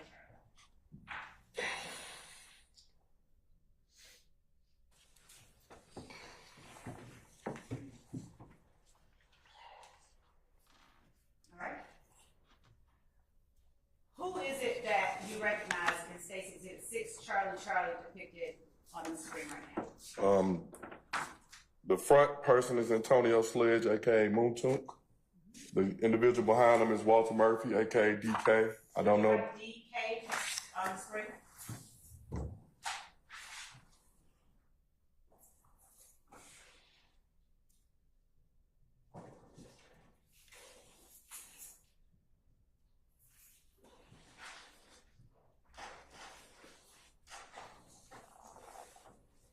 My eyes are not great. Please tell Jerry what you just wrote on the screen. I recognize that as his Young Thug sisters. Okay. Now, when you say sisters, for the record, are you indicating two particular people on this exhibit, State 6, Charlie? The one with the hat on, for sure. The second one, resembles or could be. Okay. Who among these people in 6, Charlie, do you recall seeing on April 25th, 2015? Walter Murphy and the sister with the hat on. Okay. I'm showing you State's Exhibit 11 uniform that has already been admitted as evidence. Do you recognize the persons depicted in State's 11 uniform? Yes. How? Just by name, who are they? Demikian Garlington and Trontavia Stevens. All right. If you would clear the screen, I'm going to move to State's Exhibit 11 uniform.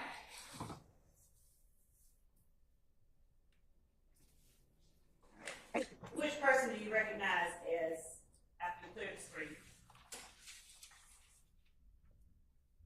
Demikian Garlington. Would you put a D over that person?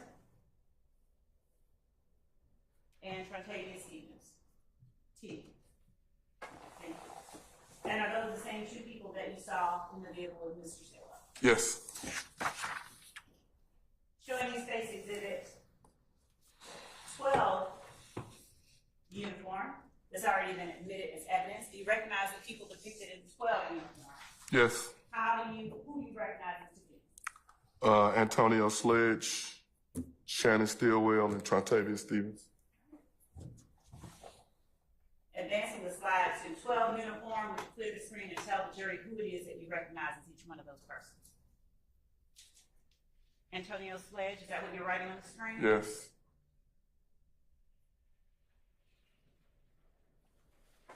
Now, for the record, please describe who you have identified in this photograph.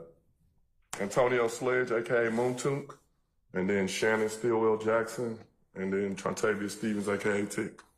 And from left to right, each person, what is each person wearing, so the record reflects? Sledge is the one with the dark hoodie on. Shannon is the one in the middle. Tick is the one in the red hoodie.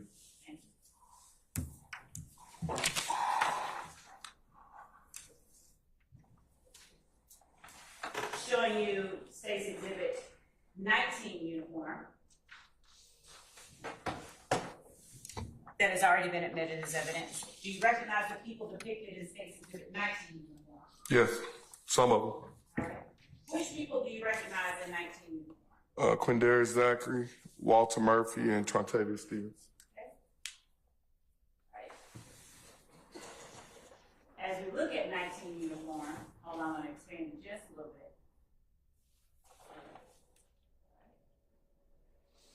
Would you describe where the people that you recognize are inside this photograph by an article of clothing and by writing their initial over their name or their face? Who are you drawing on now? I put a QZ for Quindarius Zachary and DK for Walter Murphy. What is Quindarius Zachary wearing in the picture? A gray hoodie, red pants. And where is Walter Murphy in relation to Quindarius Zachary? He's kneeling in front of him. And where is Trontavious Stevens in relation to Quindarius Zachary? He's in the middle with the look like a red backpack. Red backpack? Yes.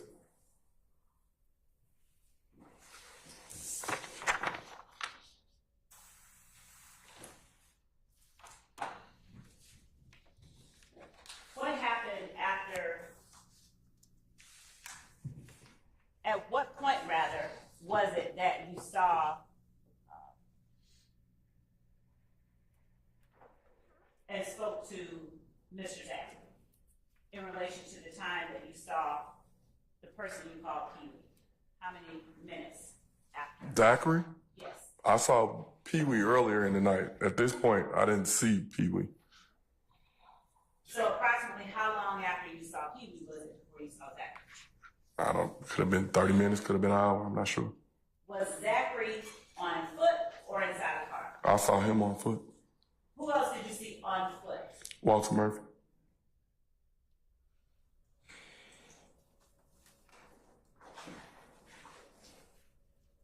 At some point, did you notice any particular group of people making their way towards the club that you sought to stop? I saw people congregating on the corner of 11th and Brady, but we didn't necessarily go stop them. I had a specific assignment of pulling traffic.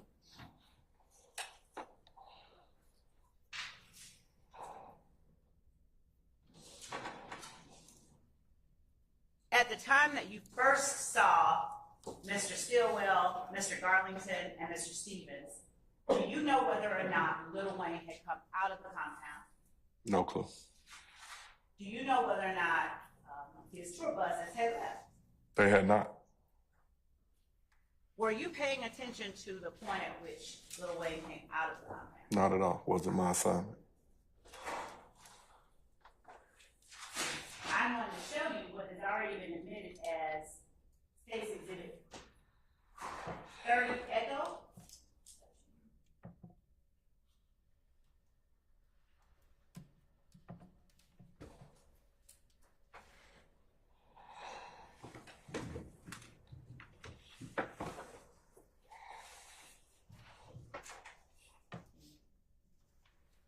Do you recognize the area depicted in 30 Echo? Yes. How do you recognize that area? What do you recognize that area to be, rather? That is, I believe, to be 10th Street and Brady.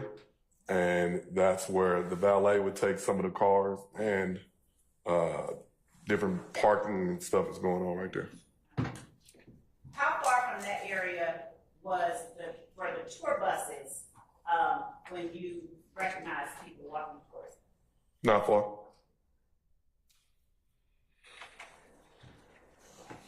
When you say not far, what do you mean? Feet. Okay.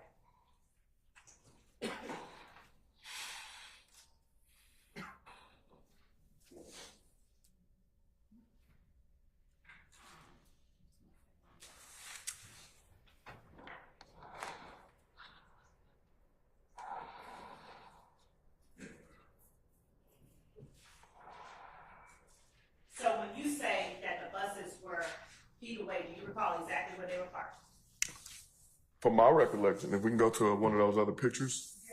The pictures in front of you, which one accurately depicts the area you recall parking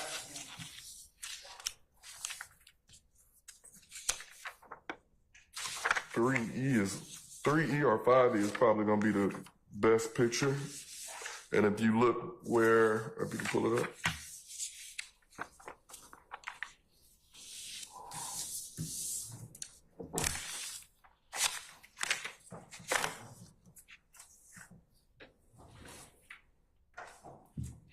You said 3E or 5?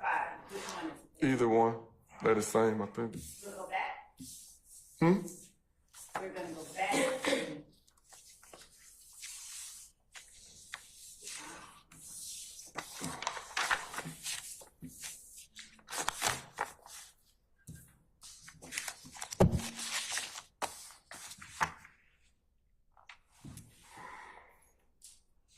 Do you see the area in 3E? Not really, but if you... Let's go to 5E then. Do you see the area in 5E? It's about the same. Generally, circle the area you remember the bus being. All right. On my right, my pen.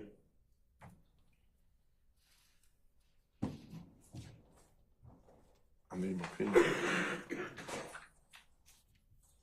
I need the pen thing. Go to the corner.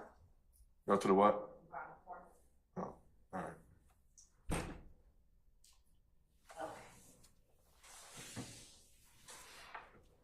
After you saw the person called Pee-wee, when you saw the person called Pee-wee, after Benny told you to stop the vehicle, did you see anything inside the vehicle that caused you concern? No, I jumped. I basically moved myself out the way. And did you run any kind of traces on the gun that you picked up that you saw Walter Murphy? Eventually. And was that gun reported stolen? Yes. I'm going to object to the hearsay and ask that be stricken. Hey, Madam, can I respond? Your Honor, this information was previously. I'm going to rule the objection, Mr. Adams.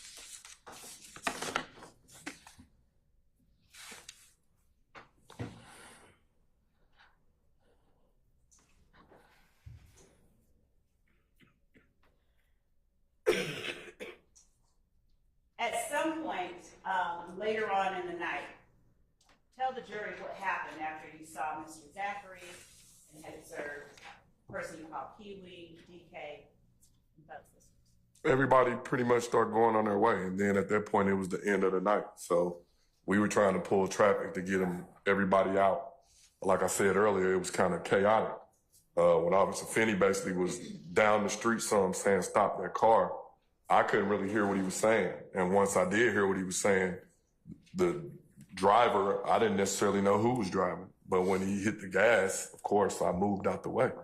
At that point, two of other units that were working were on motorcycles.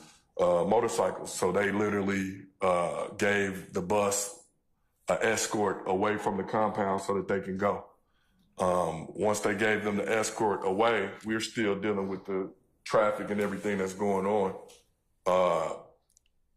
At some point, security, somebody that was a part of Lil Wayne's security team or something stayed behind.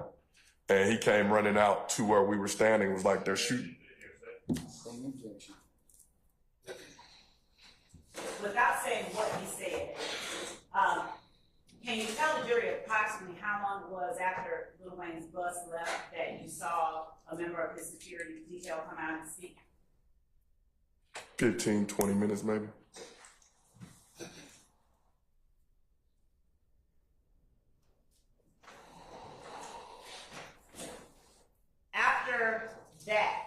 After that person came out and spoke, did you do anything as it relates to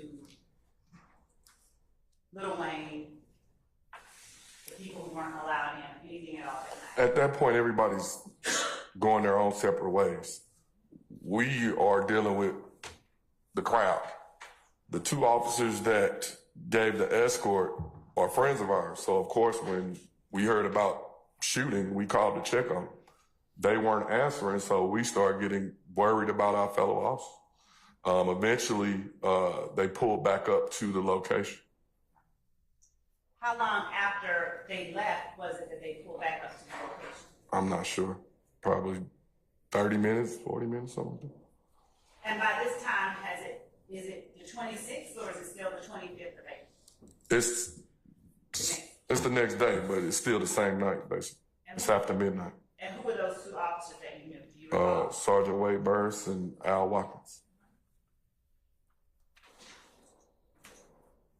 Your Honor, may I approach? With a member of the defense? You may.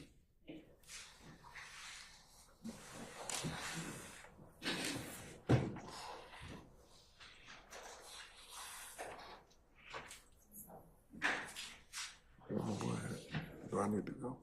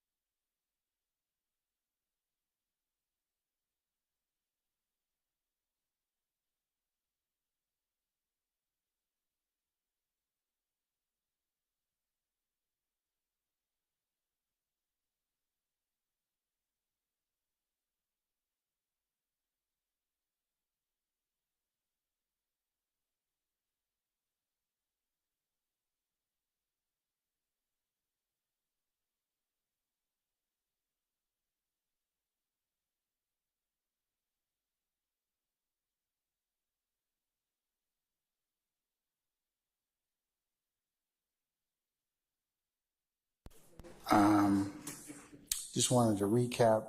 We had just a brief conversation in the state, Ms. Love and Mr.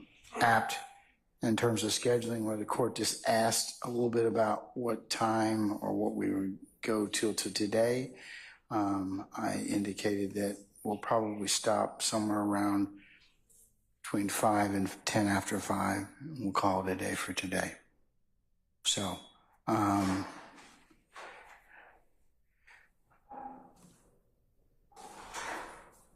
then I believe that the state was going to get in some discussion about with Mr. Apt about what was Detective Dennis was going to testify to. So, Ms. Love, do you want to add to that? And then I'll let Mr. Apt respond. Yes, Judge. Was that the sum and substance of our conversations, counsel? I'm going to let you augment that, but is that what we covered at the bench? That was exactly. Okay, all right. That was exactly what was covered, and the only thing that Mr. asked was whether retired Detective Dennis would be covering this act or other acts within the indictment at this time. And what I had said was that he will touch on in explaining what he had to do and how he became more involved with this particular act, but he will be called back to talk about All right. the acts in turn. And the court recommended that we wait until such time as we could have this discussion with Mr. Apt. Is that correct? Yeah, that's my understanding. He's going to be called back another time to discuss, to testify about other aspects. Yes. All right. Thank you, Your Honor. Okay. All right. So that's today. And then tomorrow, councils will meet. I'll have you all come. I'll tell our jurors they need to be here for 9:30, and we'll commence and make sure we're all here by 9:45 for a week, so we can start at 1000 hours. All right. Okay. And we'll be going to 5:30 tomorrow to 5:30.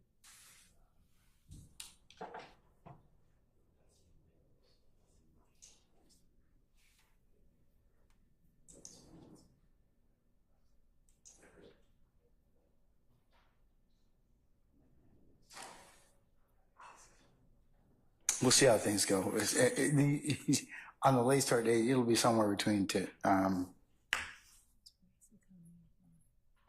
it'll more than likely be around 4 o'clock. We'll probably stop tomorrow. Okay. Okay. Thank you. Okay. Unless we have to take up anything, then I'll back it up a little bit. Okay. Okay. All right. Okay. Turning them all the jurors back. Yes, sir. Okay, all right. Summon our jurors, please. Let's go ahead and get the retired Detective Dennis back on, please. Yeah, go ahead.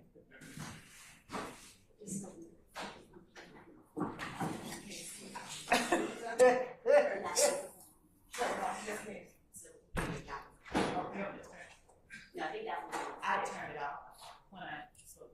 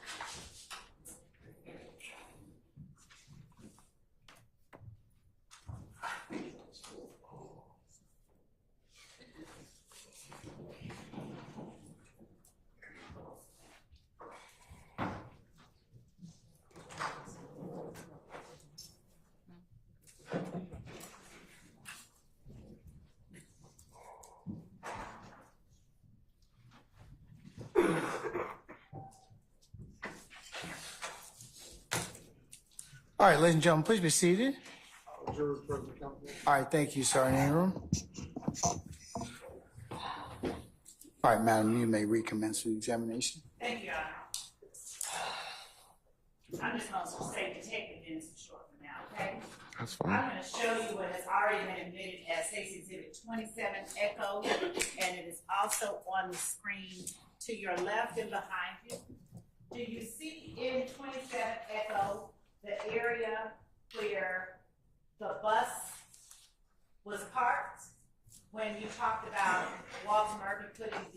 gun on the wheel of the Green Explorer? Yes. All right.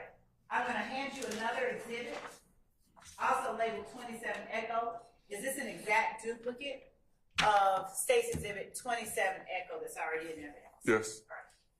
Would you take the marker and put LWB in the place where the buses were parked? And would you place a GE in the area where the Green Explorer was at the time you saw Mr. Murphy put the gun on it? And would you just put TD at the very bottom? All right.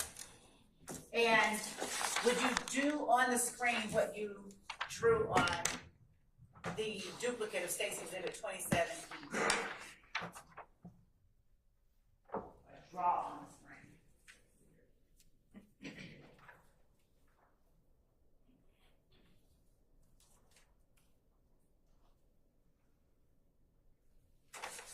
Thank you. Now, Detective Dennis, at some point,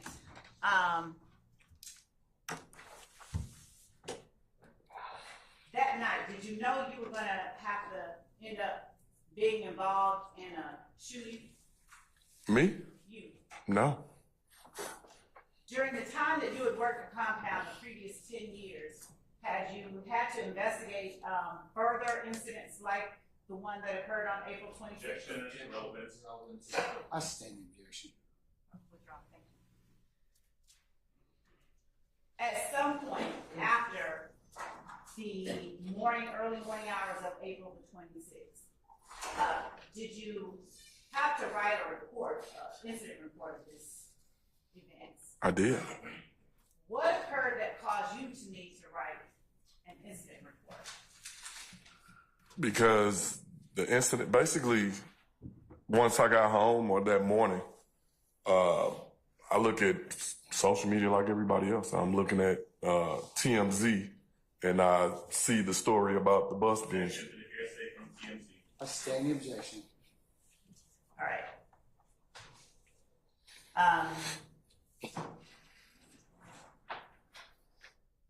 Did you see media accounts detailing a shooting? Yes. It goes. Hold on. I'm going to sustain Mr. Matthews' objection. Who else had an objection? It will be the same objection. All right, sustained.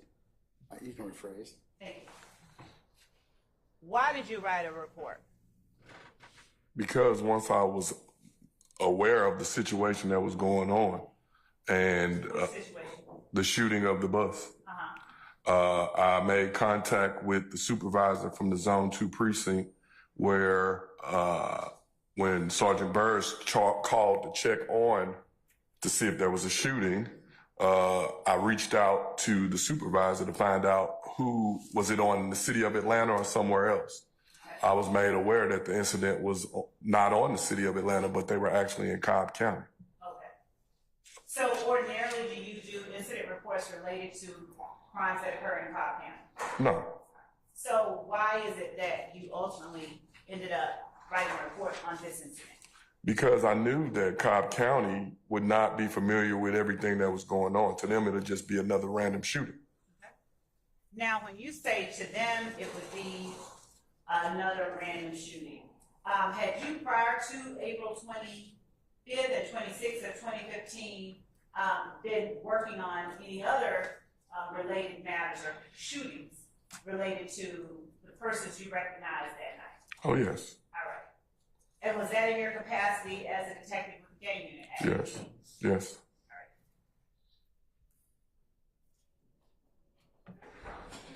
Did you, in your report, document that there were 25 to 30 individuals with? Basis. Hearsay, out of court statement, providing live testimony here today. Full rule, sir. It's also leading. I'll sustain this leading, sir. Did you document in your report seeing a certain number of individuals? as it relates to YSL at the compound? Yes. Do you recall approximately how many people it was that you documented seeing? About 20 to 30. How many? 20 to 30 people that I saw that night. Okay. And in your report, did you document what you saw them doing? Objection, Your Honor. Improper impeachment based on this report. Overruled, sir. Did you document what you saw those persons doing that were affiliated? Yes, I wrote a police report in reference to what happened that night. Okay. And as you sit here today, do you recall what you observed them doing? Yes. What was it that you observed them doing? I observed, like I said previous, the car arriving. It was in absence. Just it said, like I said previously. I'm going to sustain the objection.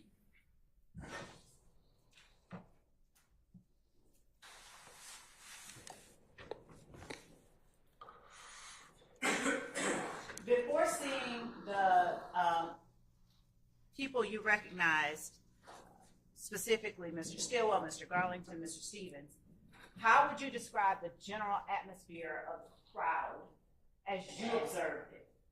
It was one of the busier nights. You could feel tension in the air. Was that before, during, or after you observed Mr. Stevens? This was probably Basis.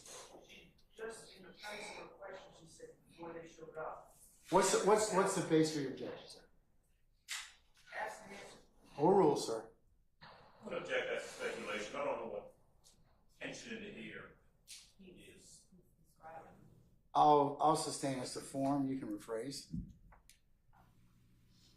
What, if anything, did you observe about the crowd as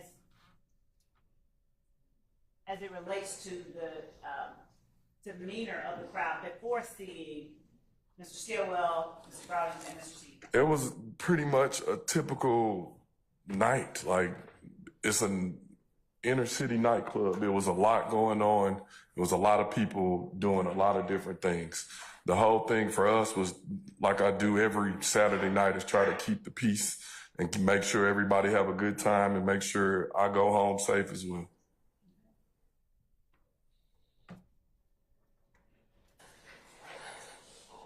Did you become more alert after seeing Mr. Stillwell, Mr. Garlington, and Stevens, or did you remain? Hold on. That was Mr. Sharp. Leading. I'll sustain as to form. Did your attention span remain the same after you saw Mr. Stillwell, Garlington, and Stevens? Yes. And how would you describe your attention to the persons you were directing? I still did my assignment, but I'm always observant of, trying to be observant of what's going on. Like I said before, it's a lot going on. It's a inner city nightclub. Like, things can go from 0 to 100 in the matter of seconds. I'm always trying to be observant, also trying to pull traffic and keep everything flowing. The 20 to 30 people that you described seeing, what direction did you see them, if any at all, walk or drive or move towards? If you go to 5E or the picture from 11th and Brady, they started to congregate and basically click up on that corner.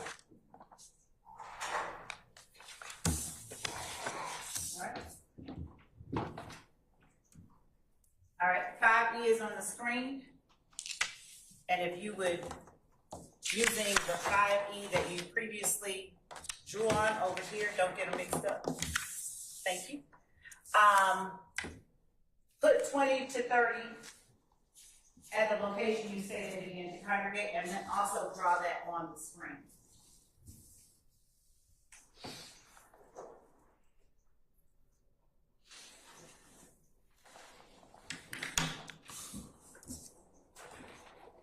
Did I hear you use the phrase click up, or am I hearing? I did say click up. What is congregate, a bunch of people congregating together. Okay.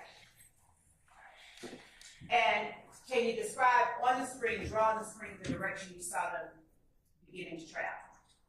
I didn't necessarily see any of them travel. I just saw them on the corner. Like I said, I'm at this point through the course of the night, I'm marking traffic in this area. So I could see right there, of course. It wasn't until Officer Booker told us to come down by the buses when I made my own way down to the buses myself. I wasn't necessarily paying attention. They weren't the only people that were out there.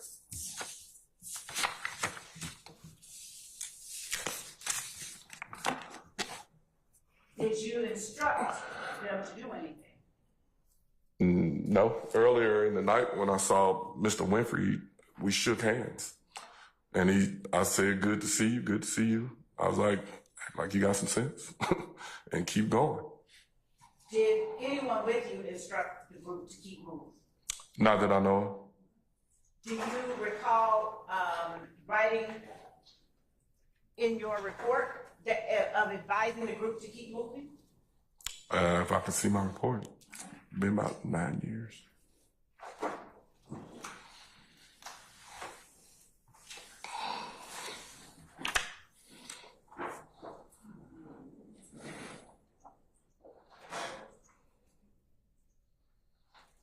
And we'll just label it as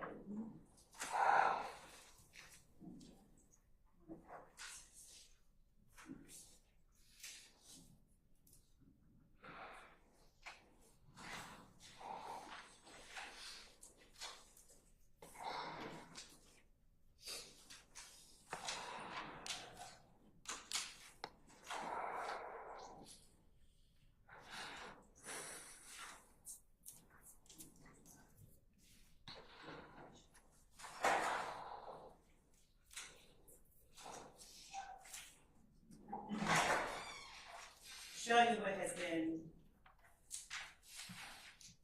previously provided to the defense.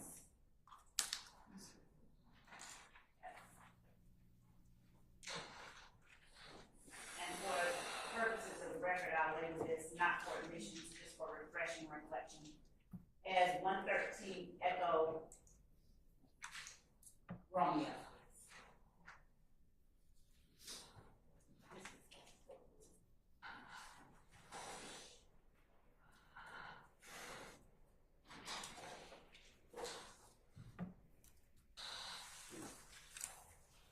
Showing you Stacy's Exhibit 113 Echo Romeo. For purposes of refreshing your memory, is this the report that you prepared for this incident?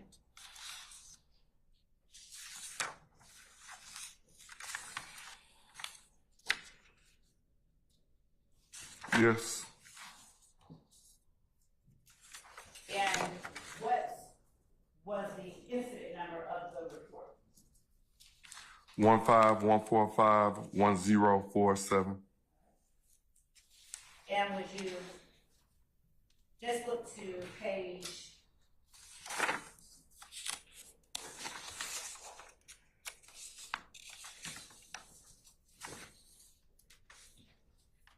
the second page?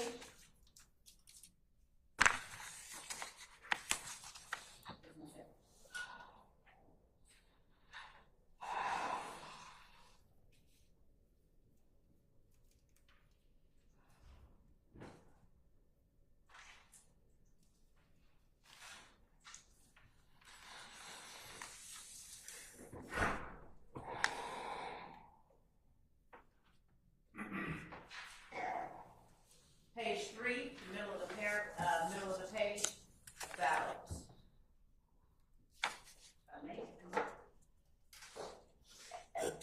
this portion without reading it out loud. Did you document any efforts to keep the group moving along? Yes. When you write a report, what is the purpose of writing a report? To document at your recollection of what you remember from the incident. And was the report documented closer in time to the incident occurring? Yes. And does it accurately refresh your memory about what the group was advised to do? Yes. And so what was the group advised to do? Sir, let's, hold on. I sustain objection. Detective, once you finish refreshing your recollection, put the report down, let counsel know, and then you can testify from your memory being refreshed, okay? Thank you, Judge. So if you would just go back to the page that you were reading and refreshing your memory of, if you need to, if you don't, just tell me what you advised, instructed the group to do. Read it verbatim or just, we advised the group of guys to keep moving on. All right. And after they were advised to keep moving on, did any of that group of 20 to 30 keep moving towards or continue to congregate near the bus? I don't know. I went back to my assignment, which was down the street. Did you document anything about what the group continued to do in your report? If I can look at my report. Please do, if it will refresh your memory.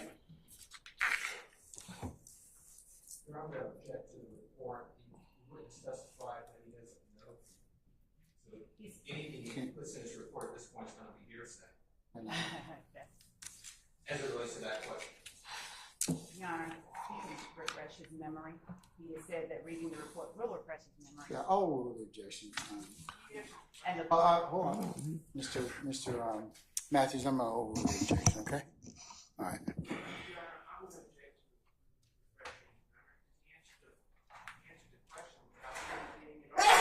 Bless you.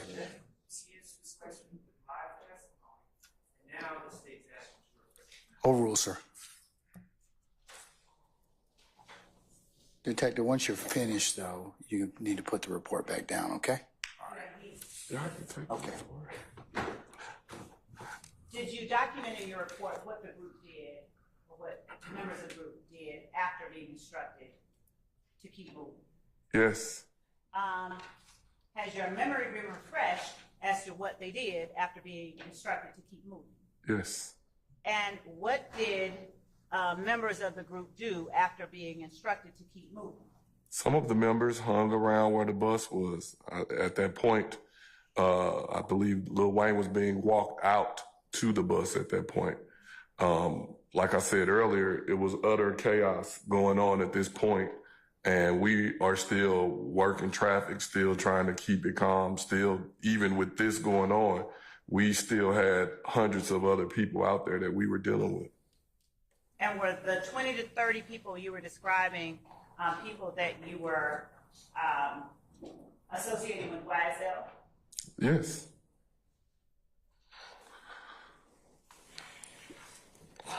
When you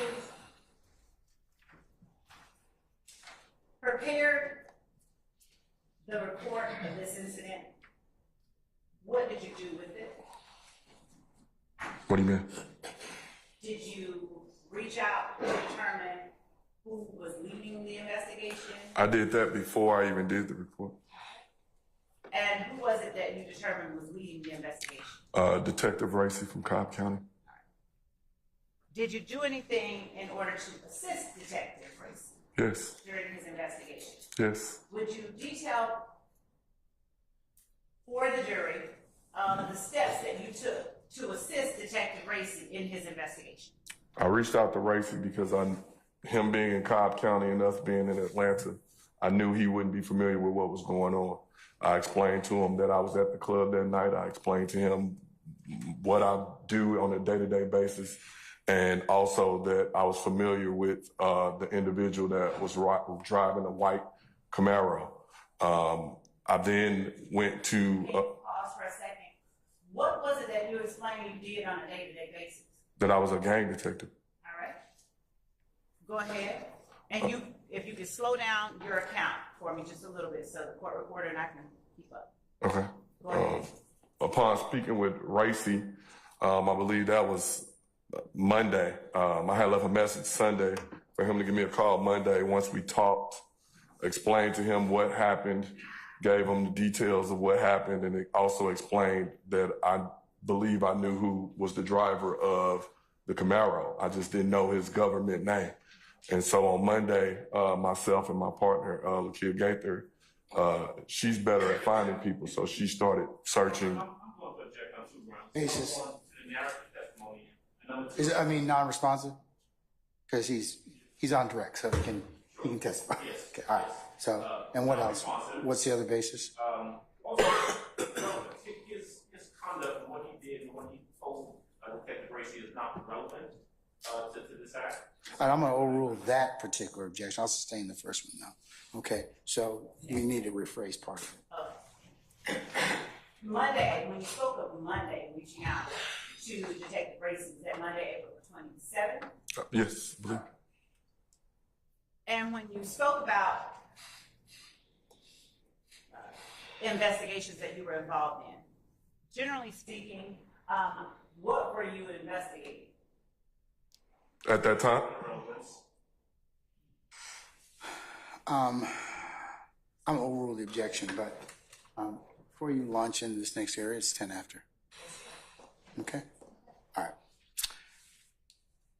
Ladies and gentlemen, how about we stop for the day, and we'll go ahead and reconvene tomorrow morning. Tomorrow, if I can get you all to be here for 9:30 for an anticipated 10 o'clock start time. Detective Dennis, if you would be here for 9:30 as well, sir. And remember, don't discuss testimony of anybody except the attorneys in this case, okay? All right, so I'm going to release you, sir. You can, I'll see you tomorrow. We'll see you tomorrow.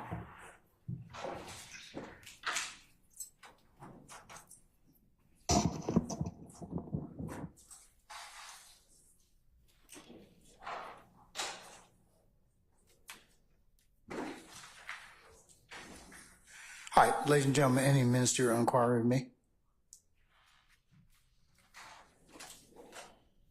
All right, hearing none, let's go through your customary ad nauseam admonitions. Remember, as you leave, go ahead and leave your notepads in the basket. Do not discuss this matter or anything you've heard today in your comings and goings in small groups. In ones and twos, or as you leave and to go wherever you live in our great county, and when you come back, remember, it would be a violation for you to sit back there, even in a small group, and recap the testimony, otherwise go through what you've heard so far, or handicap the trial, give your opinion about what's been going on thus far. Remember, you can only consider this case once it's properly submitted to you, and then I give you instructions on how you're to begin your deliberative process, but you cannot start any advance discussions or review your notes or anything such as that, okay? Because that would not be permissible. Ladies and gentlemen, also, it would be a violation for you to go to any third-party sites, or remember to add or augment to your understanding. You can only consider what's lawfully presented in the four walls of this courtroom. Do not go by and visit any of the scenes depicted in anything in regards to this trial. And please resist temptation of going to any third-party websites or listening to any news accounts of this particular trial or any other medium that it may be represented in. And remember that if you were to be contacted by any third persons in any way or by any means, you need to let myself and Sergeant Ingram know immediately. And then, ladies and gentlemen, thank you for your patience that you've given us and will continue to give us.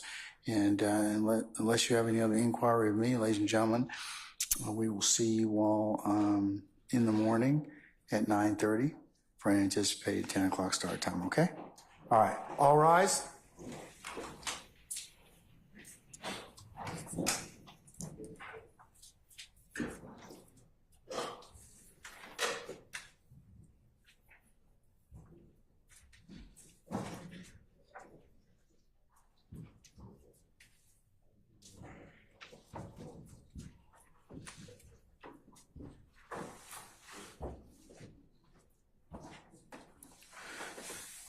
All right, ladies and gentlemen, please be seated. Our jury has left us.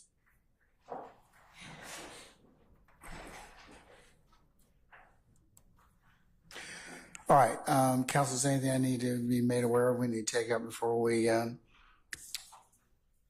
reconvene in the morning at 9:30? Not from the state that I can do. Okay, all right, so reconvene for 9:30. Councilors, if you all could be here no later than 9:45, we need to take up anything, but I don't believe there's anything we need to take up before Detective Dennis, retired Detective Dennis, continues his testimony. Anyone? Okay. All right, councilors, we'll see you in the morning, okay? All right, we're in recess.